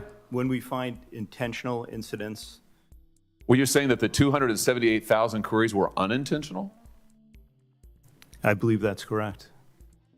Wow, 278,000 times American citizens' information was queried by your agency unintentionally? That's your testimony? I would want to go back and check that, Senator. But well, that's what you just told me. My understanding is that the vast majority of Well, wait, that's different. You just said it was. You just said it was unintentional. Now it's the vast majority. Which is it? Do you know? I would want to go back and check it. So you don't know? My understanding is that likely all are were unintentional. Likely all. So first it was all of them, then it was vast majority. Now it's likely all. So you don't know is the answer to the question. I don't know the answer as we sit here today, but I will Could have find out started and I with will that get back to probably. you. Who was fired for the lies to the FISA court for the Carter Page warrant? Who was fired for that? Anybody? Has anybody been held accountable for your institution deliberately lying to a FISA court to get a wiretap on an ongoing presidential campaign? The dude There is an ongoing disciplinary process with respect to individuals involved in that. Here's the deal. You're back in front of us asking for the pled reauthorization guilty. of extraordinary authorities. Multiple courts have uncovered extraordinary abuses perpetrated by your agency. Was the You are one at the same time conviction concealing information out of the Durham investigation. about serious allegations made against the President of the United States, even as your institution also targets his chief political opponent in an unprecedented way. Why would we ever give you the blank check that you want to continue surveilling American citizens in an improper manner? Now that I can agree with. Senator, we're here to talk about reforms today. I did get confirmation that the query... No, we're not. We're here to talk about the reauthorization of Section 702. I would absolutely like to neuter the track FBI. record of abuse and illegal improper surveillance and political targeting. Why would we do that? Why would it be appropriate for this body to Be 100% frank about my feelings about the FBI is it needs to be completely reined in and restructured. Josh Hawley definitely goose-stepping. The FBI should only be investigating shit like child trafficking and public corruption. It should be investigating police departments. The vast majority of resources for the FBI should be investigating local police departments, local fucking city governments and shit, and making sure they're not embezzling funds. Fuck that shit. Completely neuter them to where like they only have a very narrow scope. Public corruption, child trafficking, you might be able to convince me to add a couple other things to that. That's what the Federal Bureau of Investigation should be doing. Hands down, 100%. Dude, corporate crime. You got all kinds of fucking investigate banks. Investigate fucking these giant corporations. They're doing all kinds of shady shit. Go put some moles. Get your moles hired in these big corporations, and then report back on all the shady shit they're doing and bust some CEOs. That's what I want the FBI to be doing in an ideal world. But that's just me. do that? We've made significant reforms and implemented corrective measures. We've seen significant progress as a result of that, Senator. The queries that you mentioned early were in fact unintentional. That's what I was just told by my counterpart. That is an amazing. The earlier question. So your testimony is the 280,000 queries of American citizens was unintentional. That's your final answer? That's how they were assessed by that team that did the review. I'm not satisfied. You want to phone a friend? We've implemented further measures, as I announced earlier today. Yeah, I don't believe that at all. And frankly, we've heard from your agency 1,000 times that you're going to do better, will do better. You promised after the abuses of Title I you'd do better, and then we find out that in the meantime you're illegally querying 280,000 American citizens' data. It's unbelievable. Sir, it is Pride Month. Querying is totally legal for this month and this month alone. I don't make the rules. I just gotta abide by them. I'm only on Grindr this month and this month alone.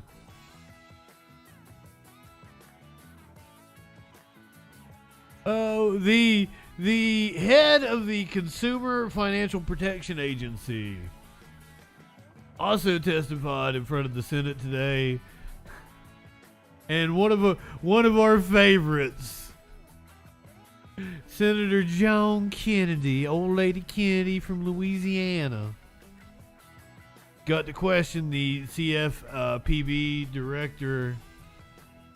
Thank you, Mr. Chairman. Thank you, Mr. Chopra, for being here. What's wrong with his hands? Data breach at your agency, is that correct? We have an insider threat that transferred on an unauthorized basis some emails to their personal email account. And you were in charge when this happened? Of course, yes. Okay. And this wasn't an attack from outside your agency.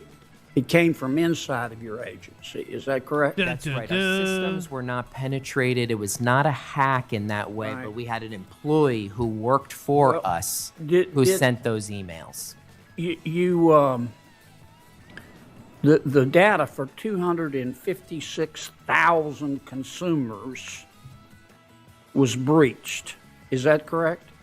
Yeah, we looked through the emails. But is my number correct? I believe that's right. Yes, but it was not their.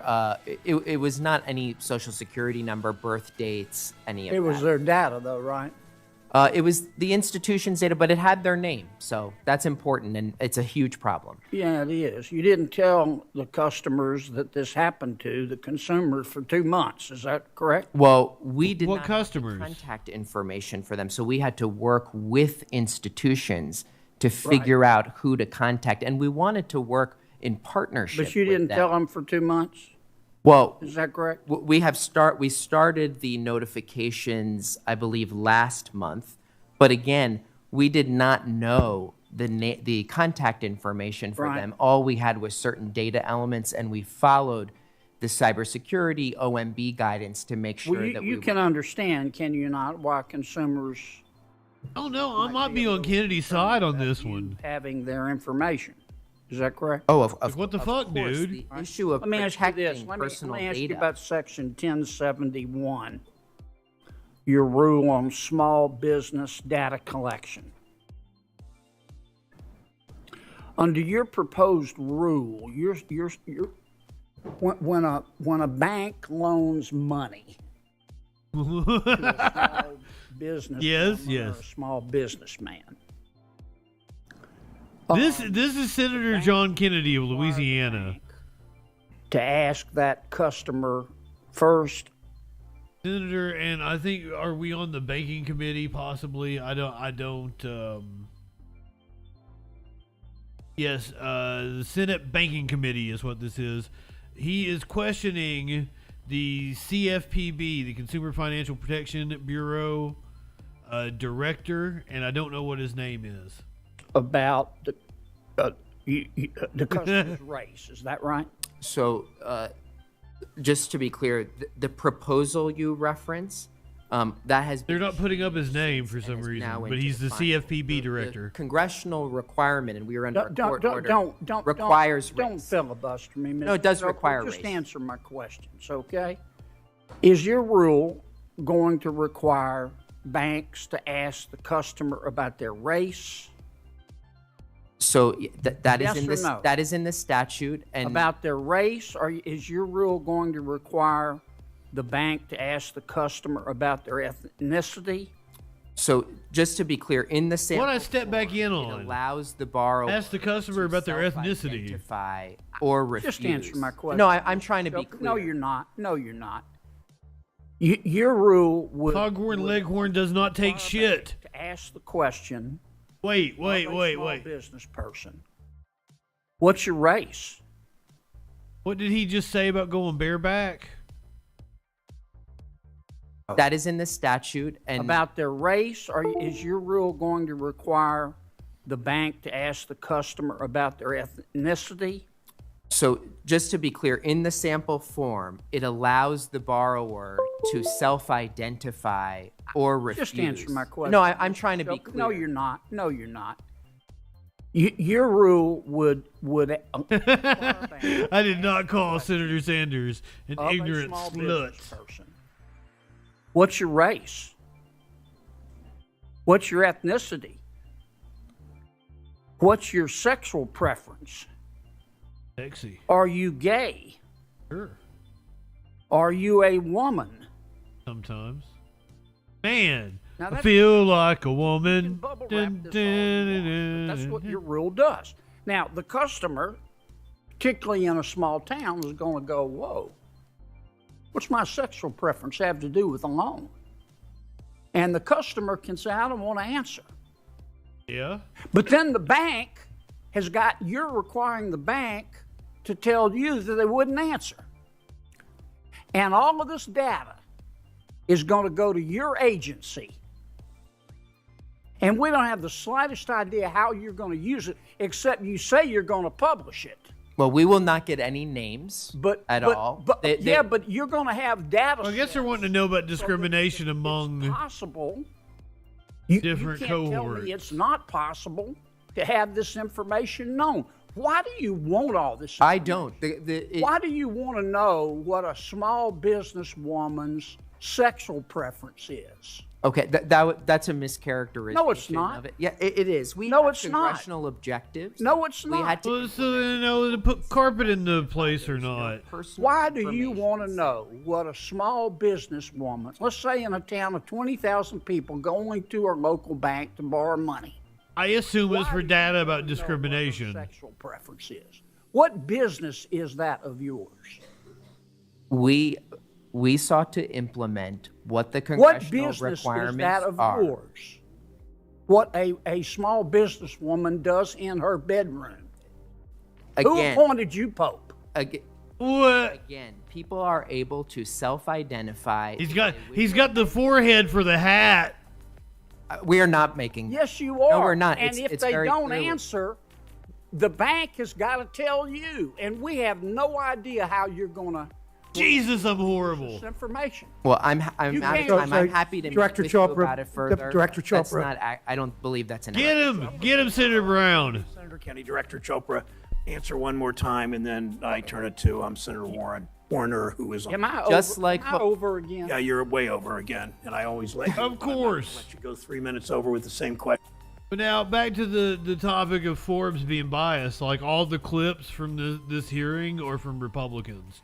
You're not hearing from Brown or Warren, who I'm sure made excellent points. Once again, we mentioned this earlier when we were doing the coverage of Donald Trump when we brought up the 2024 election. It's not just a presidential election year. Senator Sherrod Brown from Ohio in for a fight, as well as John Tester in Montana.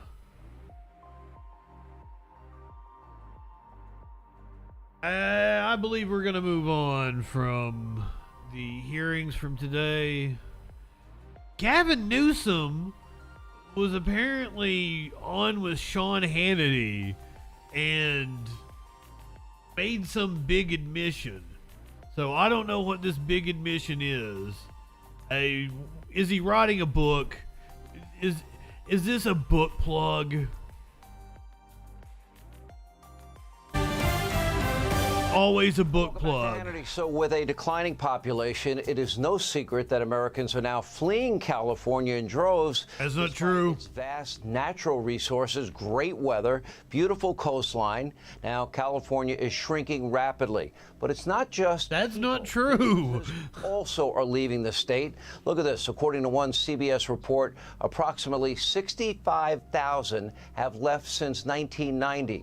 And that exodus continues to this day and is especially palpable in San Francisco. The city's famed Union Square neighborhood is now quickly turning into a ghost town with 19 major store closures since 2020. So what's going on in the Golden State? And it was will the state governor overpriced. take any responsibility? Here's part 2 of my interview with Governor Gavin Newsom.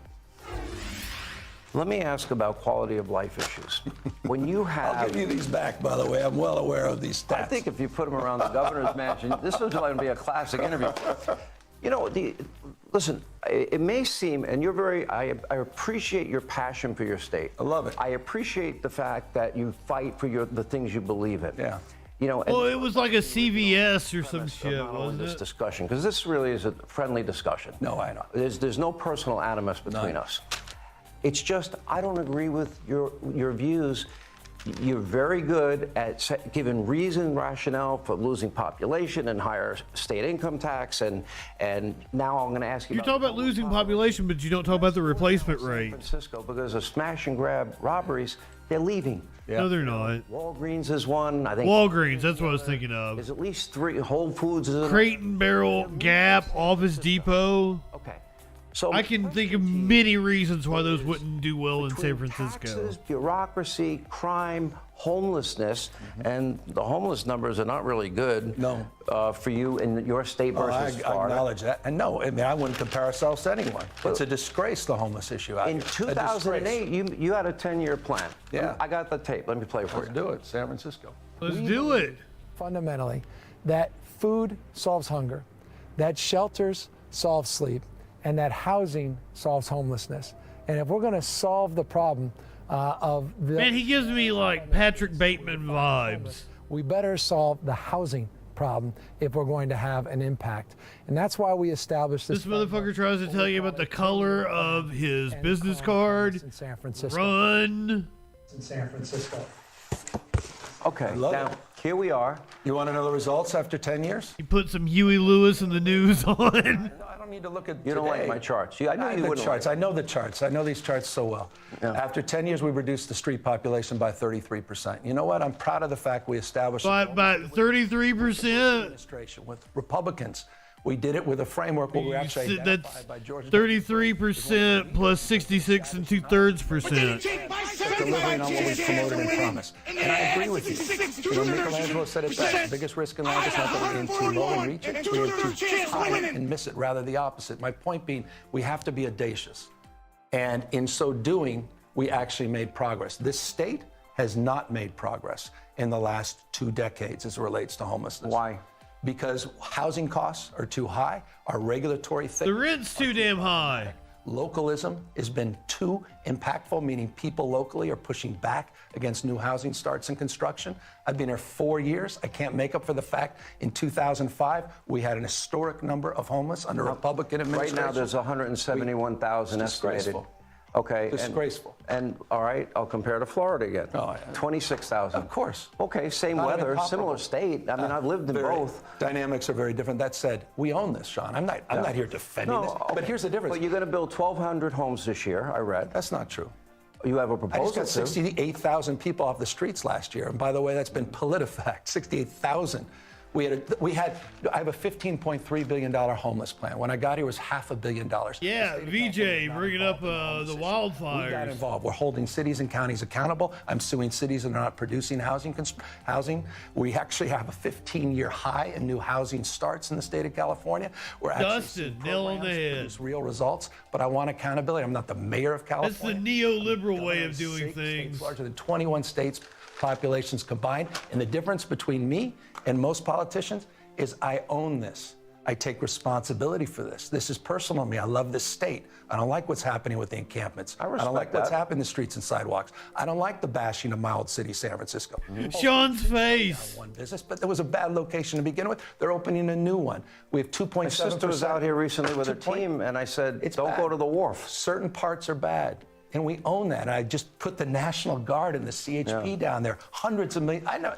And by the way, you mentioned defund police. Don't accuse me of that. I've never been part of that. You did say, and I have a quote of you saying you didn't want to build any more border wall. That quote I have. Good. It was sort of farcical, this notion that somehow you're going to have a physical structure that's 2,000 miles long. Why not? With all due respect, I sit here watching the former president say he did it, and somehow Mexico paid for it. It's laughable, those assertions. Well, you got a better trade deal with Mexico and Canada and NAFTA. I'm not here to take a cheap shot on that point. And coming up next, but you are an open sanctuary state. Why don't you? Motherfucker! California used to be part of Mexico. There are families that want to go freely across the border because, like, the border separates whole family systems. Jesus. Right-wingers are morons.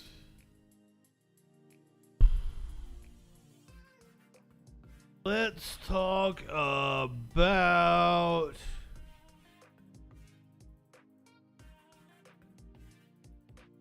this happened in Utah 3 or 4 days ago. Parents are protesting the removal of the Bible, using the right-wing laws and standards that right-wingers are applying to get books dealing with gender and race banned from schools. A group got the Bible banned from a school. Inside Utah State Capitol, the latest clash over banned books after a school district took aim at the best-selling book of all time, the Bible. Is there evidence that the Bible does not have serious artistic value? With the holy book in one hand and signs in the other, frustrated parents calling out the recent decision by Davis School District that voted to remove the King James Version of the Bible from elementary and middle school libraries. Period. Thank you very much. The move coming after a complaint was filed with the district in December, when the district received an anonymous grievance that said the school district was ignoring, quote, one of the most sex-ridden books around, the Bible, adding that this lusted after his genitals. Has no serious values for minors because it's pornographic by our new definition. Get this porn out of our schools. A response of sorts to Utah's controversial sensitive materials law, which bans, quote, pornographic or indecent materials. Bans have included Perks of Being a Wallflower, Handmaid's Tale, and Toni Morrison's The Bluest Eye. But the law now being applied to the religious text, something the legislator's author says is going too far. Yes, the Bible is best taught at home. That does not mean that the Bible should be, could be, must be removed from schools. Who in the fuck is this chud? Logic that some have inappropriately made. The district's review board said the Bible was not considered pornographic in nature and did not violate the law. However, they said it was inappropriate for younger readers due to, quote, vulgarity or violence. But it would still be available in high school libraries, along with other translations of the book. I just thought it was retribution. Some parents now pushing back against the Bible ban. The Bible is the original textbook. That has called for restrictions to books in schools. They would set precedents that things that were very discreet mentions of like sexually explicit or sexual content would really lower the bar, and so many other books would be removed. Similar challenges to the Bible have been seen in states that have their own book ban legislation, like Texas and Florida. In Utah, school officials have created a book ban legislation in 2023. Review recommendations. And just last week, another controversial submission, this time the Book of Mormon. A review committee now going through the text and their decision. Joseph Smith was a prophet. Dum dum dum dum dum. Everybody always asks.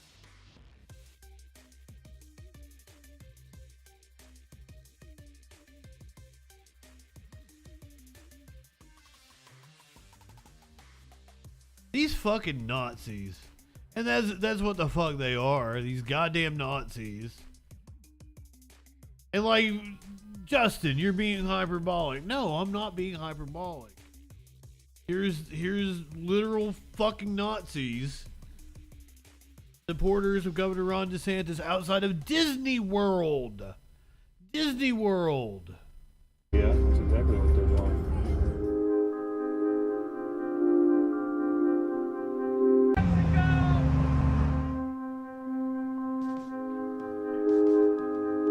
Openly displaying Nazi flags. Oh, yeah, that's exactly what they're doing. In America. I never thought I would see it. Apparently, supporters of Governor Ron DeSantis, the governor's office responded by saying that they were plants. There's actually Antifa there, acting like DeSantis supporters. I shit you not.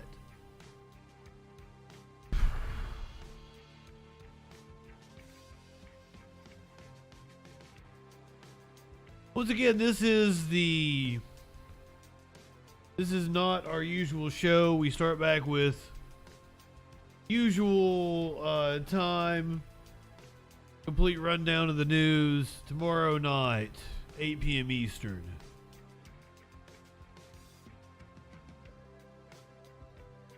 Oh, here we go. Let's do the UFOs crashed in Las Vegas. This happened about a week ago, maybe half a week ago. Las Vegas police are responding to reports of a UFO crash in a backyard.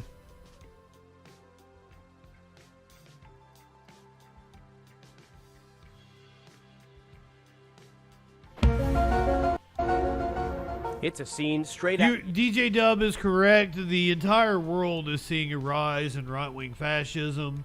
It is not unique to just America.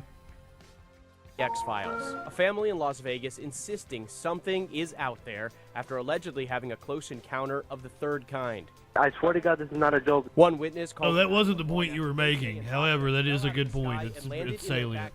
They're like 9 foot, 10 foot tall. They look like aliens to us. Big eyes, they have big eyes. The mysterious object that fell from the sky, even the officers apparently saw that. The green glow of the alleged UFO is seen on this newly released body camera footage. I have butterflies, bro. Everyone saw a shooting star, then these people say there's aliens in their backyard. So when that 911 call came in, less than an hour later, police were ready to believe it. It was like a big creature. A big creature? Yeah, like around 10 feet tall. Because I'm not going to BS you guys. One of my partners said they saw something fall out of the sky too, so that's why I'm kind of curious. Did you see anything land in your backyard? Or? But after a Is that dude wearing a moo-moo? Officers closed the case as unfounded. If those 9 foot beings come back, don't call us, all right? Deal with it yourself. I ain't dealing with that. According to former intelligence officer David Grush, an alien crash landing isn't too far-fetched. Grush recently turned over documents to Congress claiming the U.S. government has a vast collection of vehicles that have non-human origin. Andrew Dimberg, ABC News. Yeah, I do not believe it. I do not believe it. Supposedly there is a whistleblower talking about the U.S. government has been trying to reverse engineer alien spacecraft for decades. Don't believe it. I don't believe it.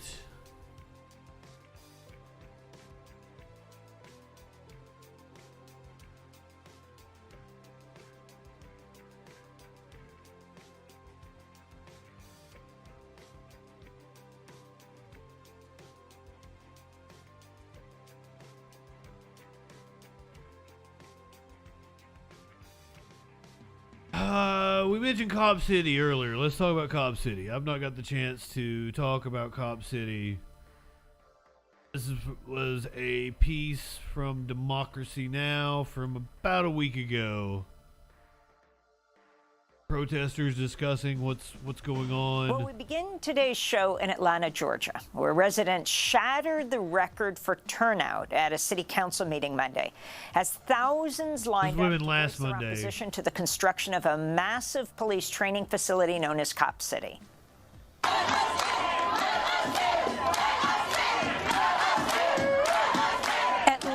Police enforced enhanced security as people signed up to participate in a public comment session ahead of a vote to approve $30 million in additional Spoiler alert, they barreled ahead with this. $67 million, more than double the original estimate. It would be the largest police training facility in the country. This comes after an Atlanta police SWAT team, guns drawn, raided the Atlanta Solidarity Fund last Wednesday and arrested 3 people who'd been raising money to bail out protesters opposed to Cop City, charging them with money laundering and charity fraud. Georgia Democratic Senator Reverend Raphael Warnock criticized the arrests in a statement Sunday, saying, quote, "While we still don't have all the details, as a pastor who's long been engaged in justice work, I'm concerned by what we know about last Wednesday's show of force against the organizers of an Atlanta bail fund and the questions it raises," he said. Those arrests come as 42 protesters face charges including domestic terrorism for opposing Cop City, and after Atlanta police shot dead the environmental activist Manuel Tortuguita Terán. Yes, VJ. An autopsy shows they were sitting with their hands raised up in front of their body when police shot them 57 times. This is Muskogee Indigenous. I did not know it was that many times. Addressing the Atlanta City Council. I knew they emptied at least 2 clips. I am a part of the Methodist structure. 57 times. United Nations Permanent Forum on Indigenous Issues. I have been with conversations of human rights all across the world. I have walked with refugee camps in other parts and other nations of indigenous peoples. I've seen situations just like what we're going through here in other countries. I've seen things going on where people have been killed, just like what we're trying to say should never happen here, all over the world, and I don't want that to increase. Every time in these countries I shared with them, no matter how you slice it, the increasing of more militarized mechanism never establishes a peaceful society. No matter what. Goddamn right. It never accomplishes what your hopes, what your arguments are. In fact, it does quite the opposite. In fact, our community, we are already living through the living proof of that. Been spitting fire. Today, I think it's obvious. I don't support Cop City. Monday's Atlanta City Council meeting started in the afternoon and continued for nearly 15 hours until about 5 a.m. this morning. At one point, protesters broke out in song as public comment continued. Recess has expired. Recess has expired. Recess has expired.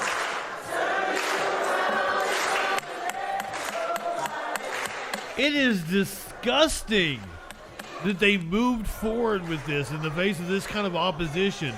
Clearly, this is not the will of the people. Ultimately, at about 5:30 this morning, the Atlanta City Council voted 11-4 to fund the Cop City facility. For more, we go to Atlanta for an update.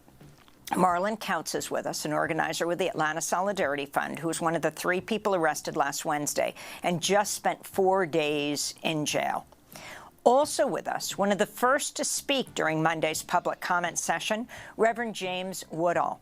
He's a public policy associate at the Southern Center for Human Rights and co-author of Wired for Racism: How Evolution and Faith Challenge Racial Idolatry. They get to do a book plug. Democracy Now! Reverend Woodall, let's begin. That's probably a really good book that we should all read. When you arrived at the Atlanta City Hall to give your public comment, can you talk about the different level of security and protocol to enter the premises that you'd ever experienced before? Just describe the scene for us and then what you said. Most definitely. Well, first, let me start by saying thank you for having us on the show today. And when we entered Atlanta City Hall, we were met with bomb dogs. We were met with officers donning AR-15s. We had folks in riot gear. We saw a heightened level of security, both in protocol, meaning when we entered into the City Hall, we couldn't even bring in food or water. And people were planning to be there literally all day and all night. And to not even be able to bring in Gatorade, I had to throw my Gatorade out and I had to walk out of the City Hall, throw it out, and then come back in. And you know, it took a miracle, essentially, to be able to even bring pizza in towards the latter portions of the afternoon and into the evening. And we saw law enforcement officers really on every single level of the City Hall in the inside of the atrium. And so I had never seen that kind of activity in which our law enforcement response would essentially, you know, criminalize in some ways what we were trying to do, which was to lift up the voice of the people. And Reverend, I wanted to ask you, the mayor of Atlanta. Who's this jabroni? Where'd he come from? That's startling. Agitators and a white movement. Could you talk about your own history? You're in Atlanta and you're not Amy Goodman. This movement? Oh, for sure. I'm a 6th generation Atlantan. In fact, my grandmother's granddad, his dad, purchased property in the heart of the west end of Atlanta off of Finley Avenue for essentially $83 without a mortgage. And so our family has been in the heart of Atlanta for almost a century. And so, and I'm talking before the Emancipation Proclamation, and several dozens and hundreds of other people. In fact, almost every single person that we saw and heard from last night and yesterday afternoon was from Atlanta. Now, granted, there are people who are not from Atlanta as well, but who cares? Because at the end of the day, what we're fighting for is liberty and justice for all. Who gives a shit about those people? Their allegiance to for the flag of this yet to be United States. And so if there's injustice anywhere, there's a threat to justice everywhere. And unfortunately, again, democracy has failed us because that is just simply not the case. And so when I think about what the mayor said, in fact, I'll even tell you, is that the mayor's mother taught my grandmother how to do hair, which taught my mom how to do hair. And so when I think about how I got involved in this work, and I'm seeing what's happening on the ground each and every day inside of our facilities, I'm seeing, you know, children and college students pulled out of cars and being tagged and not laser tagged, but essentially targeted for being at the wrong place at the wrong time. I'm seeing people literally die at the hands of law enforcement, both here in the city of Atlanta and surrounding these counties and these communities. Because this is not just about the city of Atlanta. We're going to see departments and agencies all over this nation send its people, send its law enforcement and first responders here to train on urban warfare. And what we saw last Wednesday, what we've seen over the course of the last few months as relates to domestic terrorism charges is concerning and is exactly the kind of reason why we stand in complete opposition to this project. And this was a marathon meeting of the Atlanta City Council. Your response to the outcome and the vote, and did you get a sense that any members of the City Council were moved at all by the testimony? Well, what I'll tell you is that is an example and is indicative that our democracy has died. And the spirit of democracy has died because when the people show up, and you see both parties, this isn't a red versus blue, Democrat versus Republican kind of issue. We saw Republicans come out in opposition. We saw libertarians come out in opposition. You saw Democrats come out in opposition. You saw people who are not affiliated with any of the above come out in opposition. And when you see elected officials choose the side not of the people, right, not of justice and liberty for all, but when you see elected officials take the side of corporate executives and nonprofit leaders who seek to profit off of taxpayer dollars, right? What we should be talking about is charity fraud on behalf of the Atlantic Public Foundation because of what we've seen them do and how the numbers have just not added up. And so I'm concerned that our democracy is dead because our elected officials are not representing the people regardless of who they vote for. I wanted to bring in Marlon Kautz into the conversation with Reverend James Woodall. Marlon is with the Atlanta Solidarity Fund, one of the 3 people arrested on Wednesday. This was just days before this critical Atlanta City Council vote, where they voted this is a raid they mentioned earlier. Approve what's now more than double the amount originally proposed for this police facility. Marlon, if you can talk about, how unusual the level of force used was in this raid on the Atlanta Fund, which not only has money laundering people who've been arrested around the Cop City, but you do this around for many people who have been arrested. Absolutely. Yeah, in terms of the raid, it was terrifying, obviously. And you'll have to forgive my voice. I'm still feeling the effects of the better half of a week in the DeKalb County Jail.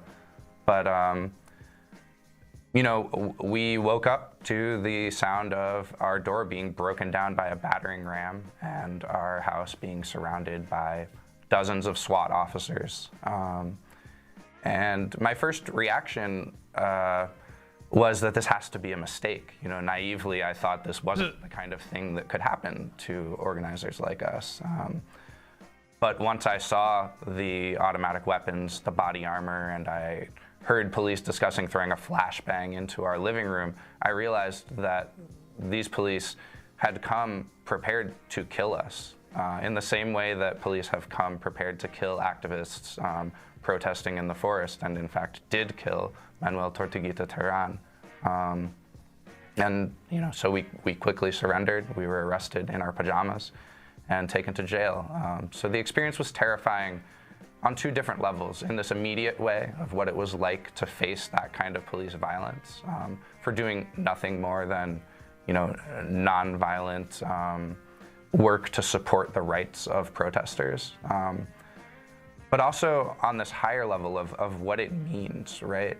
Because if this kind of police violence can be brought, even against organizers like us who do nothing more than make sure that activists have access to lawyers, who make sure that they're able to make bail if they can't afford it themselves. If this kind of violence can be brought against people like us, who is safe in this city? And what does that mean for the right to protest and democracy? And Mona, what happened at your bail hearing on Friday? That was beautifully said. And so let's leave it there. I want to talk about some more police corruption. Let's go up to New York, where a cop is blowing the whistle, the NYPD, and their get out of jail free cards. Matthew Bianchi claims superiors retaliated against him for writing tickets for people holding corrupt courtesy cards. Matthew Bianchi became a Staten Island traffic cop in 2017, 2 years after the New York Police Department assigned to enforcing traffic violations and issuing tickets. In the first 2 years on the beat, he received stellar performance evaluations, but in November of 2018, a year into his career in the traffic unit, Bianchi issued a ticket to a civilian who held a New York City Police Department laminated courtesy card, an unofficial credential issued to NYPD officers based on their union affiliation that can then be distributed to family members and friends to carry with them. What happened next is the subject of a lawsuit against the city and a police captain. According to Bianchi, who is a Cuban American, courtesy cards are used to maintain a system of impunity, a get-out-of-jail-free card for families and friends of NYPD officers to avoid traffic tickets, a growing source of revenue for the city. Bianchi claims his superiors retaliated against him for his stance against the corrupt cards after he was warned by an official with the Police Benevolent Association, New York City's largest police union, that he would not be protected by his union if he wrote tickets for people with the cards, and if he continued, he'd be reassigned. I tell you, you never hear right-wingers complain about the police unions, and they are absolutely the most corrupt. Some instances, the complaint said, Bianchi was reprimanded for writing a ticket to a relative or parent of an officer. In others, his commanding officer reviewed body camera footage to see if he was giving motorists with cards a hard time. I see card after card. You're not allowed to write any of them up, he told the Associated Press. We're not supposed to be showing favoritism when we do car stops, and we shouldn't be giving them out because the guy mows my lawn. Bianchi told his precinct commander that he did not agree with the courtesy card policy and claims he was told, is it better to be right or better to be on patrol? The lawsuit cites several instances where his NYPD colleagues complained about his ticket writing, including on Facebook. They took to Facebook to complain about him. Little bitches. Still, Bianchi continued, ultimately writing up traffic stops in which he in effect ignored or questioned courtesy cards carried by fellow cops, family members, and friends. In one instance, he issued a ticket for speeding to a woman who'd blown through a red light. She still complained about the speeding ticket, despite being given a break on the light as a result of her PBA card. In the complaint, Bianchi claims the NYPD violated his First Amendment right to speak out as a citizen regarding a matter of extreme public concern.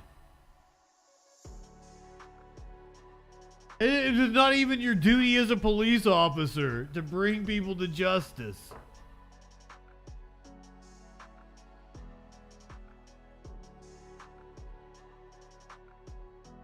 All right, we are within an hour, 2 hours of Donald Trump speaking from Bedminster.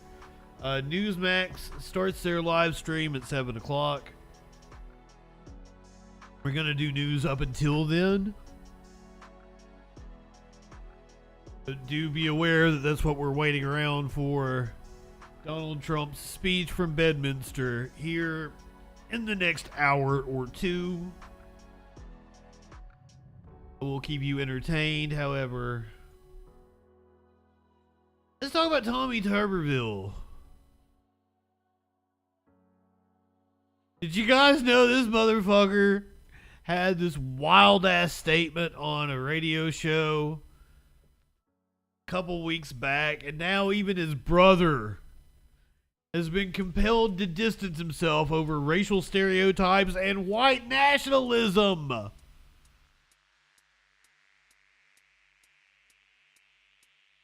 God, this is from like 2 weeks ago. Okay. The brother of U.S. Senator Tommy Tuberville is speaking out on social media, saying he is compelled to distance himself from some of the lawmakers' recent statements. Due to recent statements by him promoting racial stereotypes, white nationalism, and other various controversial topics, I feel compelled to distance myself from his ignorant, hateful rants. This is according to Charles Tuberville in a Facebook post. What I'm trying to say is that I do not agree with any of the vile rhetoric coming out of his mouth. Please don't confuse my brother with me. Thanks, Charles Tuberville. Attempts to reach Tuberville's office for comment were not immediately successful. Tommy Tuberville has been criticized in recent weeks for several comments. In an interview with WBHM in Birmingham, when asked if he believed white nationalists should be allowed to serve in the military, Tuberville said, in referring to the Biden administration, they call them that. I call them Americans. My God. Let's hear this audio. From WBHM News, I'm Andrew Yeager. Alabama's senior Senator Tommy Tuberville has roiled some in the military by blocking Department of Defense nominations. It's in protest of new Pentagon policies concerning abortions. Tuberville spoke with WBHM's Richard Banks recently about the move, but they began their conversation with another issue the Republican has pushed, an effort to bar transgender women from participating in women's sports. Content warning. Given all the initiatives you're working on in the Senate, why put so much focus on this topic compared to other issues that affect Alabamians? It's going to affect everybody all over the country, and the problem we're having in the next couple of weeks is Joe Biden he's legislating from the White House, and he's basically doesn't care about women's sports in Title IX. He's going to take a sledgehammer to it, because this next couple of weeks he's going to executive order any school in 2023, starting this year, if you do not abide by his law in terms of males playing against women in sports, you'll lose your federal funding. Title IX is going to go under if we continue to get this type of legislation from Joe Biden. The DOD nominations, you have single-handedly blocked critical Department of Defense nominations to protest new Pentagon policies, ensuring that service members have access to reproductive health care, including reimbursement for service members who must travel to obtain abortions. Military leaders, as well as members of your own Republican Party, have expressed concern, even outright frustration over your hold on these nominations. Let's say your actions have no effect on military readiness, a claim that you made in a press release. However, how do you think those actions look to our military adversaries? Well, it goes back to one thing that I talked about, legislating from the White House and from the Department of Defense. We've had an abortion policy. This is not about abortion. We've had abortions for years in the military. We have a law in this country called the Hyde Amendment, says taxpayer money will not be used for abortion, because some people believe in it, some people don't.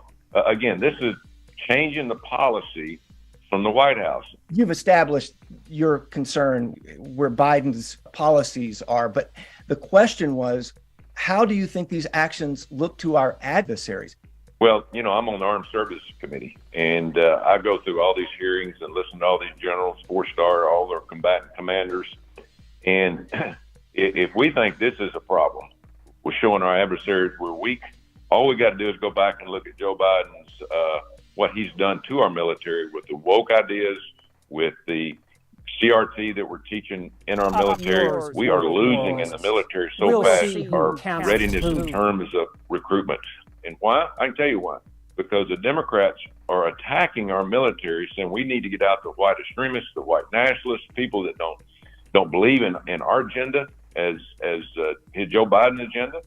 They're destroying it. This year, we will not reach any recruiting goals in the military. So if we want to talk about looking weak, kicked out Nazis, that's where we're going to look weak. We cannot start putting rules in there for one type, one group, and make different factions in the military, because that is the most important institution in the United States of America and our allies, is a strong, hard-nosed killing machine. That sounds about right. Our military. You mentioned the Biden administration trying to prevent white nationalists from being in the military.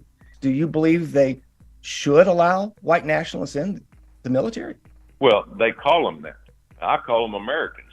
What happened after January the 6th, and I was here on January the 6th, we were attacked on the Senate floor saying that all these people that came into the Capitol were extremists. They were against the country. There was a lot of people, there was probably 100 of them that came in, broke windows and broke doors that should have been locked up. They stole a door. America, but there were hundreds of thousands that didn't come in outside that were true Americans that believe in this country. But right after that, our military and Secretary Austin put out a order to stand down, and all military across the country saying, we're going to run out the white nationalists, people that don't believe how we believe. And that's not how we do it in this country. We have got so much division up here that not for the country. You know, this is not for any individual. This country is for all of us, and we're all the same. Including the Nazis. Rich, poor, black, white, it doesn't make any difference. Everybody's an American, has opportunity to make this country better. We've made it 247 years, but I'm going to tell you what, we're walking a tightrope right now. How much longer this country is going to make it, as we all know it. That was Republican U.S. Senator Tommy Tuberville speaking with WBHM's Richard Banks. There you go. That is the reason why Tommy Tuberville's brother is distancing himself. During a 90-minute interview last week with Donald Trump Jr. on his streaming show, Triggered, Tuberville said of teachers in inner city schools, I don't know whether they could read and write. Oh my God, this is one of the dumbest men. I can't believe he got elected to the Senate.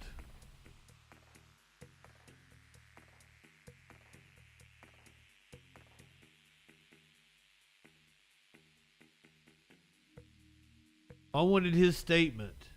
We don't have the video. I didn't know that Donald Trump Jr. had a show called Triggered. Tuberville has also been criticized in recent months for placing a hold on promotion or reassignment of almost 200 military officers. Because they're too woke. They're too woke. Up yours, woke moralists. We'll see who cancels who. Yeah, speaking of Alabama, the Alabama House is doing its part to root out extremists here in the United States. Extremist groups like Antifa. Oh, wait, what? Antifa? I thought white nationalists were the problem. Alabama House Republicans seek terrorist designation for Antifa.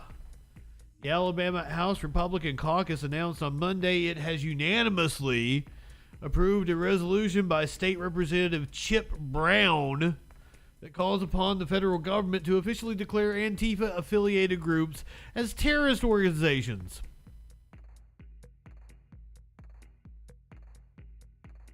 This is from about a week ago. Because Republicans hold a supermajority in the chamber, issue-related caucus resolutions carry the same weight and importance as House resolutions.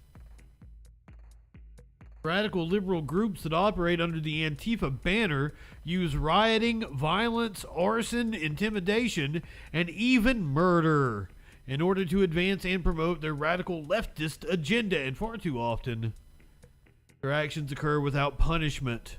Antifa and its affiliates are the very definition of domestic terrorists, and it is time for the federal government to classify and treat them as the same as ISIS, Al-Qaeda, and other organizations that utilize the same violent tactics. State that brought you Nazis are just Americans. Also get Antifa with a terrorist designation, or we're urging the federal government to give Antifa a terrorist designation. Let's talk about workers. Let's talk about workers for a little bit.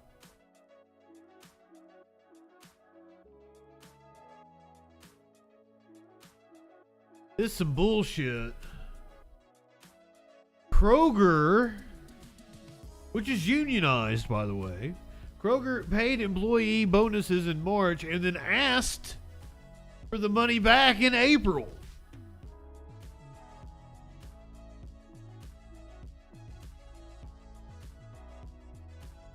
Kroger employees complained for months about payroll mistakes that made their checks too small, but it turns out it's also a problem if your bonus check is too large. The company demands a refund bigger than the bonus and overpayment combined. It feels like a slap in the face, said Tabitha Gilvin, a bakery manager at Kroger's Hartwell, Ohio store. I worked hard to get that bonus. I just want what's supposed to be mine. Gilvin is about one of 50 local bakery managers who received incorrect bonus amounts in March when they were included for the first time in the Kroger's store incentive program, according to Kevin Garvey, Local 75 president of the United Food and Commercial Workers Union. The program brought a pay boost to roughly 800 department heads in 110 greater Cincinnati Kroger stores. Only the bakery managers ended up with incorrect bonus amounts, said Garvey, who is working on a compromise to allow workers to pay back their overpayment over time. Jesus Christ. According to the game Monopoly, it should be a bank error in your favor. The company's in agreement, Garvey said. We have an understanding about how we're going to do this, and it needs to be fair and equitable. Kroger provided a statement about the bonus problems. Kroger's values include honesty and integrity. Bullshit. Which means when we make a mistake, we acknowledge it and act quickly to resolve the issue. Several months ago, a small percentage of local associates were paid more than their earned incentive. This was due to a clerical mistake. We immediately identified the error, notified and provided the affected associates with options to return the mistaken overpayments in a way that respects both their personal financial situation and integrity. The bonus problem follows a series of payroll mistakes that led to hundreds of union grievances and 4 lawsuits filed on behalf of Kroger employees in 5 states. Fuck you, Krogers. I say that as someone who always used to shop at Kroger, who last time I ordered groceries I ordered from Kroger, because they're unionized. And that was the reason why I supported them. But Jesus Christ. Fuck you, Kroger.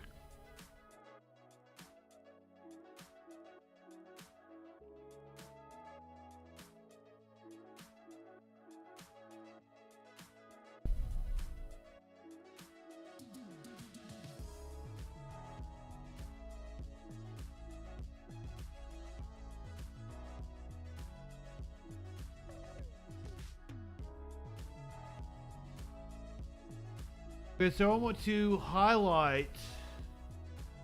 I have to find it.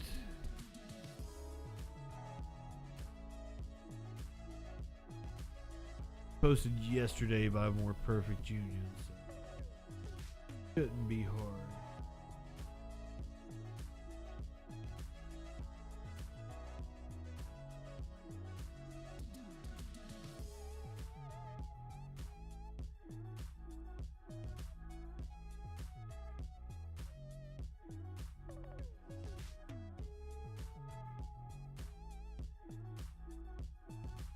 Maybe it is hard.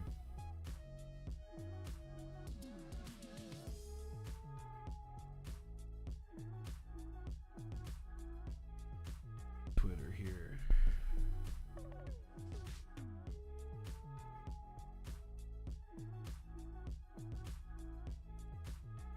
study apparently found recently that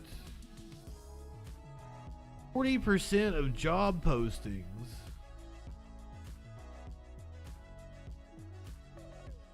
go unfilled.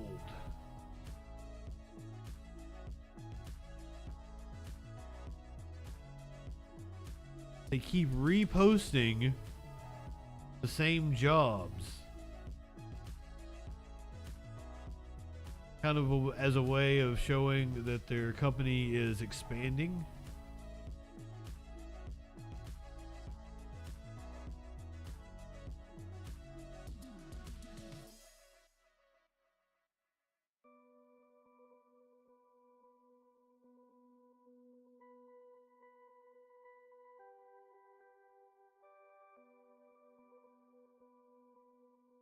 Ghost jobs.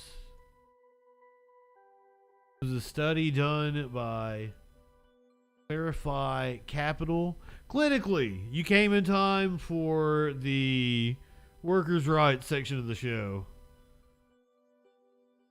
Beware of ghost jobs. 68% of managers had job postings active for more than 30 days. 1 in 10 managers has had a job posting open for more than 6 months.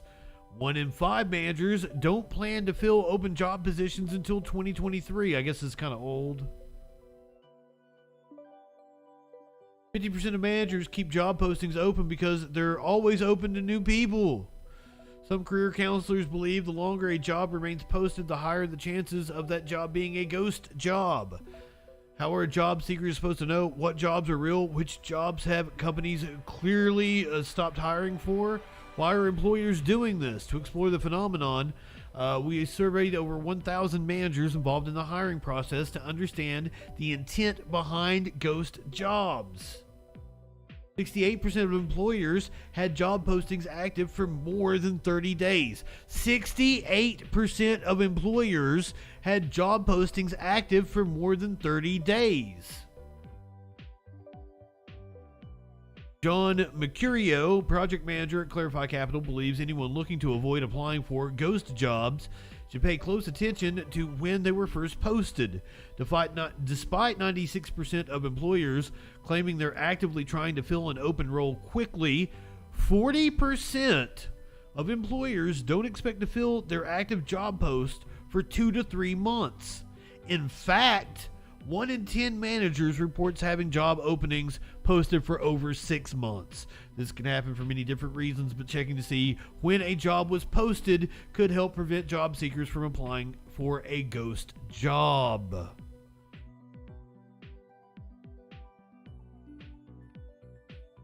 Apparently, the reasons given was that the company is always open to new people or to keep current employees motivated, to give the impression that the company is growing.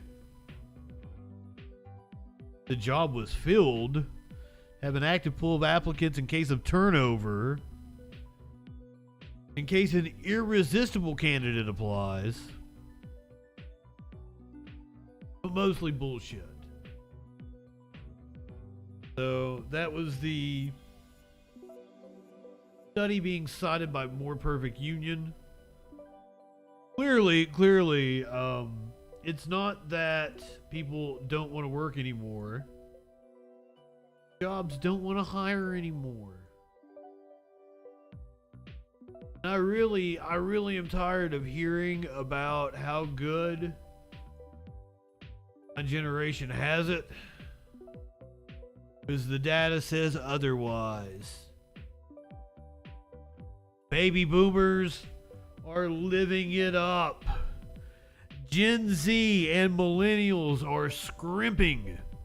Boomers, however, are living it up.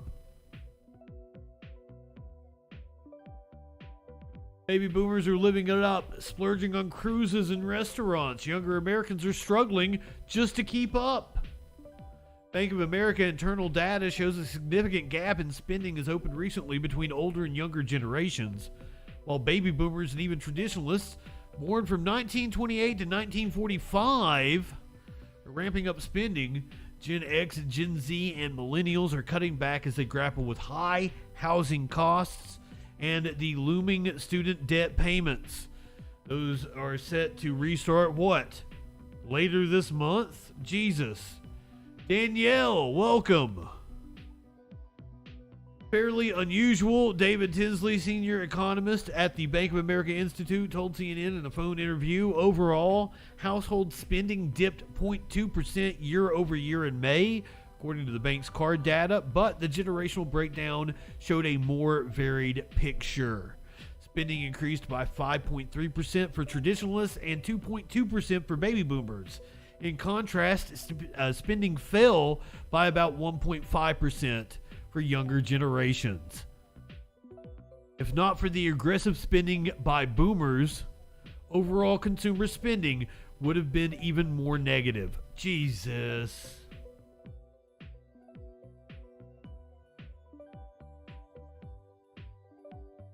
All eyes are on the Fed as they're prepared to meet over interest rates, but this is a CNN video, so I'm going to have to go to a different browser. Never learned my fucking lesson.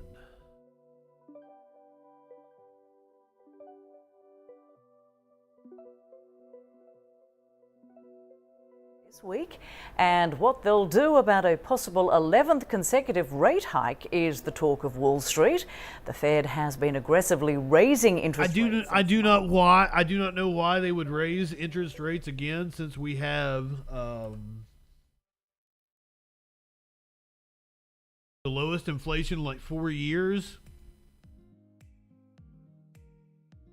This is data that just came out in the last day or so. Sorry to interrupt this video. This is kind of important to the story. Inflation cooled to 4% in May, the lowest reading in 2 years. I'm sorry, I said 4 years. Consumer price growth cooled again in May to the lowest level since March of 2021, the Bureau of Labor Statistics reported on Tuesday. On an annual basis, price growth fell 4%. Price growth climbed just 0.1% month over month. The reading was slightly better than economists' forecast of 4.1% and down significantly from 4.9% rate in April. On a monthly basis, the forecast was for a 0.1% increase, lower than April's 0.4% reading. So inflation once again cooling down, so I don't know why feds would raise rates yet again. Last year, hoping to calm inflation. But it signaled it might skip a hike this month to assess more data and see how the previous increases are working. Good on them. Now at their highest level in more than 15 years. But last month's strong jobs report also complicates things and could prompt the Fed to make a modest move.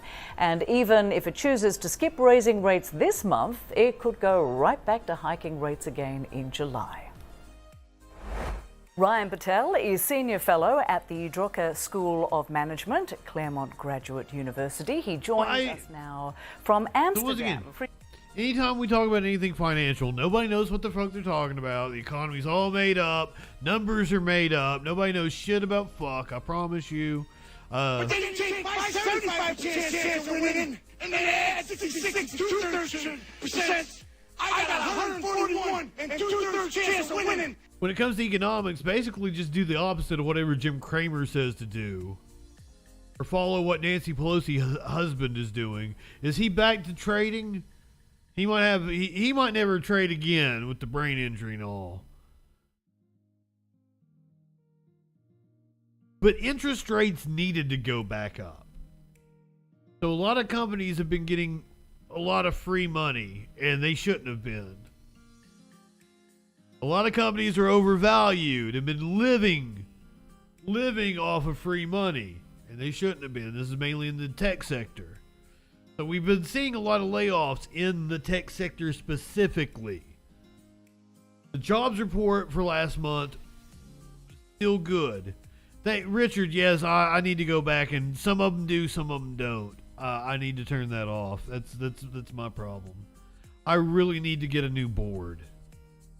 I can't hear myself right now. It bothers me. It bothers me doing. I don't feel my voiceovers that I do for clients are as good as. I got a cue. Completely off topic. I did a voiceover for somebody yesterday, and I woke up this morning to them accusing me of having an AI do it. And I'm like, no, that was me. And then they sent me my voiceover reel, and they're like, I really like this voice in this video. And I'm like, they're both me. Now, granted, I don't think I sound as good with this board. However, I didn't. It was me. Oh, the story of Twitch. Okay, so after the Louisville mass shooting, we played the body cam footage. And I got taken down for playing extreme violence. But at the same, I got a 30-day ban for that. But at the same time, they accused me of trying to evade the ban, which is weird, because it happened at the exact same time.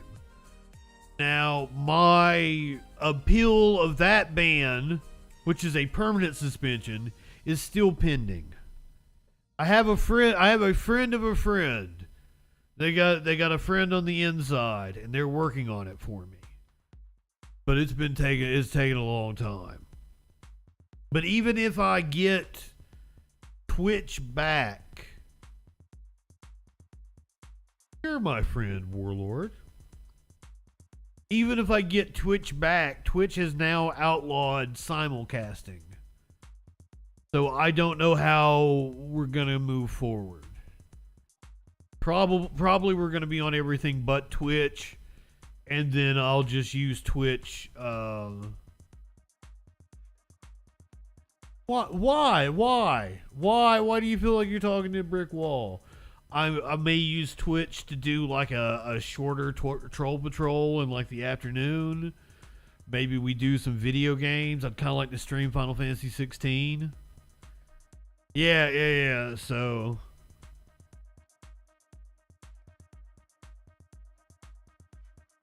Warlord wants video. Do you want me to stream Final Fantasy 16? Are you happy that you got an announcement about Persona? You didn't get an announcement about a new Persona, but a re-release of Persona 3. I had every intention of staying up until 4 o'clock in the morning on Monday morning to play the Final Fantasy 16 demo, and I didn't make it. And I woke up at like 5 o'clock, and I was like, I don't feel like getting up, blah, blah, blah, blah, blah. So I put Final Fantasy 16 up for download, went back to bed, woke up and played it. I've played through the demo already, though. I'm excited for next Thursday. I'm excited. Fucking also announcing the Final Fantasy VII Remake Part 2. It's a good year to be a Final Fantasy fan. Final Fantasy XXX, like you want some hot fucking Tifa action is what you're saying, Warlord? You live in sexual anarchy? Get your mind out of the gutter.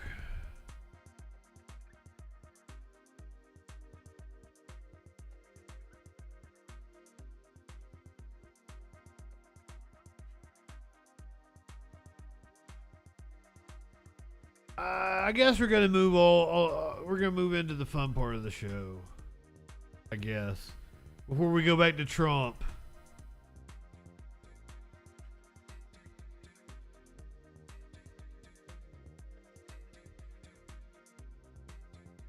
Wait a minute. We might.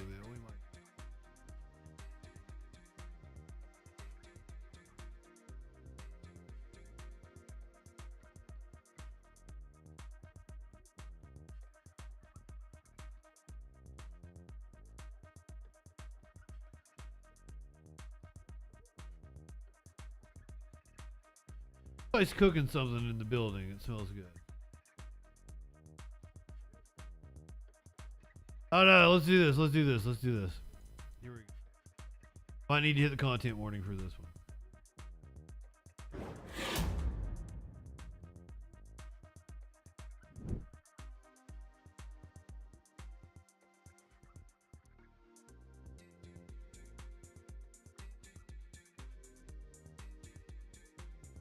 The wild moment a car launched off the back of a tow truck at full speed. Whoa! At their last 1050 rollover. Wow, this happened last week in Georgia. The car went airborne, then flipped before crashing down onto another car. You ain't gonna catch them Duke boys. A 21-year-old woman from Tallahassee was behind the wheel. She survived with serious injuries and is still recovering in the hospital. I would just really like for people who watch the video to see how easy that it can happen and do more to prevent it, because in the end, that's what we're all aiming for, is for everyone to make it to their destination safely. I don't see any lights. I don't see any cones. I don't see fucking, like, yes, a driver should be paying attention to what is coming up on them on the road, but like, I can't tell if there's a curve.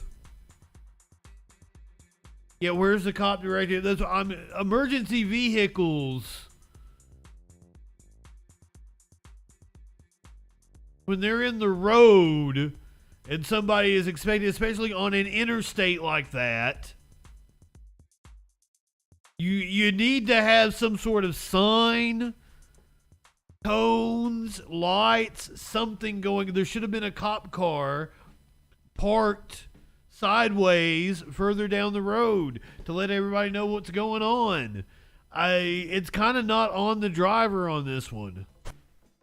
A deputy's body cam captured the wild moment a car launched off the back of a tow truck at full speed. At their last 1050 rollover.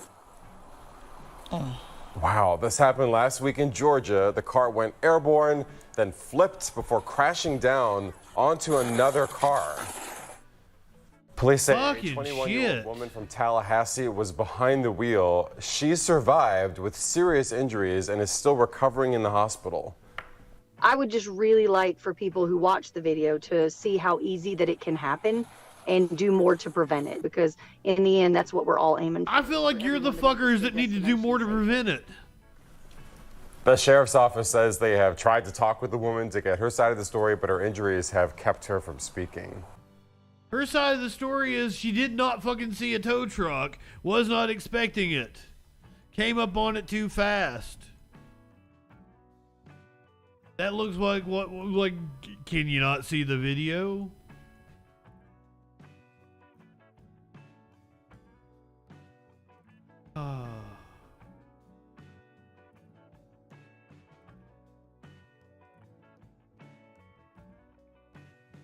You guys want to talk about some wokeness?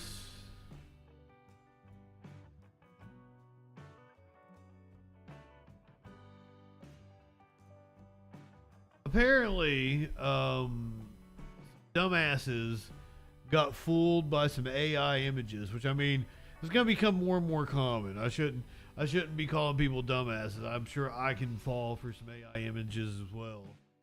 Getting better and better, but they're still not intelligent. I used an AI image on the thumbnail of the show today. Idiots fooled by AI-generated pics of satanic merchandise at Target. Far-right Facebook was sent spiraling last week. Now, this is about a week ago. Over so-called images of children wearing what looked to be Target merchandise covered in satanic imagery. These people, however, are idiots. I agree. You right-wingers are morons.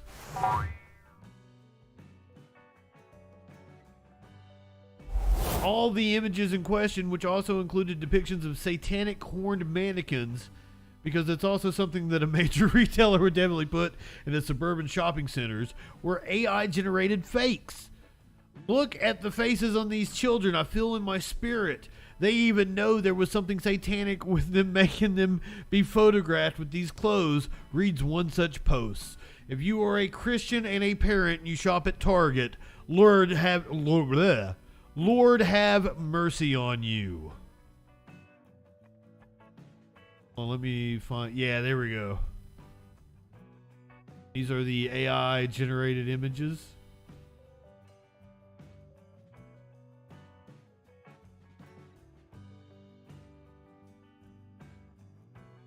Target has really gone over the edge. Not enough they are making girly swimsuits for little boys to tuck. They need to go away too.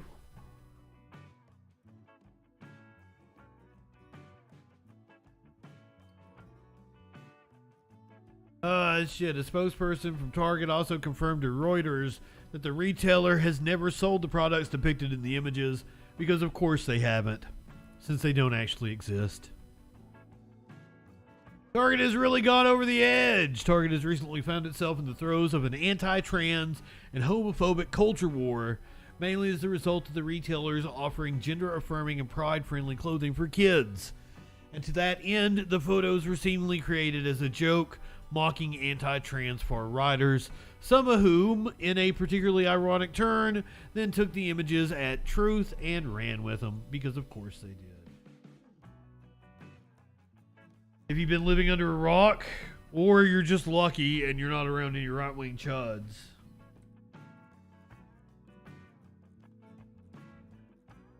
They are fucking upset about everything. And they even making rap songs about how you should boycott Target. I warn you, I'm going to hit the content warning for this one. Content warning for cringe. Content warning for absolute cringe. Ready. Remember what was it on 420, on the anniversary episode on 420? I did the whole thing about how right-wingers are shit at music. I present to you Exhibit H. Yeah. Attention all shoppers, There's a cleanup on every aisle. Target is targeting your kids. They put a target on my back, but they targeting your kids. They don't even need to ask, cause you all know what it is. Yeah, that's why. Oh no, we got a door stream. This agenda gotta stop. Yeah, you know we gonna win when they target, yeah, they target and target. Which remix? Everybody's got a remix of it. Target, yeah, they target and target, yeah, they target. You know that Target's that wrong, trying to play with the kids. It's the mayor of Magaville, I'm preaching again. The mayor of Magaville. You know they cutting these kids, they leaving trannies with scars. Why they pushing the agenda, promoting sexual genders? I'm only rocking with Bruce, don't rock with no Caitlyn Jenner. You think that Like what is up with off-brand DJ Khalid? He ain't winning.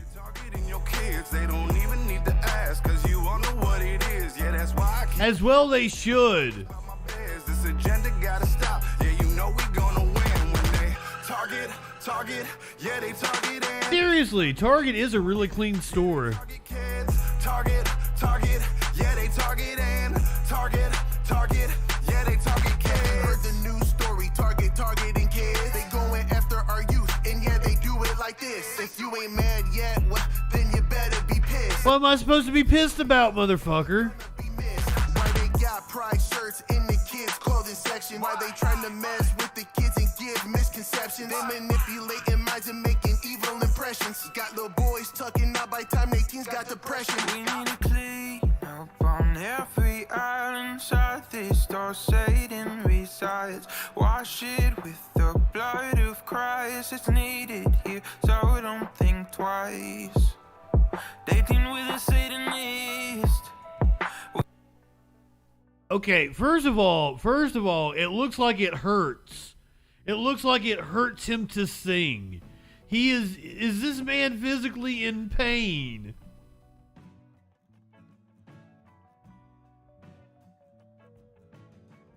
Am I the only one noticing that he's like the grimace on his face as he's doing this? It's needed here, so don't think twice. Maybe he's just got resting bitch face. I don't know. We all know this is the end. God is coming for revenge. Target is targeting. They put a target on my back, but they're targeting your kids. Oh my God! Target is targeting my kids.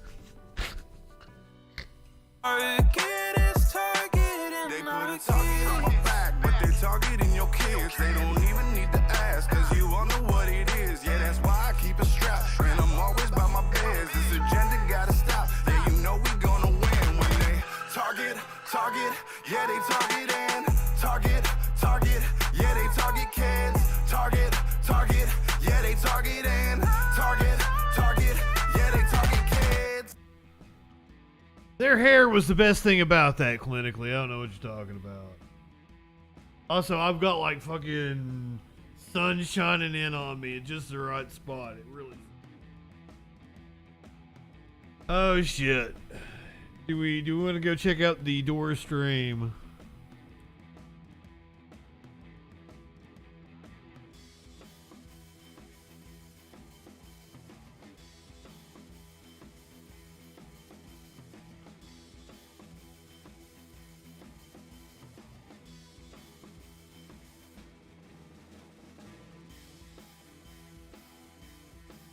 Wait, where is Right Side Broadcast?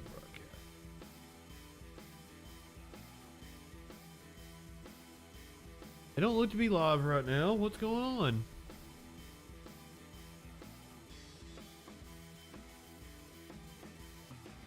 Oh, goddamn you motherfuckers. Figuring out where my apartment is by the way the light's shining on me.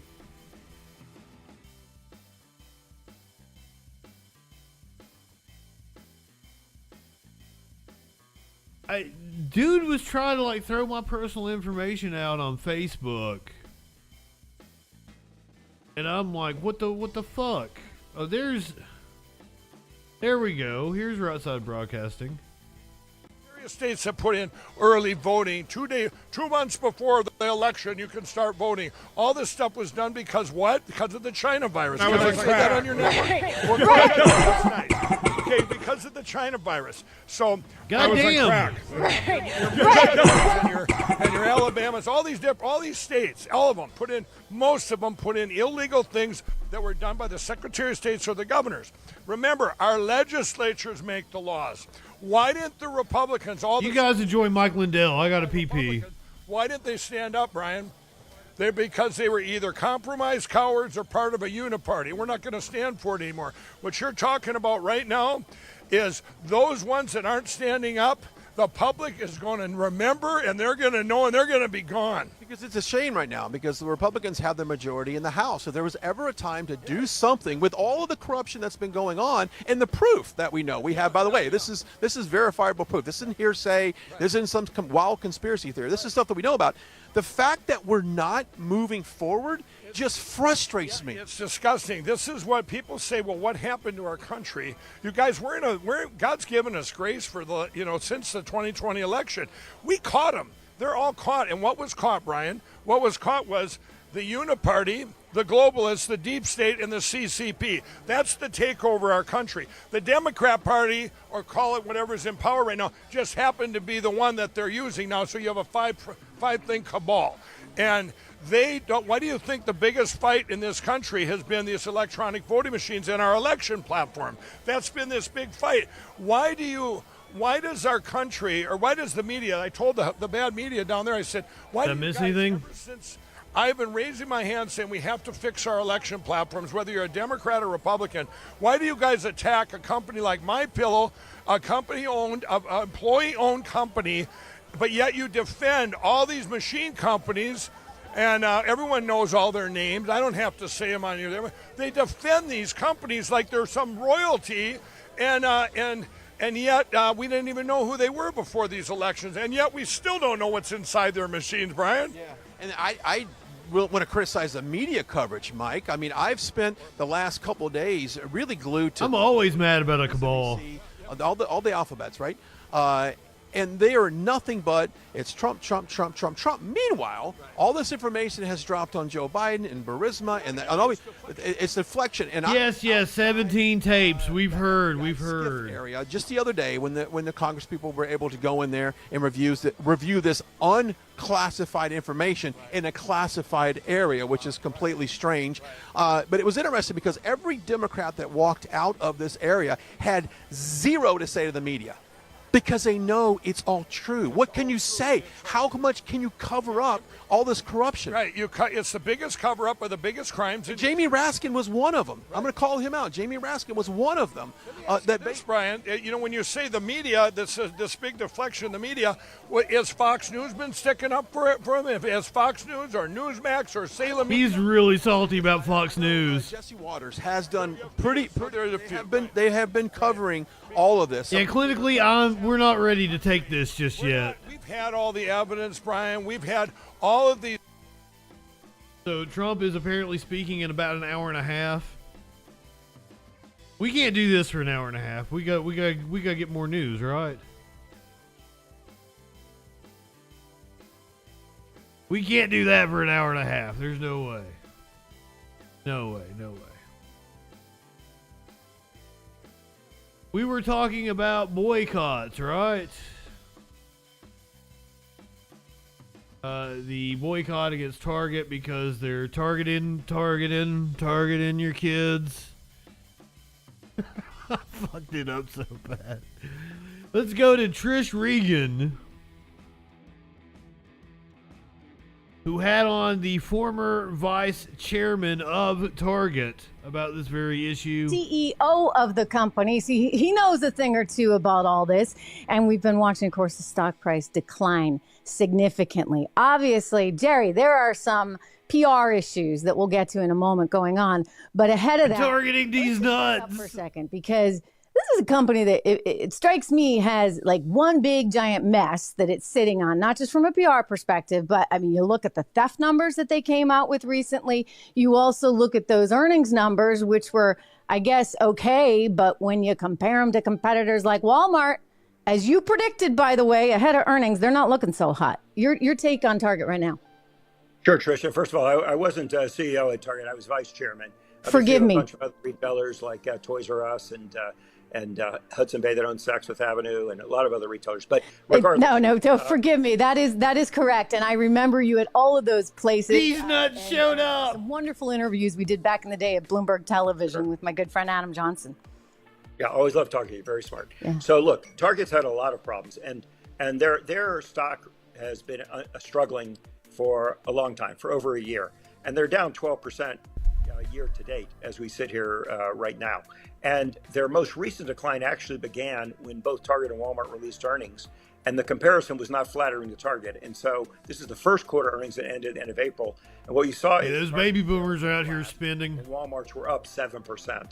And so that's a fundamental issue of performance of the business. And so what's going on there is that the consumer is very stressed, and during difficult times, consumers buy necessities like food, health and beauty care products, and Walmart's far stronger in those areas, plus has a far stronger value emphasis.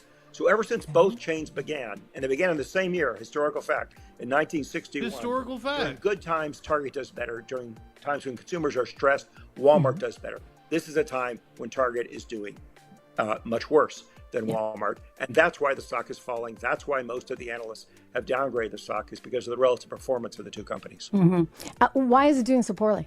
I mean, it's a big, broad question there, but what's your sort of overall view? Some of it's just the times we're in. Target also emphasizes apparel, for example, and this is not a time when people are buying discretionary products like clothing in large numbers. Some of it's just the positioning of the companies and the times that we're in. Also, there are some big execution issues at Target. Ever since their peak in the middle of the pandemic, Target has been having a lot of difficulties getting their inventory balanced correctly. They've been much slower to fix that than their competitors have. They're out of stock on a lot of products that they didn't, used to be in stock on. You used to be able to count on Target to have the product that you wanted. They feel a little off strategy to me, in the sense that they're putting products in the aisles, whereas before they prided themselves on a clean, inviting atmosphere with wide open aisles. There's a lot of promotional activity going on in Target, sort of BOGOs, you know, our listeners will know that. BOGOs? Buy For one, those get of us one, not buy in the one, know.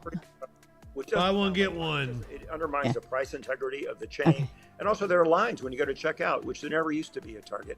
And so, you know, it was sort of this sort of sense of seamless shopping, you know, that really made Target do quite well. So there's a lot of economy-wide pressures on Target right now. And there are a lot of specific issues where the company has some work to do. Well, it sounds like to me this is kind of a management issue. I know in having spoken with you in the past that you were pretty hands-on, and in your role at the company really took things like inventory very, very seriously. You had a meeting once a week early in the morning. Wokeness is killing the to Target. address the inventory I'm issues. sorry, the Now talking about Target. inventory issues. I mean, is this an algorithm thing, or is this just nobody really minding the store, literally? Look, the management there has a fine reputation. Brian Cornell did great for many years at Target until he hit the recent bumps there. I'm not inside the company. I can't see the numbers. Don't know what's going on a day-to-day basis. But there are certainly. I don't like the way she's looking at me. The business that did not. What the fuck? Brian Cornell, CEO now of the company, and again, as we look at the stock price, having lost quite a bit of ground. That unnerved me. Upwards of $12 billion, really, just in the last couple of weeks. Now, I know a lot of people, especially in conservative media, want to put it on this particular product, a few particular products, and some of the pride displays going on, and that's part of it. But we're talking again with a former executive there at the company, Jerry Storch, who has a lot of reasons why he thinks that this company is challenged right now, including whether or not it can keep up in this economy, and also the sort of tactic overall. Who can keep up in this economy? Having messy aisles and long checkout lines.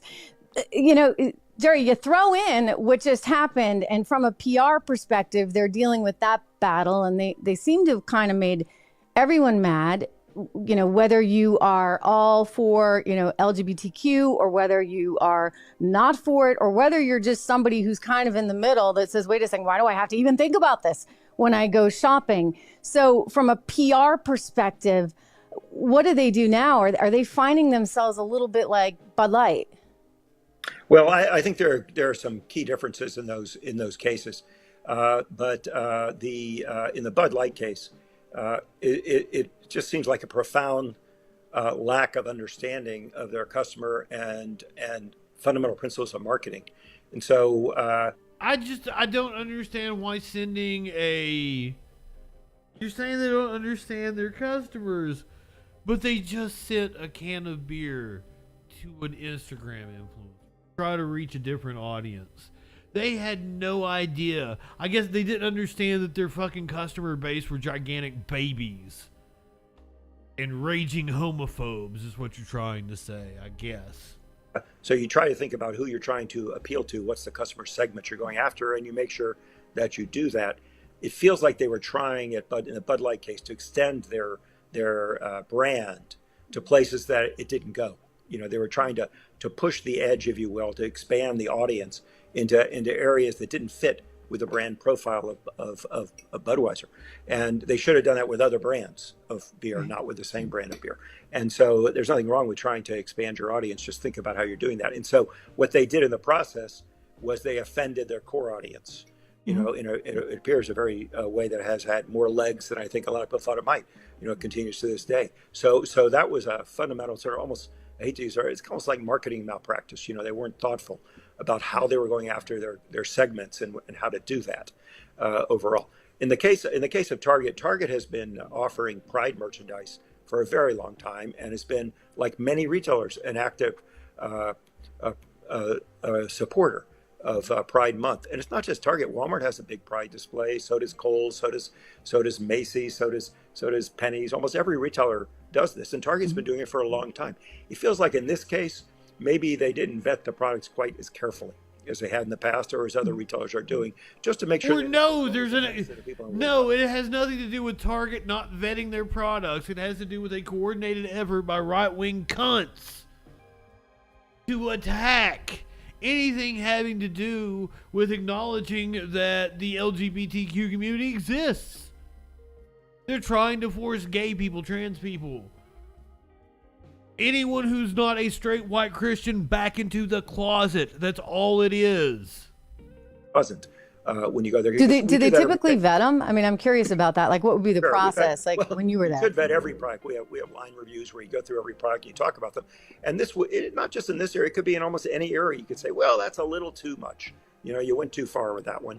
Where people are always trying to push the boundaries of what's in and what's out. And we make decisions about this in all kinds of areas, not just in this area, but whether, you know, related to anything that could potentially be controversial. You think through it, whether or not it's really worth it, because we want to love everybody. You have love for people on you know, sort of on all sides of an issue, people everywhere, and so you want to show that in what you do. So you think about both the people you're trying to support as well as people that might be offended by what you're trying to do. and then maybe you should bring your inventory people in and say, well, wait a second, like, how many of these are we really going to sell? Like, how big of an audience are we really going to reach with this? Because otherwise you're going to be left with a whole lot of inventory in a specific swimsuit line. I'm sure they didn't buy very much of this, to be honest with you. This is more a matter of just showing support, as all retailers do. And so clearly Target made some mistakes here, what they put in the assortment and how they dealt with it after the fact, or else they wouldn't have been singled out. I mean, go to any retailer and you will see private merchandise today. Sure. So it's really the nature of a few of the products and the way that their response was handled. And the answer has to be the same general principle that I mentioned before. And people say, what are you talking about there? But show love. That's what you have to do. Think about your entire audience and say, how do I show love? And so that always has worked for me. I remember a time when I was at Toys R Us, and we owned Babies R Us, and that we had the first Baby of the Year contest, and the first baby turned out to be born to an undocumented immigrant. And according to the rules of the contest, they shouldn't get the prize because they didn't have a tax ID number or something. And people were up in arms on all sides of it. And so we thought about, what do we do about this? And then you know what? The second Baby of the Year too, that's a good baby too. So we gave everybody, both of them, the two babies, the prize for, it's really for their future education. And we put out a big press release. We love all babies. Aww. And it ended instantly. Who doesn't love babies? Yeah. Well, that's a good solution. Like, you know, you used to be over at the State Department. Listen, right. I mean, this is a problem for corporate America, though, is it not? I mean, how do you dodge these landmines? I mean, they keep coming up. And you got to be able to kind of almost make everyone happy and not get too political. Well, I think you have to have sincerity. And so I always remind people that whether it's our employees, whether it's our customers. Sorry, you forgot to think about the white people. This country's pretty divided right now. And so anything you do, it should be real. It should be sincere, not an attempt to demonstrate something else, but it should be doing. This is hilarious. Should be doing. And so that should be the guiding principle. And wherever possible, you just try to keep out of politics altogether. And I would say separate what you think individually, because you or I may think different things. You know, most of the country, if you look at the polls, seem to be somewhat more socially liberal and fiscally conservative. But we never have choices like that. What does that even mean? Choices. So given that makeup, how do you handle it? I remember we had a forum, again, back at Toys R Us, which is based in New Jersey. And we had Governor Chris Christie come to speak. And so he spoke, and people were polite. They loved Chris Christie's a piece of shit. And, you know, New Jersey General, a little bit of a blue state, if not purple. So then we had Cory Booker come. Cory Booker's a very interesting man, but you know, on the other side. And so we brought both of them, and that way we were not taking sides. But yet we weren't trying to pretend like we didn't live in this world. No. I mean, there are solutions. I think you got to have thoughtful people at the top. What's the fate of Brian Cornell here? What would be your number one piece of? Don't care. You're boring me. But the rest of this was fascinating. I was fascinated by this.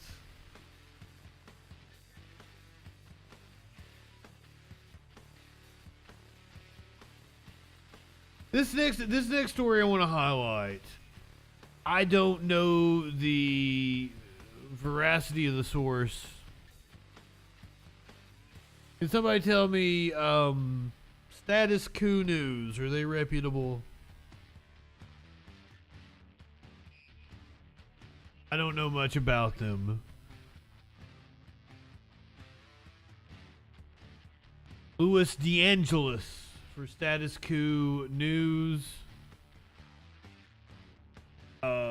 They seem to be on like I'm afraid they might be tiptoeing over towards like the gray zone and the Jimmy Dore side of things, but I don't know for certain on that. So we're reading from Substack, and we're reading from a source that we don't know that much about, so keep that in mind. However, I see that's what I'm feeling like they do some good work, but I can't vouch for it myself. Oh, Jordan hates Dore. Hell yeah. Fantastic. Okay, so was on TYT and then went indie. Perfect. So we seem to be getting news from a reputable source, and I believe this 100%. The CDC lied about its guidance against testing East Palestine residents for cancer-causing vinyl chloride.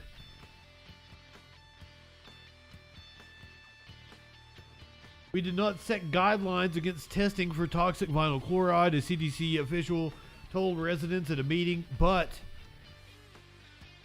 as SC broke, the CDC most certainly did. Someone is lying, East Palestine residents say.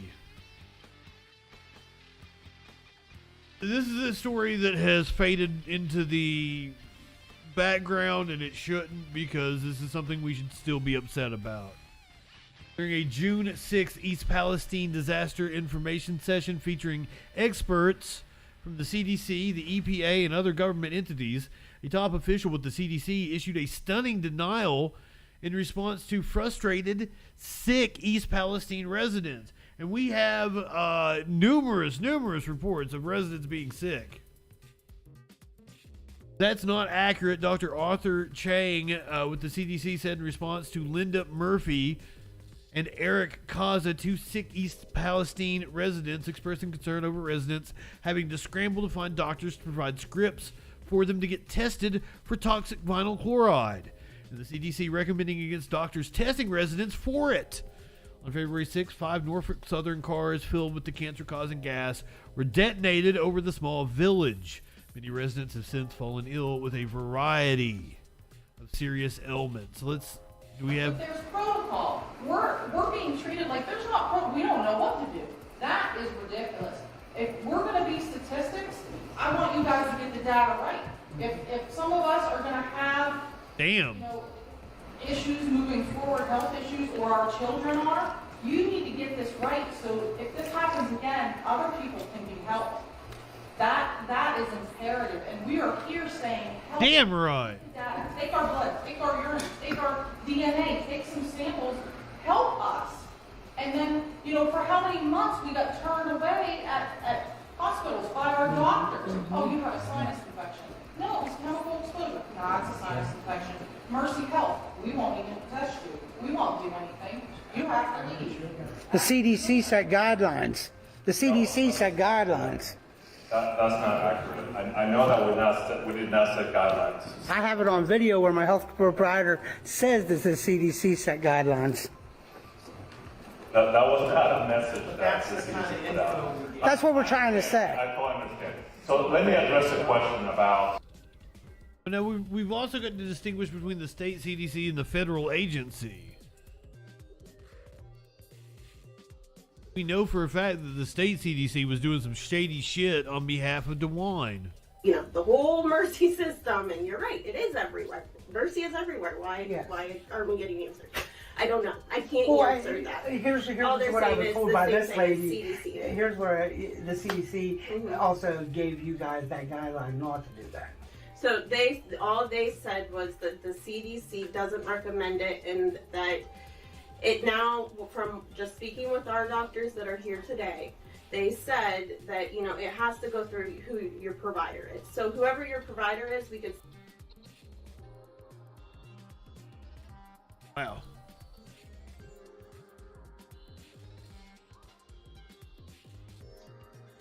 Whole mess in East Palestine deserves far more attention than is being paid to it. But we've got other natural disasters going. God damn it. I clicked off of it. Fantastic.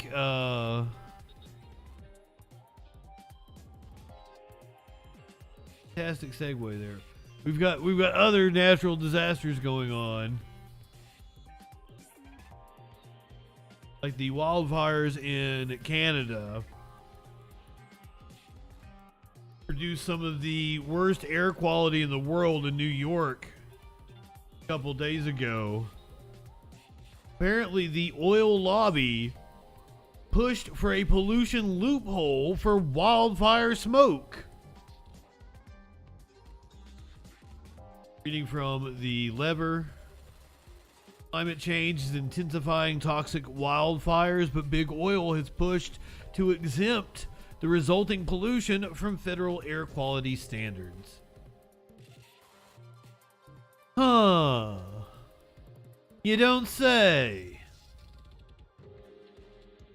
75 million people nationwide have been under air quality alerts as days of smoke-filled skies sent soot levels soaring more than 10 times beyond what federal regulators consider safe for breathing. But in federal air quality data, it will be as if those days never happened. That's because a big oil-backed exemption in federal environmental law allows states to discount pollution from exceptional events beyond their control, including wildfires.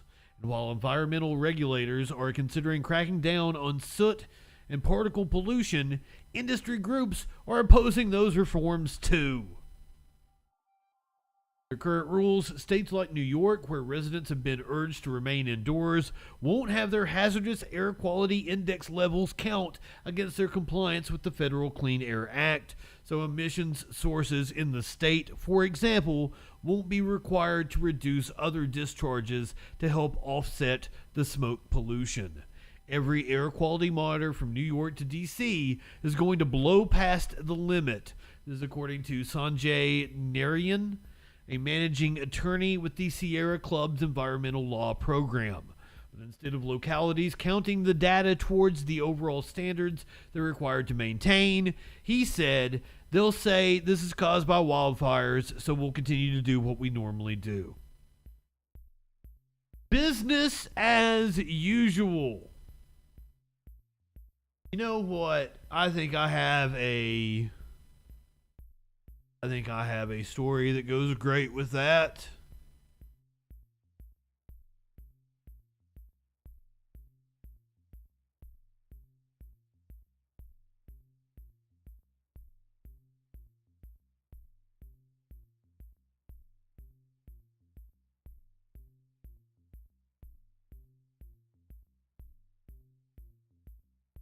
Only it is in a French newspaper.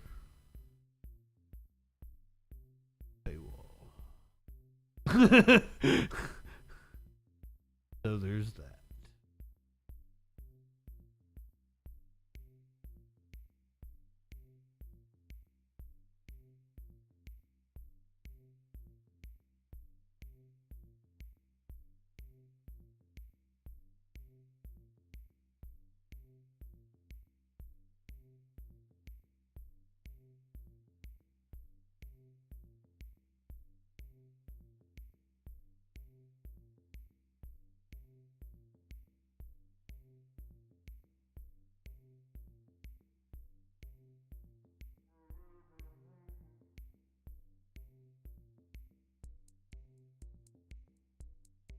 You know what? I can't find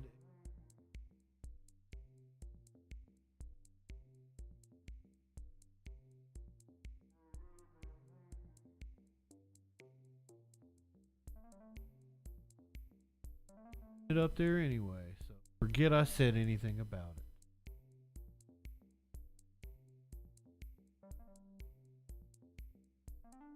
I'm not high enough for this shit either. Thank you, Danielle.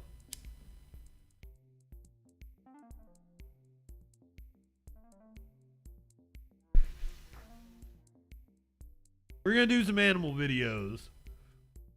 First, I want to highlight an animal story that needs a content warning.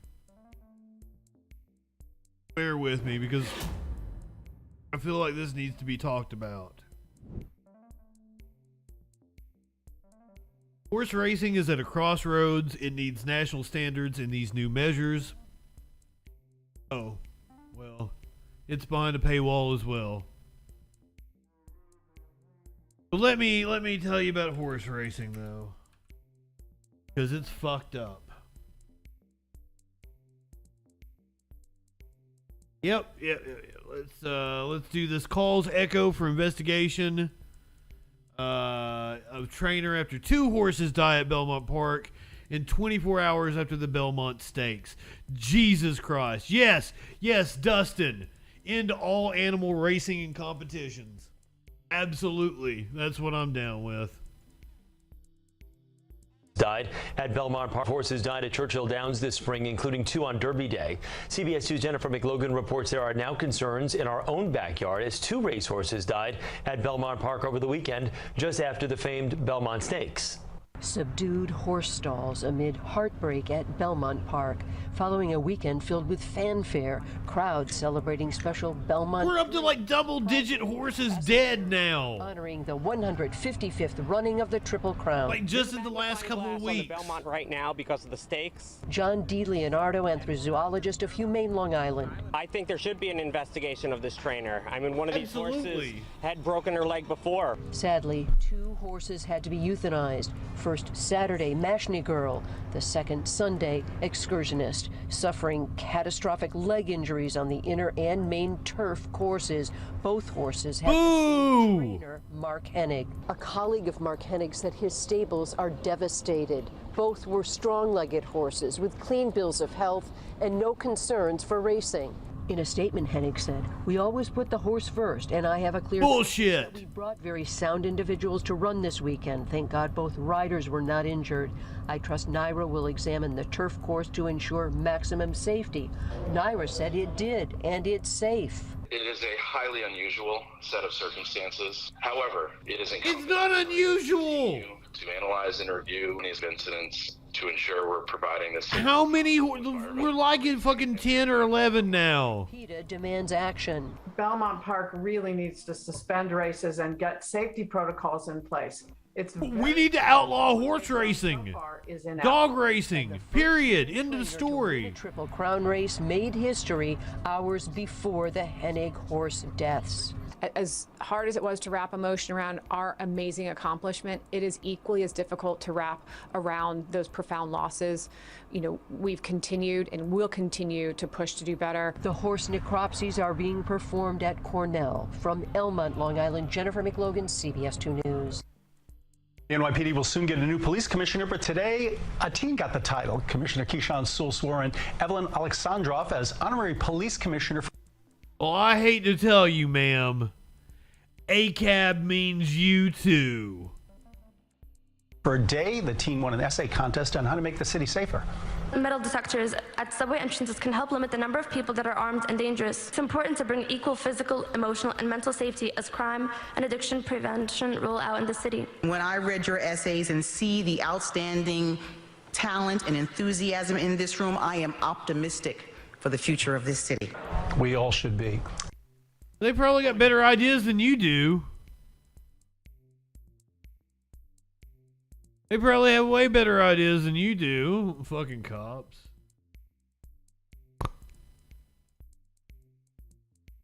I snorted.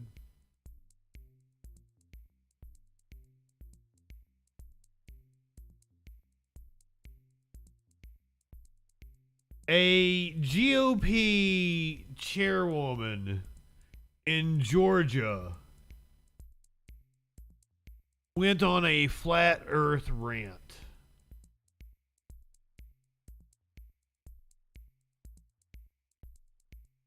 Here you go.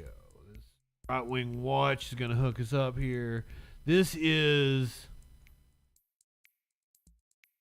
Candace Taylor, and spelled like a white woman. Candace Taylor, and not spelled the way any other person in the world would spell Candace. Candace Taylor, who ran for governor in 2022. More and more, I'm like, it doesn't make sense. So, is it or not? I don't know 100%, but it's just, it doesn't make sense the other way. Oh my God, guys, it's Jeb. It's Jeb. What up, Jeb? I will never not say your name without excitement.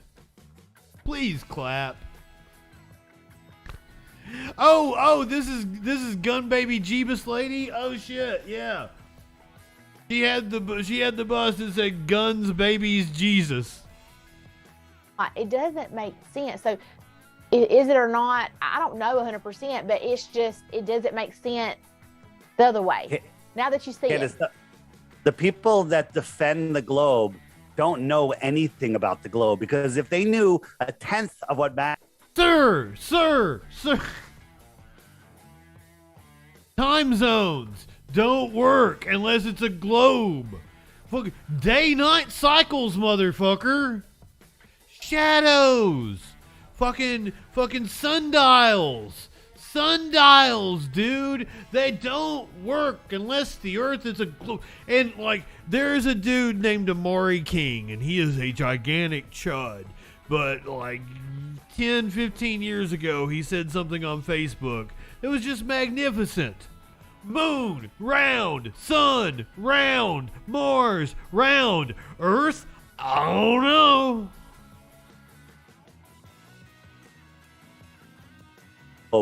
Don't know anything about the globe, because if they knew a tenth of what Matt and I know about the globe, they would be flat earthers, because it's absolutely ridiculous. I can't unsee this. All the globes everywhere. I turn on TV, there's globes in the background, there's globes on there right here. Like, this would be a globe if I was a normal person. Like, everywhere there's globes. You see them all the time. I mean, it's constant.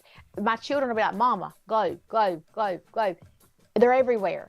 And that's what they do to brainwash. And so for me, if it is not a conspiracy, if it is, real, why are you pushing so hard? Everywhere I go, every store, you buy a globe. There's globes everywhere, every movie, every TV show, news media. Why?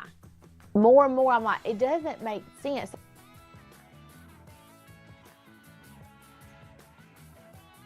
Because the earth is round? Why do you see globes everywhere?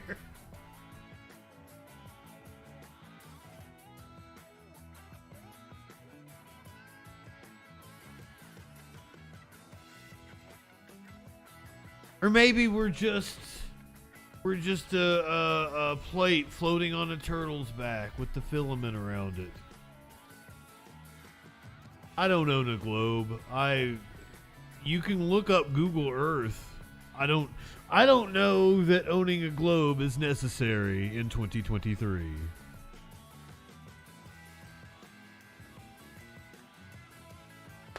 Why are they pushing cars so hard? Well, Dustin, that realistically has to do with the automotive industry and the oil and gas industry, but we'll not get into that. You want to hear her one more time? So, is it or not? I don't know 100%, but it's just, it doesn't make sense the other way. Now that you see it. The people that defend the globe don't know anything about the globe, because if they knew a tenth of what Matt and I know about the globe, they would be flat earthers, because it's absolutely ridiculous. I can't unsee this. All the globes everywhere. I turn on TV, there's globes in the background, there's globes on there right here. Like, this would be a globe if I was a normal person. Like, everywhere there's globes. You see them all the time. I mean, it's constant. My children. You must not be American if you're talking about going on vacation. They're everywhere. And that's what they do to brainwash. And so for me, if it is not a conspiracy, they're brainwashing you into the heliocentric model of the universe. Wait a minute, that's revolving around the sun, not planets being round. I'm sorry, I'm a little rusty with my cosmology. Is that what you call it?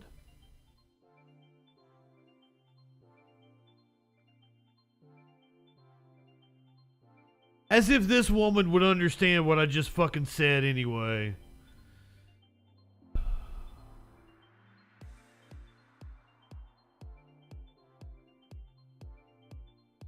I know you guys really like seeing right-wingers get their comeuppance. Oh, hold on. Before we do that. So the thing we just watched, that woman we just watched.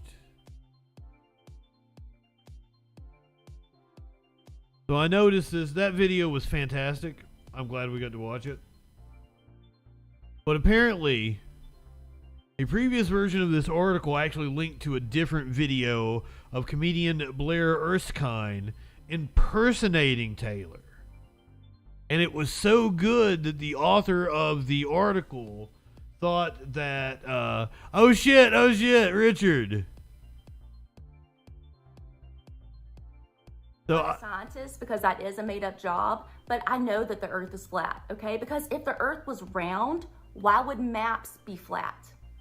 They can never answer that. People would be like, well, oh, if the Earth is flat, then what about night and day?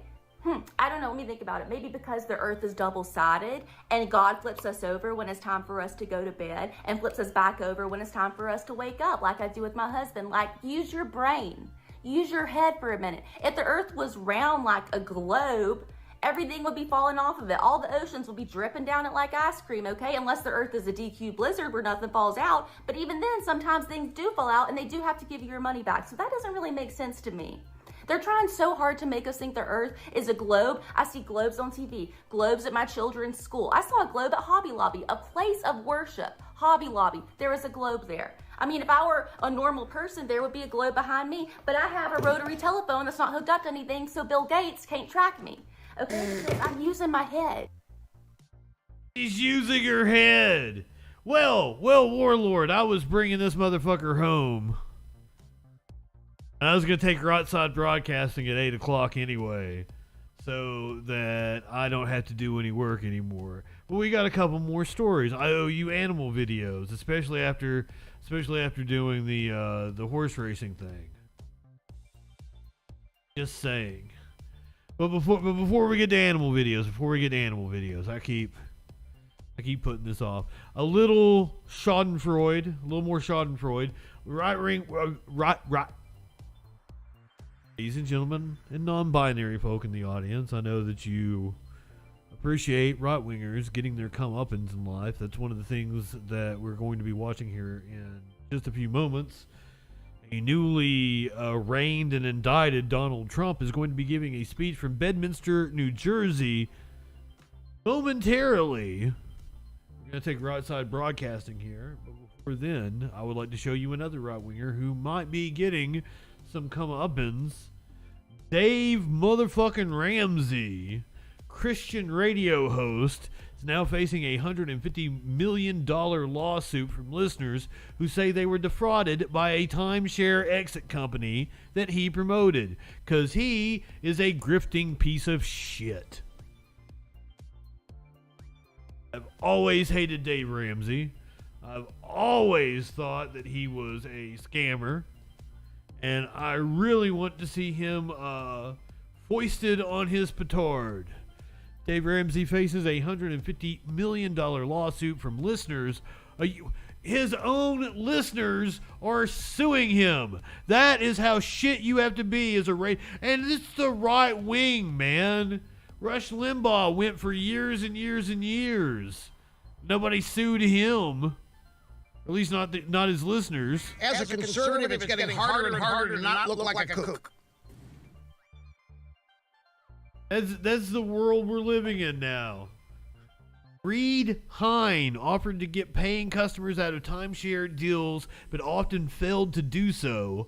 Lawyers say Ramsey was paid $30 million to promote Reed Hine over a period of 6 years. John Oliver actually did a fantastic segment, hoisted by Captain Picard. John Oliver did a fantastic segment on both timeshares and these companies that are supposedly going to get you out of timeshares. Christian radio host Dave Ramsey is facing a $150 million lawsuit. Couldn't happen to a nicer. From 17 listeners who claim he played a role in defrauding them by promoting a timeshare exit company. Filed in April against Ramsey and marketing company Happy Hour Media Group in the Washington Western District Court argued that the radio host promoted timeshare exit team to the financial detriment of his listeners. The The suit was first reported by Religion News Service. Ramsey provides financial advice to millions of listeners on his radio show using teachings from the Bible. I never hear anything about a debt jubilee or giving everything you own to the poor now, do I, Dave Ramsey? Listeners were called to ask for advice on managing their finances, with one couple in May seeking help on their debts of $760,000. I would assume that Dave Ramsey's advice is to buy his fucking book.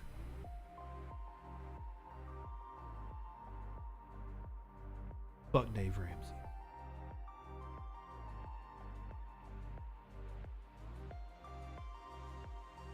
A little music news. Let's do music news.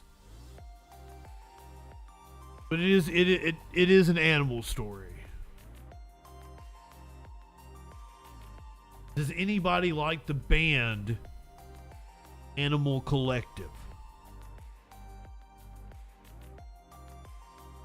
Google thinks the band Animal Collective is actually a band by the name of Anal Cunt. So apparently the search engine is confusing the experimental pop band with a grindcore band. Makes way more sense. Look at these happy guys in Anal Cunt. Animal Collective is an experimental indie pop band beloved for their intricate arrangements, ornate vocal harmonies, and abstract lyrics. Anal Cunt was a grindcore band that lived up to its name by making aggressive, outrageous, and offensive music. The two groups couldn't be more different, and yet right now, Google is confusing one for the other.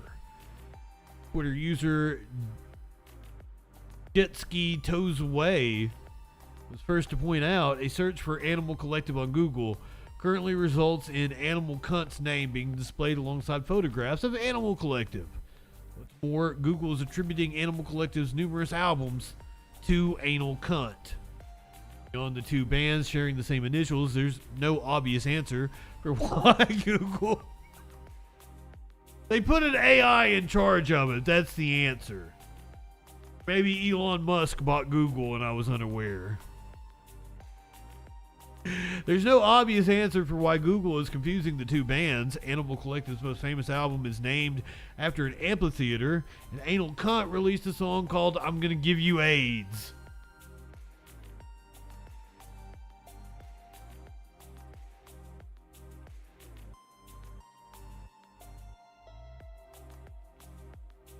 Animal Collective has a publicity photo in which they pose with a cute dog, and Anal Cunt's late leader Seth Putnam was once photographed shooting up heroin while receiving oral sex. Animal Collective's members are all alive, and Putnam died of a heart attack in 2011. There's literally nothing the two bands have in common, but don't tell that to Google. And whoever said AI couldn't be funny. That just the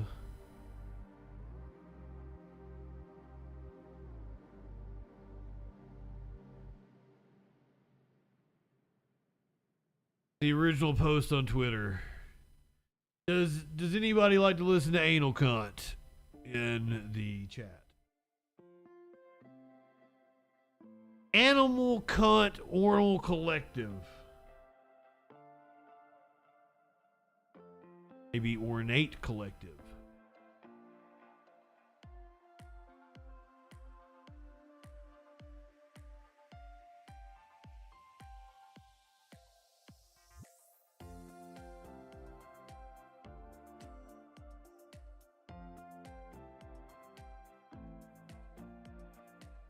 A raccoon politely orders a donut from a drunken drive-thru. From a Dunkin' drive-thru like a regular.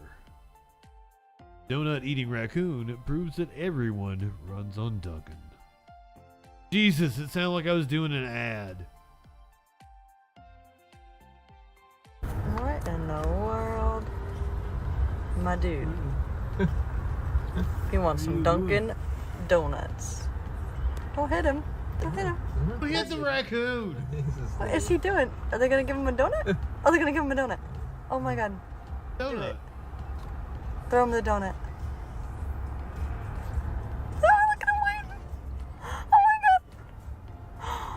Oh my god. Oh my god.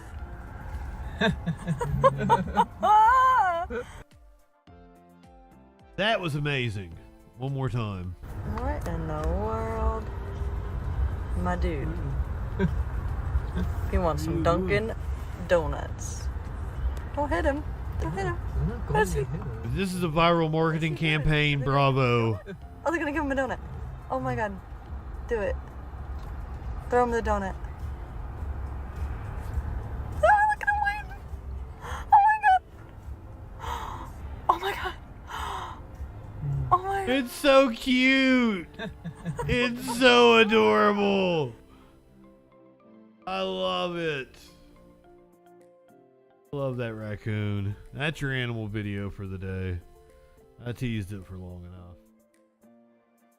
enough. Speaking of animals, Donald Trump is ready to give a speech here. Investing in gold and precious metals. Matter of fact, sometime within the hour. For a free $10,000 worth of precious metals. So you don't know unless you text them and find out. So text the words Trump to 989898. That is the Birch Gold Group. But you know what? You know what? It's 8:02. Usually we would do an opening here on the show. We've got a little countdown we do and everything, a whole little opening. And since it's Pride Month and I don't get to use the graphics that often, maybe we should do that. We should do that.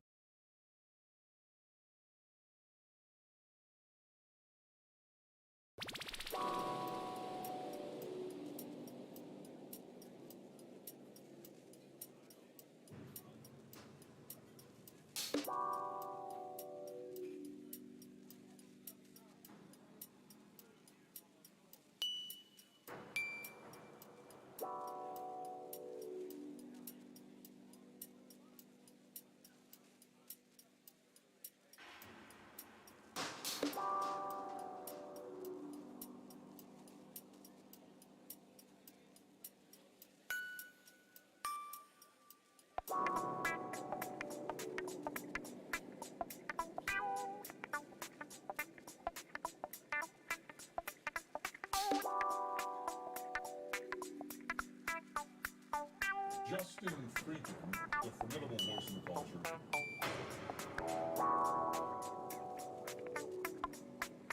Hey Justin, are you trolling?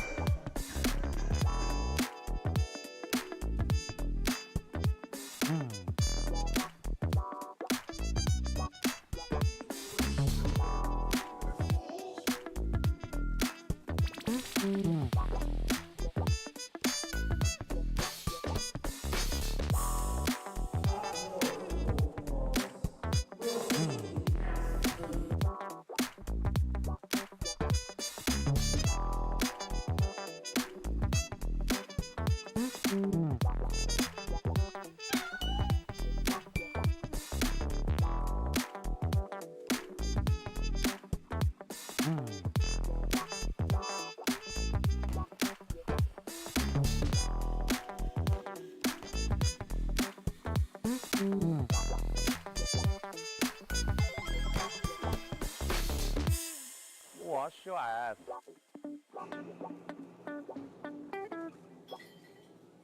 Come on, man.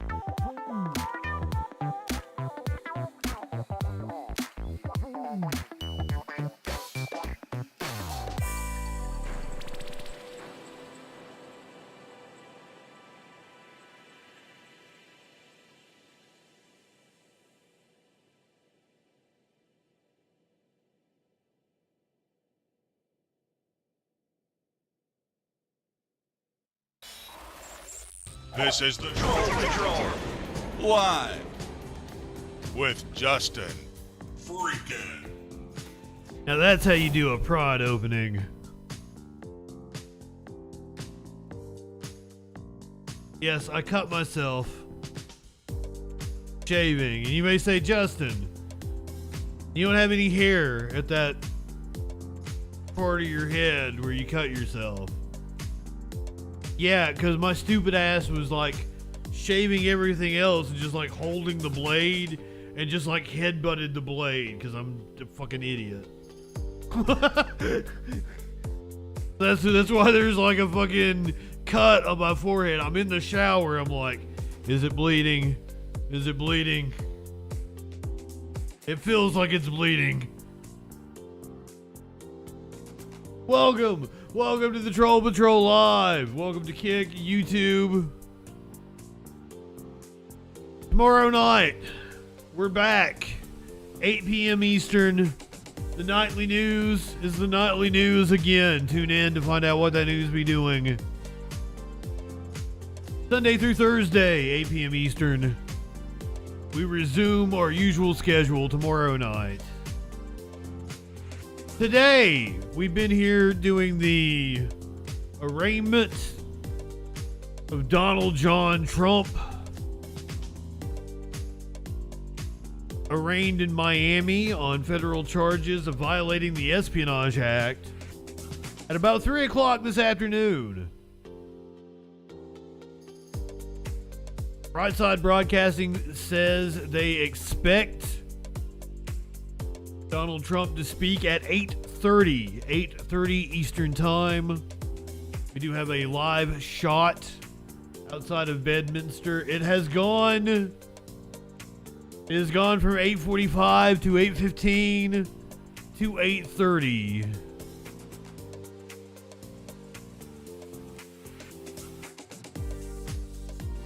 This will be Trump's first remarks following his arraignment earlier today on incredibly serious charges. The motherfucker is facing somewhere between 100 and 500 years in prison.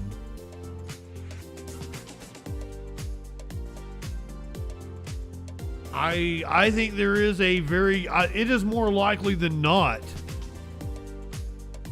that if he lives through these proceedings over the next couple of years, he's gonna see the inside of a prison cell. I think it is more likely than not. Now we're going to have to get through the next 2 years. A little light treason. Michael, I may have committed a little light treason. No touching! There's always money in the banana stand.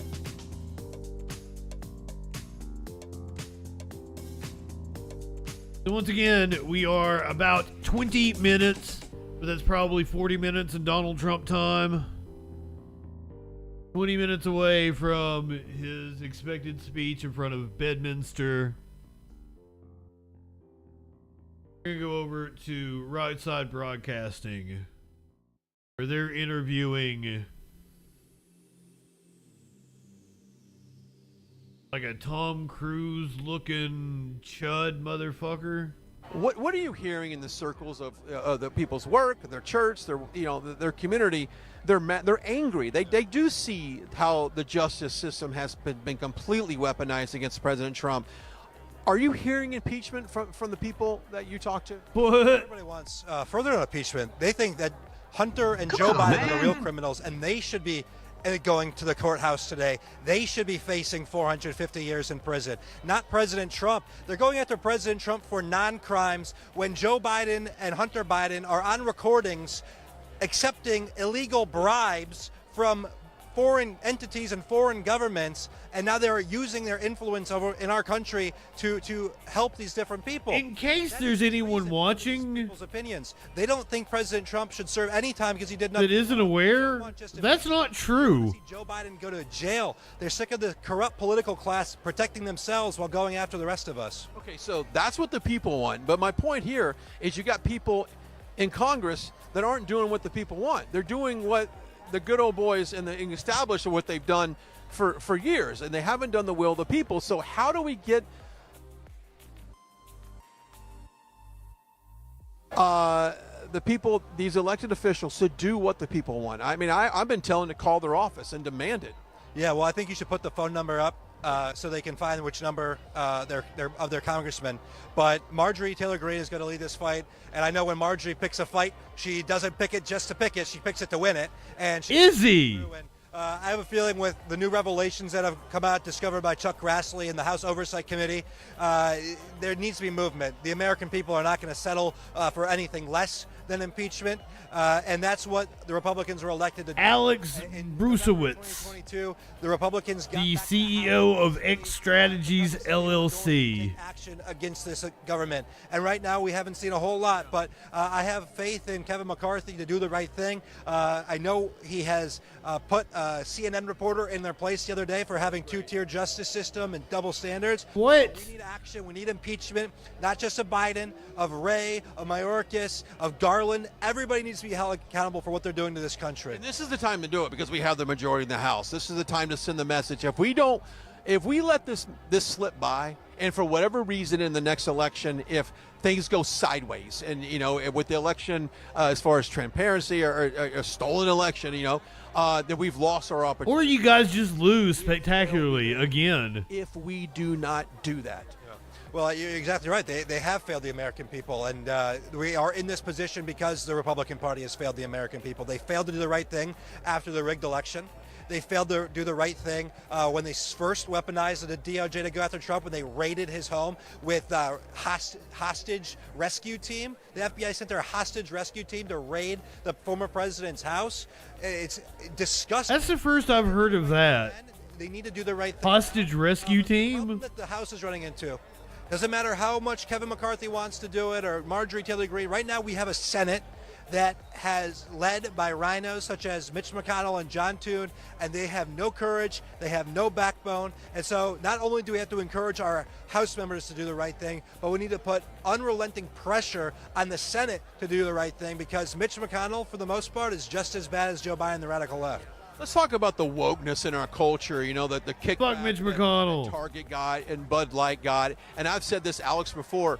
These companies target a base that, in my opinion, has no real purchasing power. They're not big consumers of the product, because we saw the way Bud Light got nuked. Literally got nuked by the conservative. Literally got nuked. This huge base from the left rise up and all of a sudden do a counteractive support to Bud Light and these other companies. Because we don't give a shit. What's your advice to corporate America? Because the fucking regular people don't even know what the fuck you're talking about with Bud Light. That's a great point you made that I don't think enough people are talking about, but you're exactly right. when they lost their conservative base, there was not this sleeping liberal base to come save them from the economic carnage that they were facing. Why do you think they still do it? Because they're not seeing. They're terrified. Conservatives have a tendency to be a little bit more polite. If they don't like something, they'll be like, you know what, I don't like it, and I might not support it anymore, or I will, but I'm just going to write down a note that says... Conservatives tend to be more polite. Actively now, and not just the boycotts. What's happening now are these companies, people are identifying companies that share our values. And there's a great company called Public Square. It's a marketplace for non-woke businesses, and there's tens of thousands of the businesses on there right now. And so they're finding alternatives. And so if Bud Light goes woke, you can find a non-woke beer. If a diaper company goes woke, you can find a non-woke diaper company. There's tens of thousands of businesses, hundreds of thousands of businesses that are owned by people who share our values. I will say this, ever since the Bud Light thing came by, I cannot find anybody that's drinking a Bud Light in a restaurant. It's almost a joke. I almost want to buy a round of Bud Lights for people that I know I don't like, just to embarrass them at the table. But we all know that Joe Biden drinks Bud Light. So Joe Biden drinks Bud Light. Also on the pride flag being hung at the White House, front and center. Obviously a total violation of U.S. flag code, but I think it sends a horrible message to America. Well, Brian, do you see any pride flags over here? The only pride flag that we see is the American pride flag. Well, yeah, because you're fucking Nazis. Despite what's happening in our country, actually, because of what's happening in our country, there's a lot of people in this attendance. You see any diversity over here? I'm not proud right now to be an American, but I want people to keep the faith and stay encouraged that in just 15, 16 months, President Donald Trump will be back in the Oval Office, and we'll be proud to be Americans again. But it's a disgrace. That's another example of how we're a nation in decline. They had transgender people topless on the White House ground.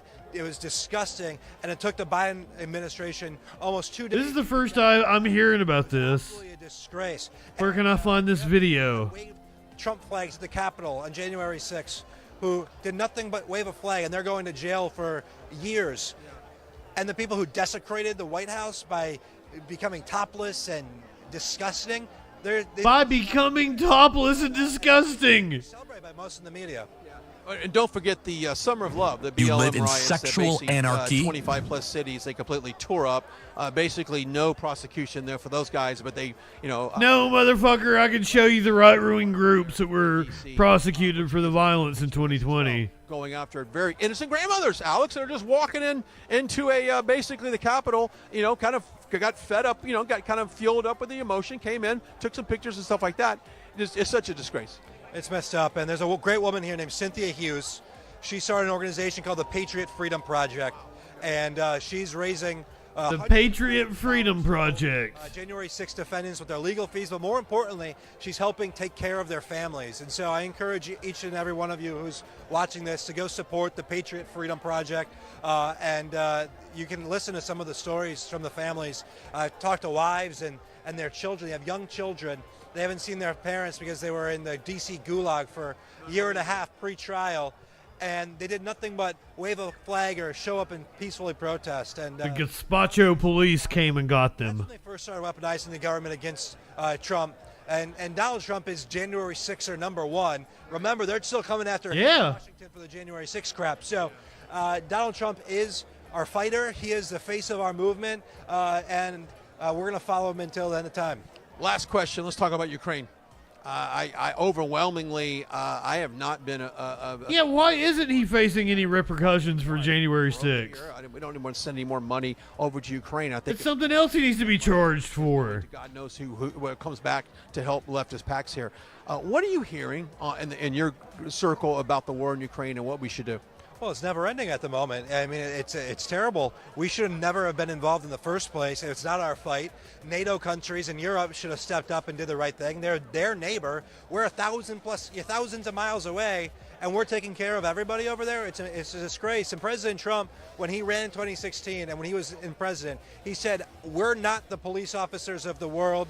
All of the countries, if they want our help, they need to pay their fair share. Ukraine isn't even a NATO country, and they're one of the most corrupt countries in the world. They have a corrupt little dictator named Zelensky, who is probably just as big of a problem to the world as Putin. DJ Dub, I think she's been like she's the number one fundraiser for Republicans, and she's been doing like a tour across the country. Electing Donald J. Trump back to the Oval Office, and Tucker Carlson came. And I think she is a strong contender for vice presidential pick. Because he was the first person with a chance to become president that did not go along with the regime's pointless wars. And so President Trump wants to bring peace, like he did during his 4 years in the peace. White House. He's going to do it again. And so if you want people of Yemen stop spending billions and billions of dollars every take exception with you saying that Donald Trump brought peace. One more question. You spent a lot of time with the president. He's a very optimistic guy. This seems to never face him. A lot of energy, plays golf. He's very optimistic what's going on. Well, now it's back to 8:45. I mean, you spent a lot of We're back to 8:45. The feedback you've gotten from him, and what do you think makes him so special to be able to withstand all of these attacks? Well, he knows he has a purpose. He knows exactly why he's doing this. You know, he doesn't need to do this. Brian, you've been to all of his properties, basically. Why? Why does he? Look at this beautiful property behind us. The guy was a multi-billionaire. He was beloved by all the celebrities. He was beloved by all the politicians and all the billionaires. He was a media icon up until he ran for president. But he ran for president because our country was in trouble, and he knew he was the person who could solve the problems. And after January 6th, and after all of the lies, the witch hunt after witch hunt, investigation after investigation, a weak person, he would have said, you know what, I'm done, I've had enough. I know our country's in trouble, but I can't do it anymore. But President Trump refuses to give up because he knows he's the only person that can turn this around. They were going to give you up. That's what keeps him going. That's what keeps his family going. That's what keeps his supporters going. And that's what's going to wheel us back into the White House in 2024. There you go. How can people follow you on social media? You are you're one of my favorite accounts to follow because not only are you're like charging forward, but you're spitting some facts. And so how can people follow you? Thanks, Brian. You can follow me at Alex Bruzewitz on all social media platforms. There you go, Alex. Thanks for your time. You're a popular guy down there. I know. I tried to text you and say, "Come on over here." Alex Bruzewitz joining us here on our live show. Sorry. As we're live here in Bedminster, New Jersey.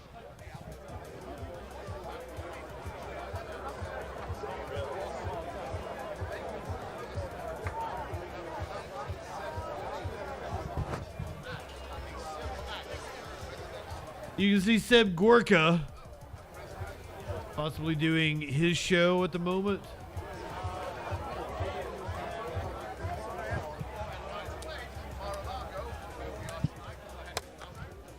Always good to see Alex. He is very vocal and animated on social media. Good crowd here. Like I said, it just keeps filling up and getting, it seems like more and more people here about every time I turn around. I also remind everybody that you can follow us on all of our social media platforms. You can follow me, True Social, one of my favorite ones, at Brian, B-R-I-A-N. You can follow me on True Social, at Brian. You can follow me at JustinFREAKIN. Follow me on Instagram and Twitter, at Brian Glenn TV. That's at Brian. Except for Twitch. They don't let me on TV. Twitch anymore. Follow me apparently on Facebook as well. But more importantly, follow Right Side at RSBN across the board. Find us. Look for that verified page. Also, make sure you subscribe to us on Rumble. You know, Rumble has been a fantastic platform for what we do. I remember years ago when another streaming platform was slapping all kinds of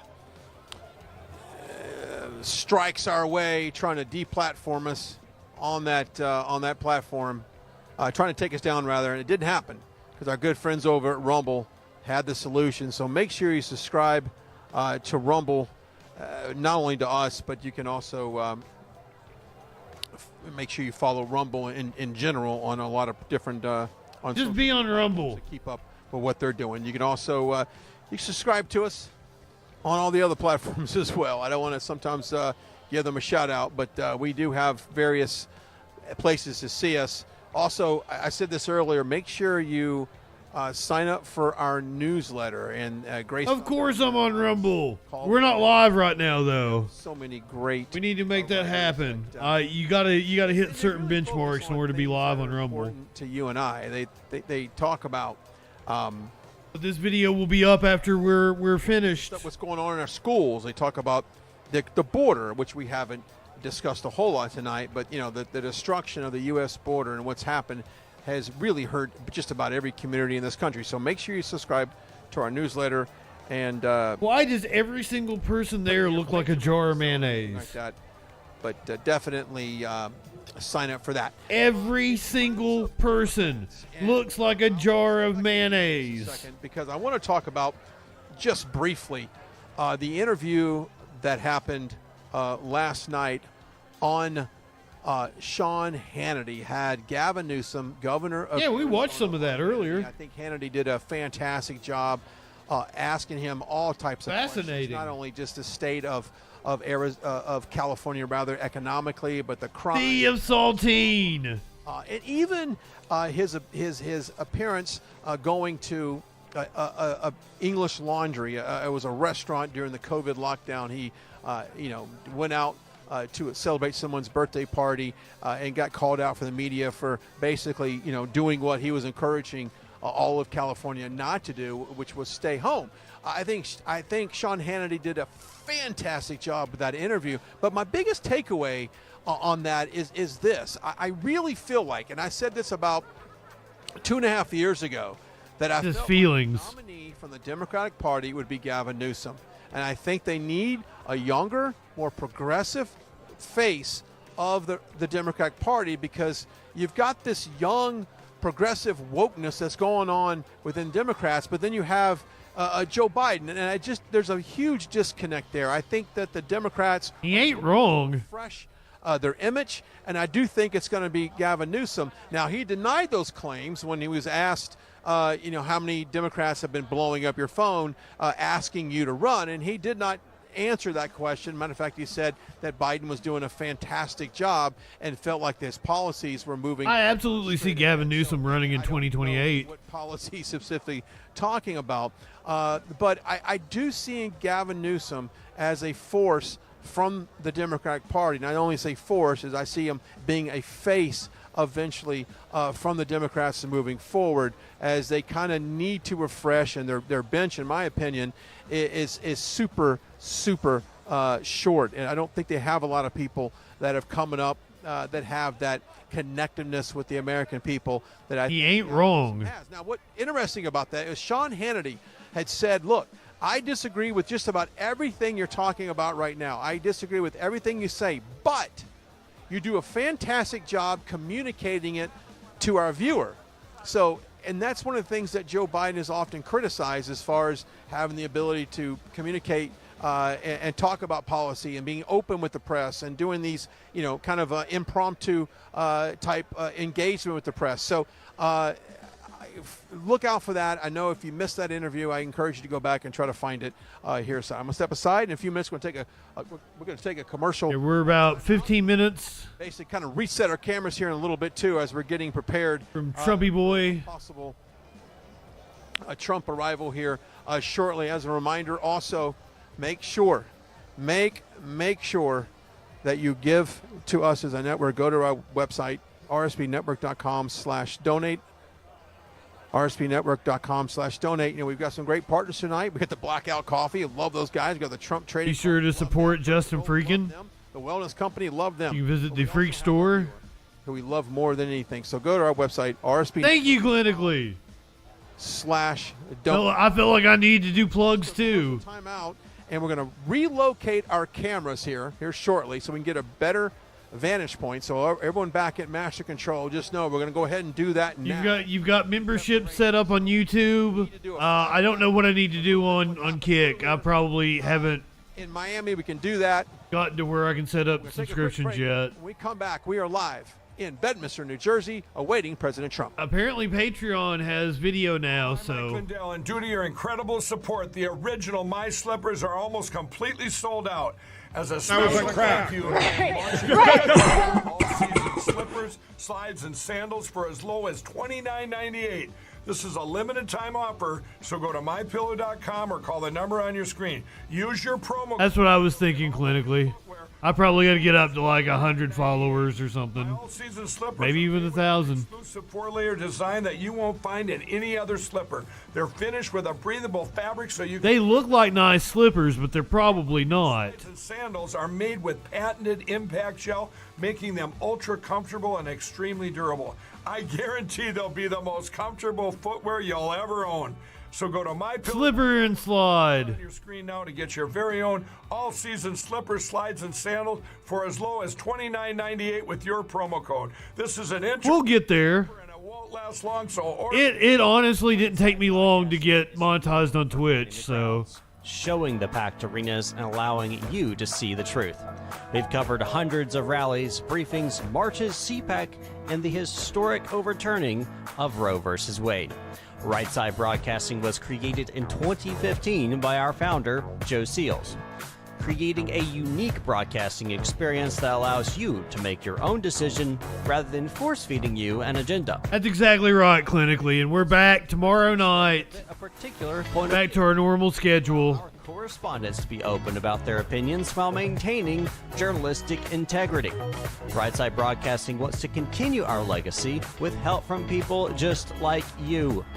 Your donation. Hey, that dude had style. Be the gold standard in live, unedited event coverage. Help our cause by. I mean, I gotta admit, on our social media platforms. I've watched a lot of Right Side Broadcasting, unfortunately. Your monthly or one-time contributions on our website are crucial in our fight for the truth. Thank you for all of your generous support. How in the world could such a small group of people with limited resources change world history? But in fact, Is that RFK? The power of the truth. The truth is like kryptonite. Healthcare isn't... That wasn't RFK. Foster Colson is thinking about this. He's got a new company, an online healthcare platform called the Wellness Company. Telehealth company called the Wellness Company. The Wellness Company. TWC.health is the wellness. Whatever it is, it's bound to be a scam. Detoxification supplement that features nattokinase. Nattokinase is the only enzyme that we're aware of right now that dissolves the spike protein. Spike protein is loaded in the body with the COVID-19 infection and definitely with the vaccines. We've been completely accurate on. I feel like I need to stop that, like, before YouTube gets me for misinformation or some shit. What the fuck are you guys talking about? But this has been fascinating to watch, though. I've actually enjoyed the commercial break on Right Side Broadcasting. Cause I'm sick. I'm a is it a masochist? I like having pain inflicted on me. Is that masochist or a sadist? Sadist likes to inflict pain on others, right? Clearly I'm not in the BDSM community.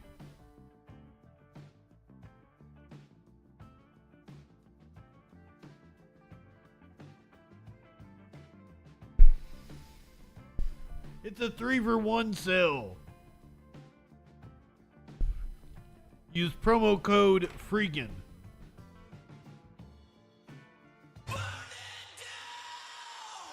This is WWE superstar and multiple-time champion Seth Rollins. This motherfucker is champion Seth is again. one of the top wrestlers in the industry, and never in a Motherfucker, since the last time I saw you guys, he won another goddamn belt. Fuck you, Seth Rollins. I was rooting for AJ Styles. God damn it, Seth Franklin Rollins.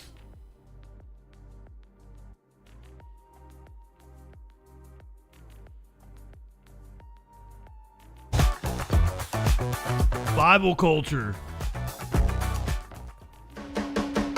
Blackout coffee. Fresh roasted, bold flavors, serving heroes on the front lines. Blackout! Blackout coffee, baby! Blackout coffee! Who wants to bet it tastes like shit? Let's find out.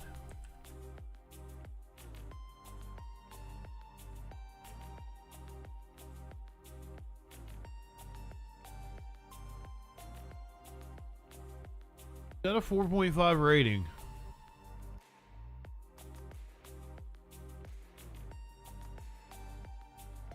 Ugly bag. Grape full of flavor. What? Rifle coffee? Black Rifle coffee? I think it's still going. One person's review was just okay. Tastes fine. Expensive for a small amount. I bet. We normally buy Black Rifle and Death Wish, so we are used to paying premium price. Wow. Yeah, you're getting fucking screwed. It's a great mood adjuster, somebody said. You're getting screwed, motherfuckers.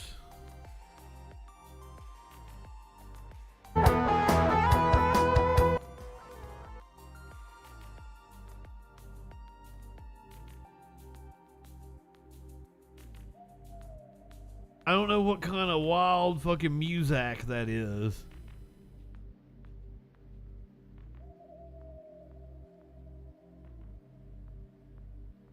You used to get the Black Rifle or the other one. I forgot what it was called now. Do give us a review. You guys can't even hear the music. I'm dancing to it over here. We are moments away from Donald J. Trump. Black Rifle. It was shit. I expected it to be shit. And to be like way too expensive for the amount that you get.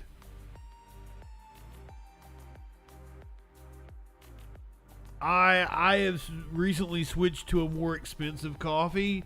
However, they have flavors I really like caramel something or other, and then like raspberry tort, and I'm like, yeah, that's me right there.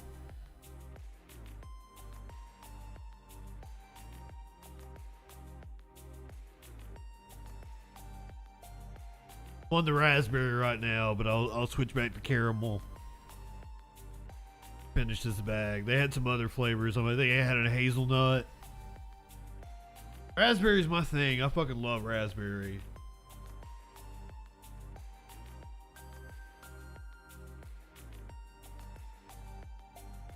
Like a raspberry white chocolate mocha from Starbucks.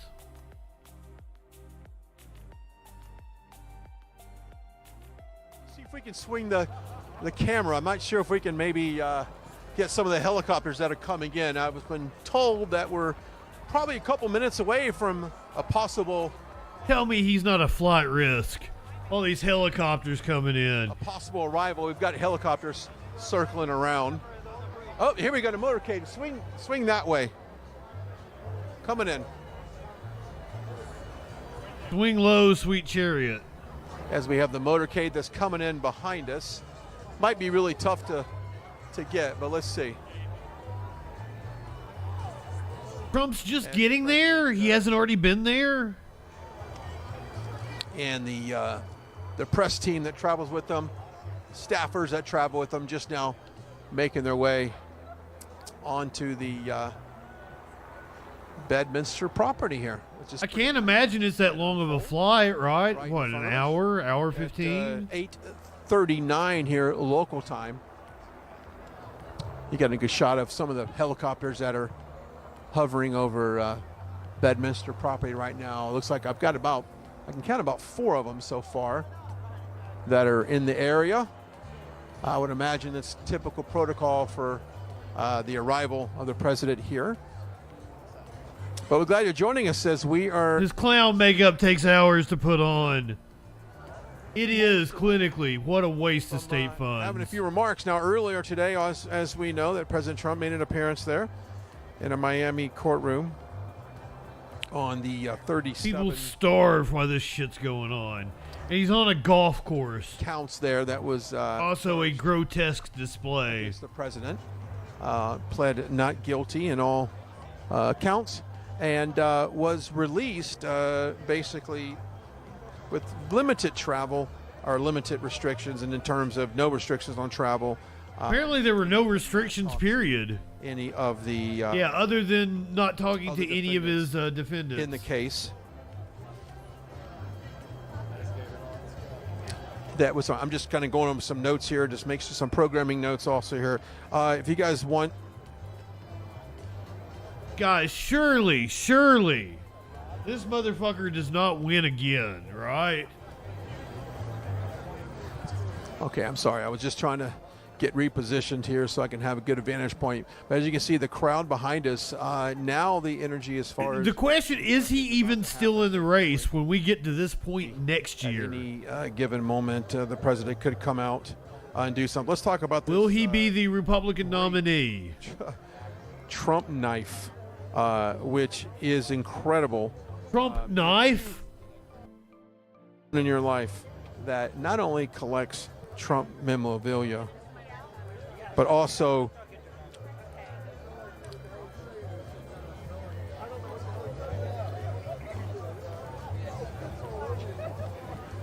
okay, one of our sponsors right now is Arraigned and their free knife offer. My prediction all along has been that he will be so encumbered by legal entanglements shipping and handling that he will not be a factor come this time next year. Now, supplies are very limited on this free knife. So I think I'm still sticking to it. Offer like this, he sold out in about 3 days.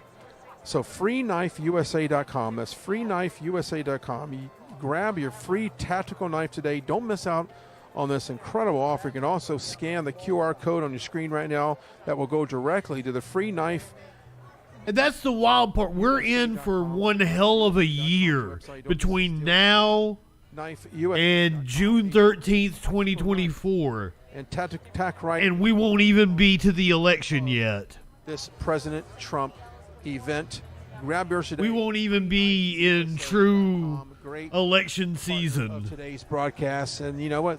We love companies like that. We love our Blackout Coffee. Those guys are great. We love our Birch Gold partner up for this network. Well, I mean, Trump being on the ticket is good for Democrats. It's good for down ballot Democrats. It's good for national Democrats. Here tonight. We also thank you for joining us. I was just trying to kind of weave my way. I don't know who the Republicans have if not Trump. Media positions here to make sure we have the best camera possible for all of this. So we're glad that you're watching us. DeSantis at this point is a laughingstock. Brief delay earlier. As you know, this indictment is something that is troublesome. I mean, I hold out no illusions of what could happen. We're in for a wild ride for the next year and a half. On this, and the radical left Democrats at the New York District Attorney's Office are politicizing our justice system to influence the 2024. I'm here for it. I'm a political commentator. It's something that is unprecedented. It has never been done before for a former president. Has ever been charged. Now, this witch hunt, it isn't a prosecution. This is more of a persecution. And since, President Trump was and the radical left has been after him one after another. You've got the Russia. There you see Eric. Hoax, the Ukraine, impeachment hoax one. Looking pretty slim, too. And then the illegal and unconstitutional raid at Mar-a-Lago is Trump apparently expected at a quarter till. Like it was the biggest event in this country. And Harris retail incompetence, Richard. Yeah, the president record. That's the best summation of it. And all of that. But this is something that this is more of an election interference. At this point, this is about keeping him off the. Here we go. Attention to the right at 8:45. Damn. United States, President Donald J. Trump. Oh, I gotta kill it, guys. Sorry. Oh shit.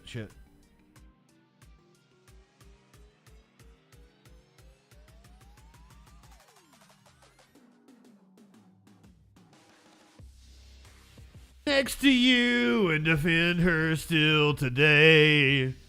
There ain't no doubt I love this land.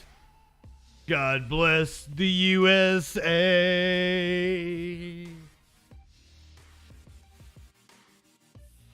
They are chanting Trump.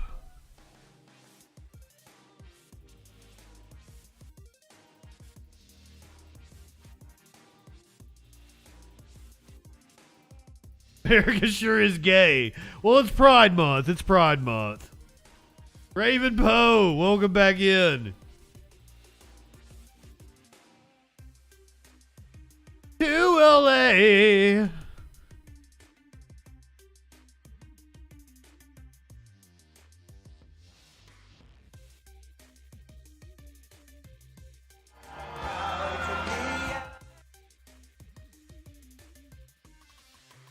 I'll give you a little taste of it.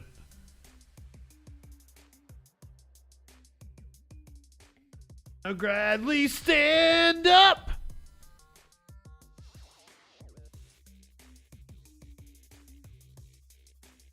No, he's letting it play out.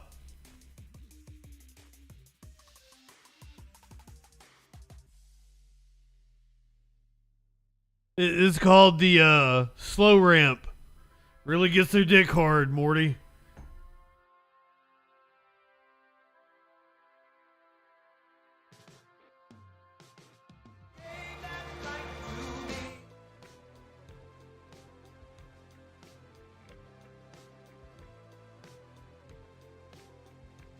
Back and to the left. Back and to the left.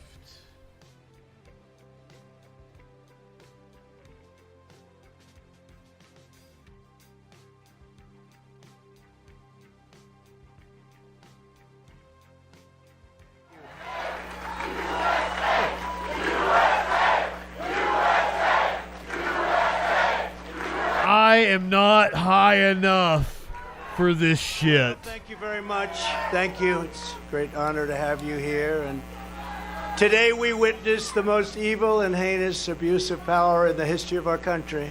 Very sad thing to watch. A corrupt sitting president had his top political opponent arrested on fake and fabricated charges of which he and numerous other presidents would be guilty. Right in the middle of a presidential election in which he is losing very badly. This is called election interference and yet another attempt to rig and steal a presidential election. More importantly, it's a political persecution like something straight out of a fascist or communist nation. This day will go down in infamy, and Joe Biden will forever be remembered as not only the most corrupt president in the history of our country, but perhaps even more importantly, the president who, together with a band of his closest thugs, misfits, and Marxists, tried to destroy American democracy. But they will fail, and we will win bigger and better than ever before.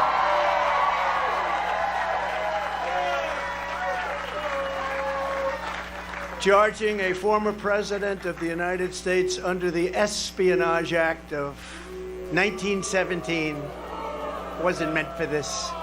An act for a crime so heinous that only the death penalty would do, and threatening me with 400 years in prison for possessing my own presidential papers, which just about every other president has done, is one of the most outrageous and vicious legal theories ever put forward in an American court of law. The Espionage Act has been used to go after traitors and spies. It has nothing to do with a former president. Like you! His own documents. As president, the law that applies to this case is not the Espionage Act. He is a little low energy. Presidential Records Act, which is not even mentioned in this ridiculous 44-page A little better. indictment. Under the Presidential Records Act, which is civil, not criminal, I had every right to have these documents. The crucial legal precedent is laid out in the... He's literally on tape saying I'm not supposed to have these. You know what that means? After leaving the White House, Bill Clinton kept 79 audio tapes in his sock drawer.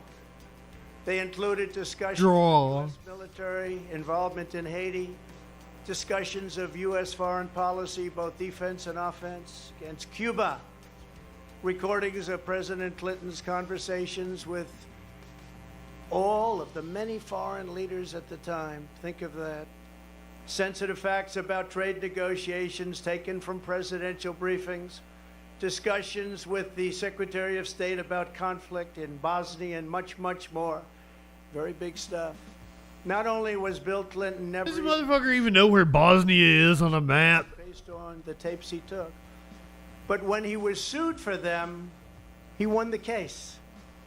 Judge Amy Berman Jackson's decision states, under the statutory scheme established by the Presidential Records Act, the decision to segregate personal materials from presidential records is made by the president during the president's term and in the president's sole discretion. You're surprised to hear that, aren't you?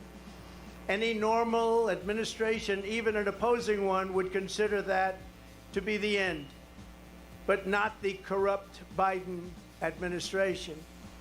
The Sox decision, as it's known, also states, quote, the National Archives and Records... I don't think it's known as the Sox decision. ...have the authority to designate material as presidential records. I don't have the authority. NARA does not have the tapes in question, and NARA lacks any right, duty, or means to seize control of them. This is law. The president enjoys unconstrained authority to make decisions regarding the disposal of documents. That's unconstrained. Oh, there's a cute kitty outside. To make that decision. Neither the My kitties don't notice. nor Congress has the authority to veto the president's decision. The Presidential Records Act does not confer any mandatory or even discretionary authority on the archivist to classify records. Under the statute, this responsibility is left solely to the President of the United States. Think of that. That's the decision. Think of that. We're re-applauding. Just think of that. Just think of it. Whatever Just think of documents it. the president decides to take with him, he has the right to do so. It's an absolute right. This is the law. And that is something that people have now seen, and it couldn't be more clear. They ought to drop this case immediately because they're destroying the country. And this is why no other president, even those who kept far more documents than I, has ever been even investigated, let alone charged with a crime. Because the sham indictment put forward by the Biden administration included staged photographs of boxes at Mar-a-Lago. Staged! Why? I had these boxes. Why did you want them? The answer, in addition to having every right under the Presidential Records Act, is that these boxes were containing all types of personal belongings, many, many things. Get back to that pre-pandemic feeling. As can be seen in the picture where someone, not me, I wonder who it might have been, dumped one of the very neatly arranged boxes all over the floor. They were full of newspapers, press clippings, thousands. I will give him that. He probably didn't knock the box over. He's a germaphobe and kind of a neat freak. Are with us today. They took so many pictures, and we saved all of them, and they were in those boxes. Clothing, memorabilia, and much, much more. I hadn't had a chance to go through all the boxes. It's a long, tedious job. Takes a long time, which I was prepared to do, but I have a very busy life. I've had a very busy life. They make it more busy because you're always fighting. And under the Sox decision, was going to sit on the toilet and go through those boxes. in a rush because that decision was a law. The other picture that was so vile, you remember that one? It was angry and corrupt, was the photo staged by the FBI. Staged. And those that raided Mar-a-Lago, they were putting documents all over the floor. Remember that famous picture? All over, said confidential, said presidential, said all sorts of things. DJ Dub, go ahead. Light one up. Tip one back. It was that way when they raided. It wasn't that way. They put them there, took the picture, and released it illegally to the press. They took my medical records, my passport, my...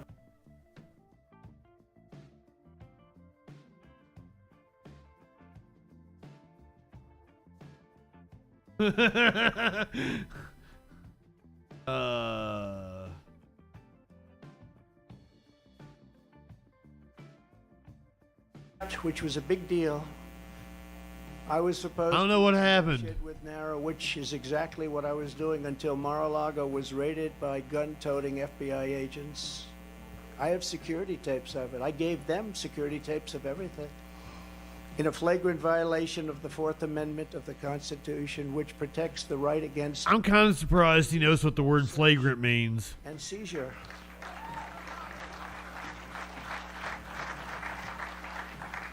And Sebastian, you covered very well, I must say.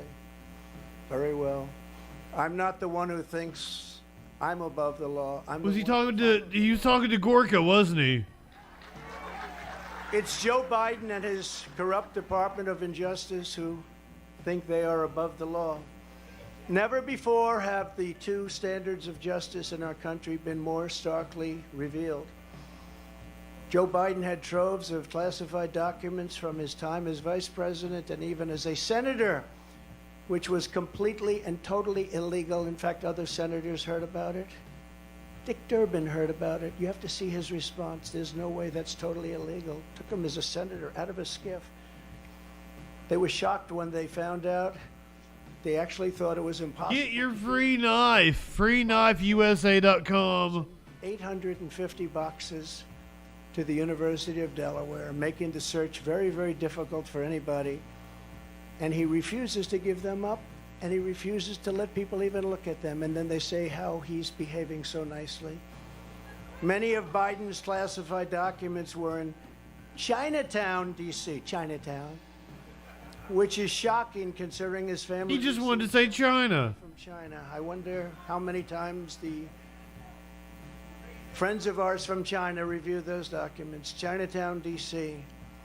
Others were unsecured at his so-called Penn Biden Center in Washington, which paid Biden approximately $1 million a year. The money supposedly coming from China, and still other classified documents were strewn all over his... Not gonna lie, I was thinking about the free knife. Famous Corvette is stored. He's so proud of that car. There was no security, and the door was left open most of the time. It was open. All of those classified documents, all of those documents. I didn't think there was a Chinatown in D.C. Like junk. Unlike me, who had absolute declassification authority as president, Joe Biden is yeah, but it's a free knife. Authority to declassify and no right to possess the documents. He had no right. Instead of falling under the Presidential Records Act, Biden's actions fell under a much stricter Federal Records Act, which has very, very tough criminal penalties. Yet nothing happened. Thank God. Nothing happened. Have you heard anything about the big search for his documents? No, only me. Most and famously of all, Hillary that's so much better. An illegal private server in her basement. You never heard this story. With the deliberate intention of violating public information laws. So no, sir, I lived through 2016. I've heard it. Scandals at the Clinton foundations or whatever.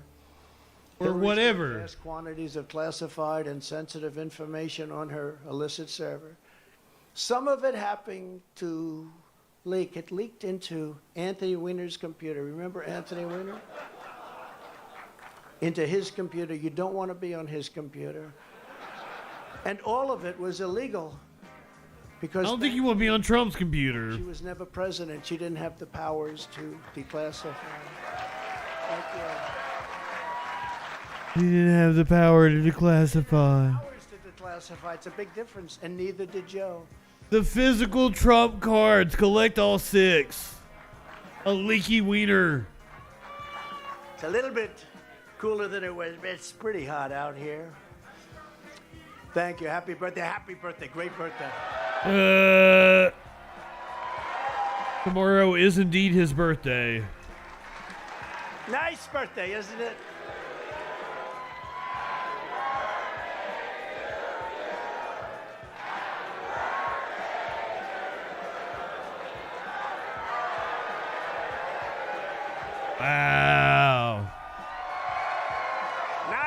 birthday. Wonderful birthday. They were saying happy birthday. I was with They're physical now. Yeah, the NFTs do not sell. the kids. Happy birthday, Grandpa. Happy. And I said, oh, Grandpa, just got His followers didn't know what NFTs were. If you add them all up, a fake 400 years old. Thank you, darling. That's so nice. It's a wonderful birthday. Well, we're going to make it into the greatest birthday of all. We'll make it into the greatest of all. Well, we all know what clinically thinks would make it the greatest birthday of all. Acid wash. Nobody does that because of the expense, but it's pretty conclusive.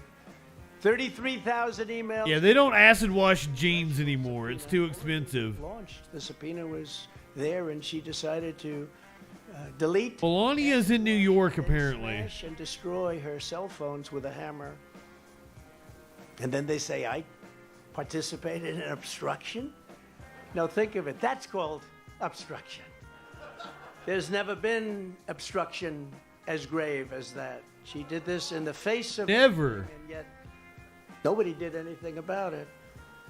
The FBI and the DOJ protected her, did not issue subpoenas, did not use a grand jury, did not execute search warrants, and then... I gotta pee. I like to smoke, but I gotta pee. Comey declared no reasonable prosecutor would bring a case. Can you believe it? Can I leave you alone with Trump? That was just one of many items. Hillary Clinton broke the law, and she didn't get indicted.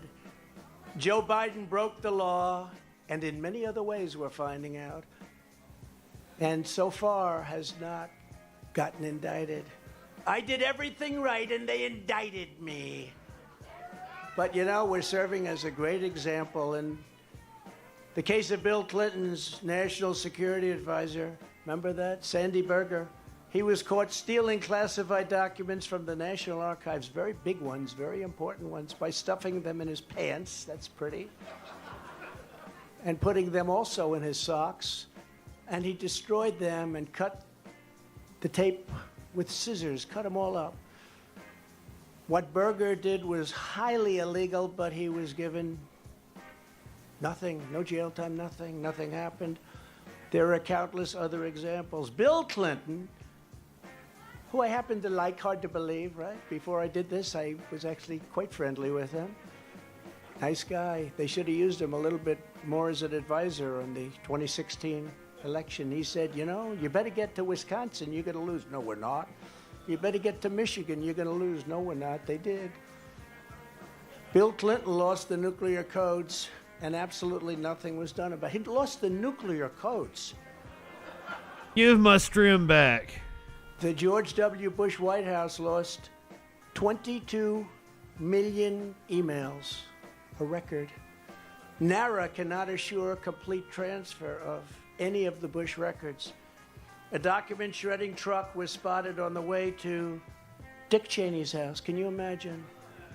Hillary Clinton took hundreds of thousands of dollars worth of I don't like any of these people. Lock them all up. Prosecute them all. That one. She took the furniture and the china. How about if Trump did that? You think Trump would have a little problem? The horrific violations of my rights by crooked Joe Biden's weaponized Department of Injustice are unthinkable. It's unthinkable what's happened. So bad for our country. Democrats all, they lawlessly pierced my attorney-client privilege with lawyers. What they did to lawyers, what they have done to our lawyers, all of our lawyers. Pierced their attorney-client privilege. Horrible and unthinkable. The leaking has been unbelievable and highly illegal. They leak. We've learned more about, from the Washington Post, New York Times, about the DOJ's boxes hoax. It's a boxes hoax. It's a boxes hoax. Prosecutors themselves. We want to read about it. You pick up the Washington Post, which is not doing well, or you pick up the New York Times. But they'll do better now because of these things. You know, this is the only way they survive, but they'll end up dying. But it's not supposed to be that way. We don't want to learn from the Times. We don't want to learn from leaks. We want to learn from the people we're supposed to learn from. Learn from your mistakes. But we learned nothing about the Biden bribery scheme or special counsel Robert Hur's investigation. Robert Hur is doing the Biden investigation. He's a very respected, He's doing the Biden. Very nice person. Mine's not such a nice person. Mine's a deranged lunatic. Which are many times the magnitude of ours in both number and severity. You think we're stupid? You That's think the we're prosecutors fools? that they gave. He has found nothing. He totally exonerated Mike Pence. I'm happy about that. Mike did nothing wrong, but he happened to have classified documents in his house.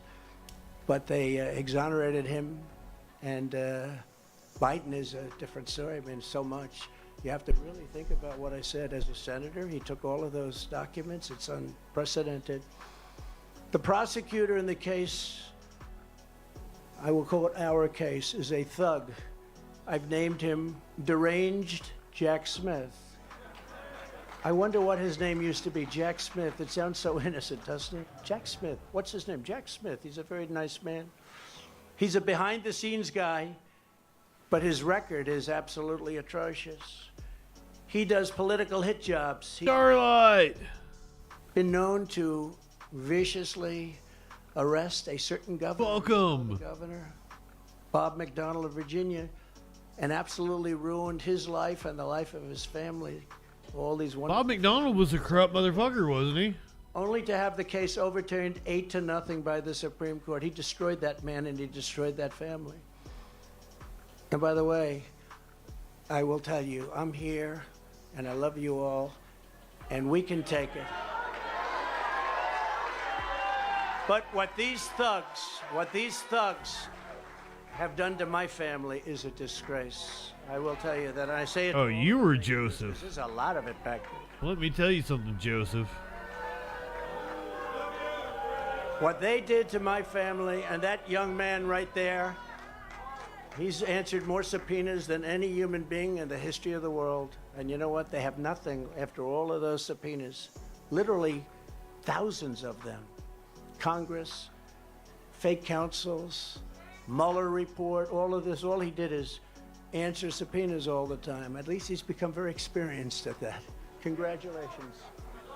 But Eric is fantastic, and what he and Don and Ivanka and the whole group, that's what they've gone through, and these are serious people.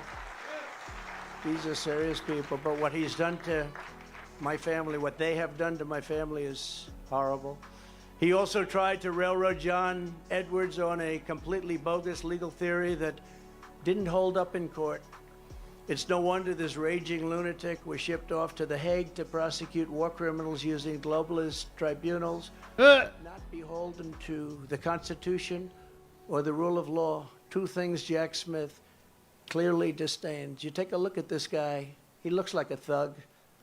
But then I watched him make a speech the other day, and he was trembling because it wasn't his territory. He feels much safer in the inner sanctums of the Department of Injustice, where he can be in his room and scream at people. Oh, I'm sure. Yes, Bill Clinton did shady stuff.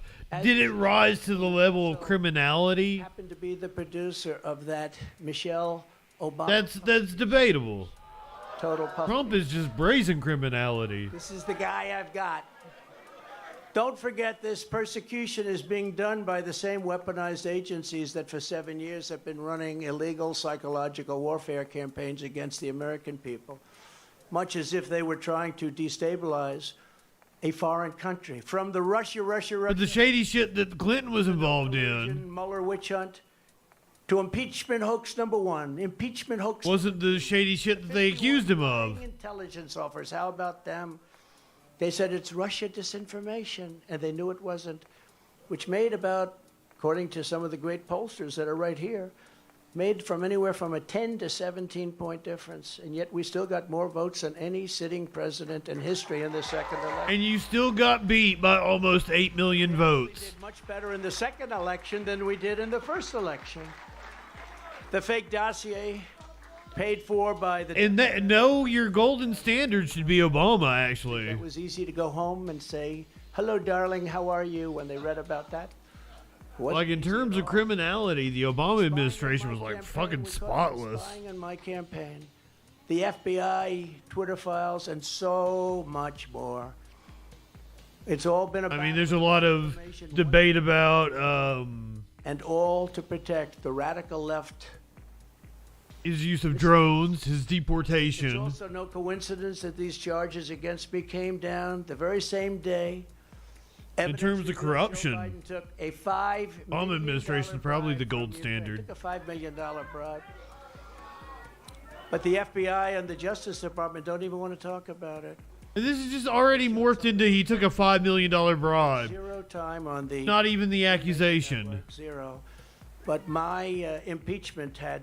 Oh, absolutely! Like the drone strikes and shit is fucked up. No minutes. Okay.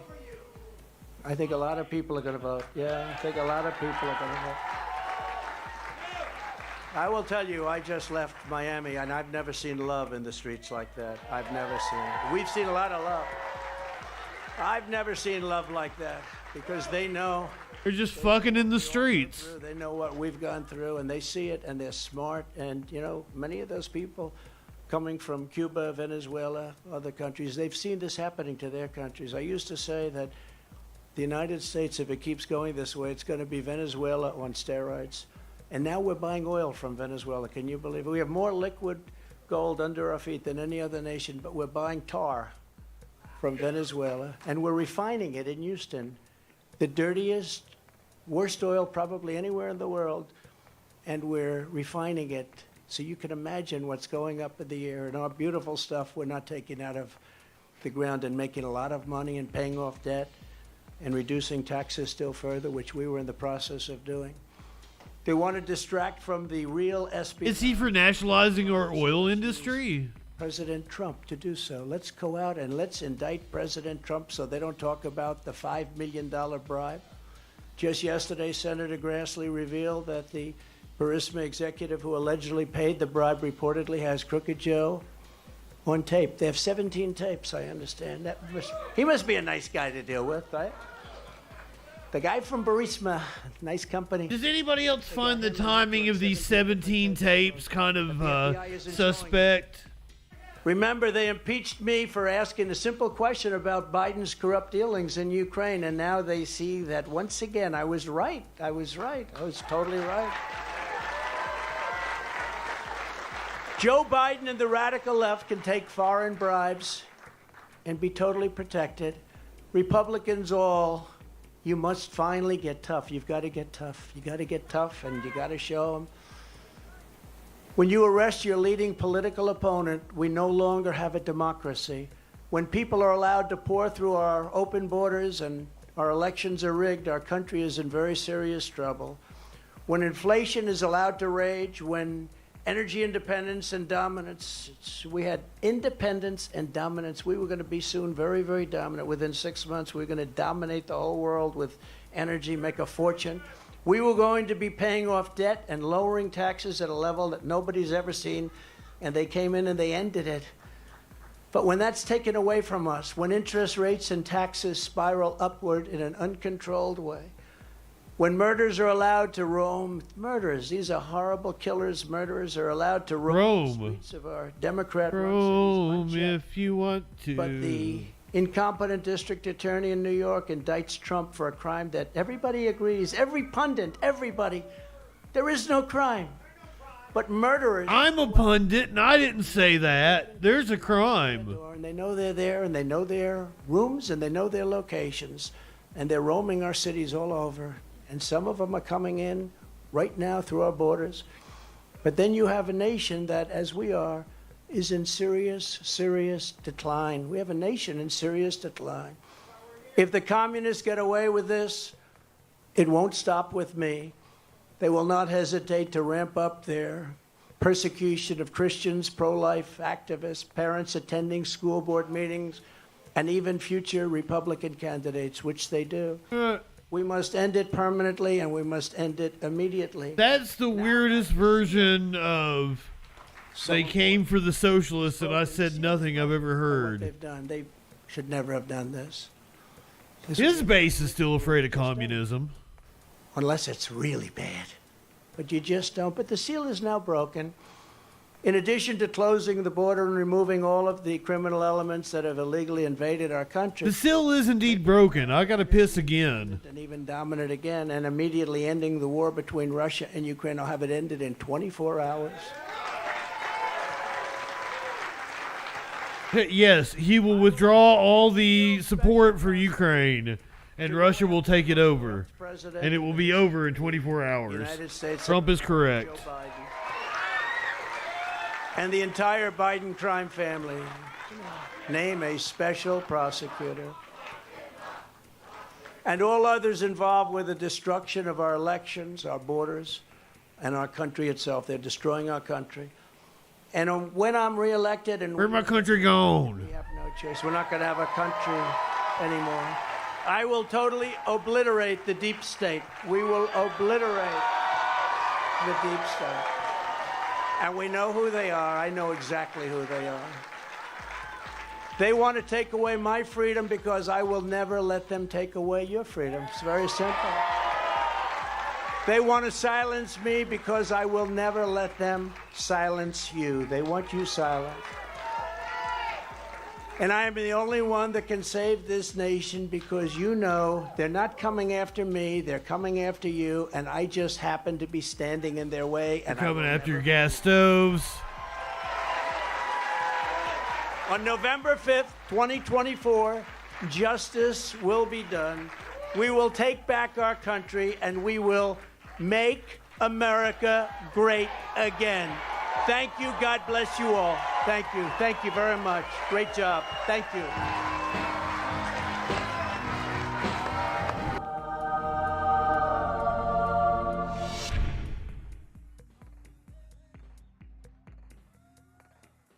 Soul Man?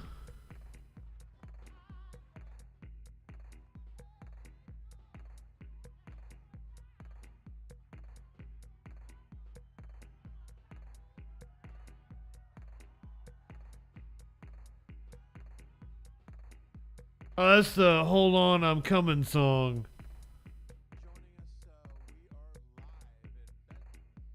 Mr. New Jersey, that wraps up about 30 some odd minutes of comments from the president coming off from the week in Miami in front of a federal judge there earlier. I agree. That was an incredibly weak speech. Well-attended fundraiser, and he delivered a couple words. We got a door shot. And hope when it terms to fighting these indictments. We want to thank our partners for today's broadcast, our friends over at the Birch Gold Group. Remember, text.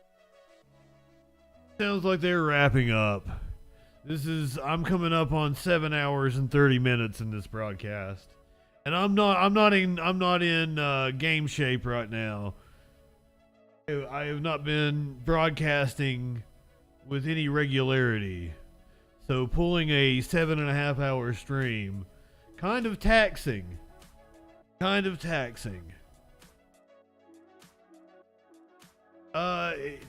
All Trump did was plead guilty. His co-conspirator, what was his name? Walt Nauta? Walt Nauta did not have legal representation and therefore did not enter a plea today.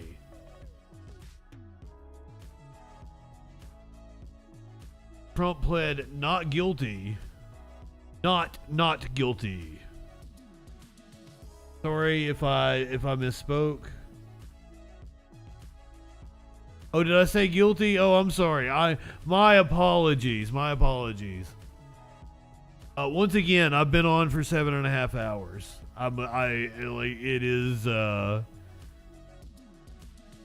It is taxing. Now, he is going to fight this every step of the way. If he does end up doing time, that will be the reason why he does end up doing time, is because he won't take a plea deal. He will fight it until the very end. And if it goes to a jury, he's gonna see prison time. We are in for a very long. Yes, Snicks. I've been on all day. We went from the arrival at the courthouse. What, about an hour before about 2 o'clock. I have not gotten a straight answer on how many years he's facing, but it is between 100 and 500 years. It is something like a minimum of 10 years for 34 of the counts. That would put it at 340 years. So yeah, he is facing significant fucking time. These are serious charges. And if you have not seen the unsealed indictment, it is insanely detailed. Jack Smith brought the receipts. He has him dead to rights. Trump was waving around the documents saying he did not have the right to have them, and they have that on videotape. It could not be more damning. So yeah, Trump should be worried. And if his energy during this speech is any indication, he is in for a slog of a legal fight. He may very well see a prison cell. That will do it for me for tonight. I owe you a animal video. We got to do an animal. We had an awesome animal video earlier.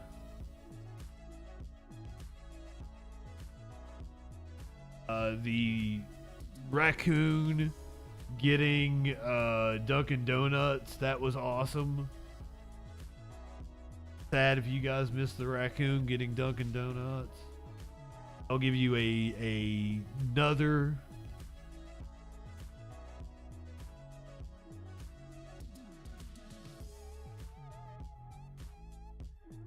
animal video. Let's do this instead.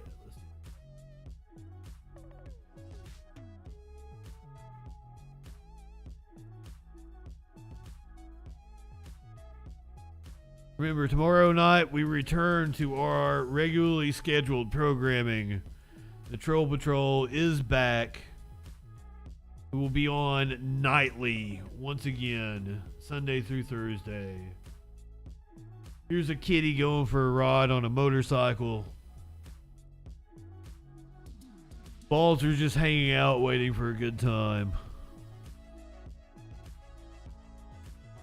Kitty apparently likes to go on bike rides.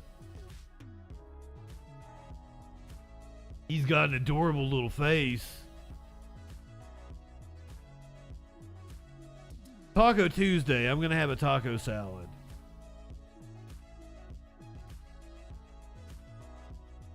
Well, fuck, we were doing like a story earlier. And like it was like a little kid died with a taco in his hand.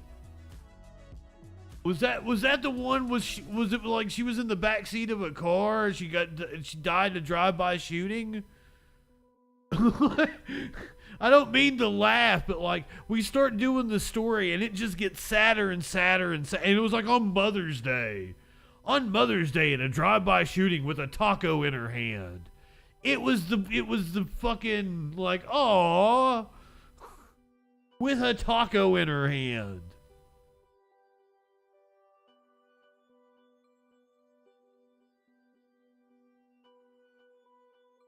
I try, Snicks. I try. You're watching a cat go for a bike ride. Seems to really be enjoying it too. I gotta cover the news. We gotta do the good, the bad, and the ugly. It's what the people come for. He did. He had a helmet. See, look at his little helmet. But you're right, he didn't have it on in that one shot. I don't know what the deal was. Is that just for pictures? Yeah, what the hell? Then again, if I'm on a bike and I lay it down, that cat's the first thing I'm protecting. I'm going down, that cat's like, I'm going to do everything I can. Make sure that cat doesn't touch the ground. Go ahead, light one up, tip one back. It's all right to have a little fun before you hit the sack. I'm Justin Freakin. We will see you tomorrow night, 8 p.m. Eastern, on the Troll Patrol. Live.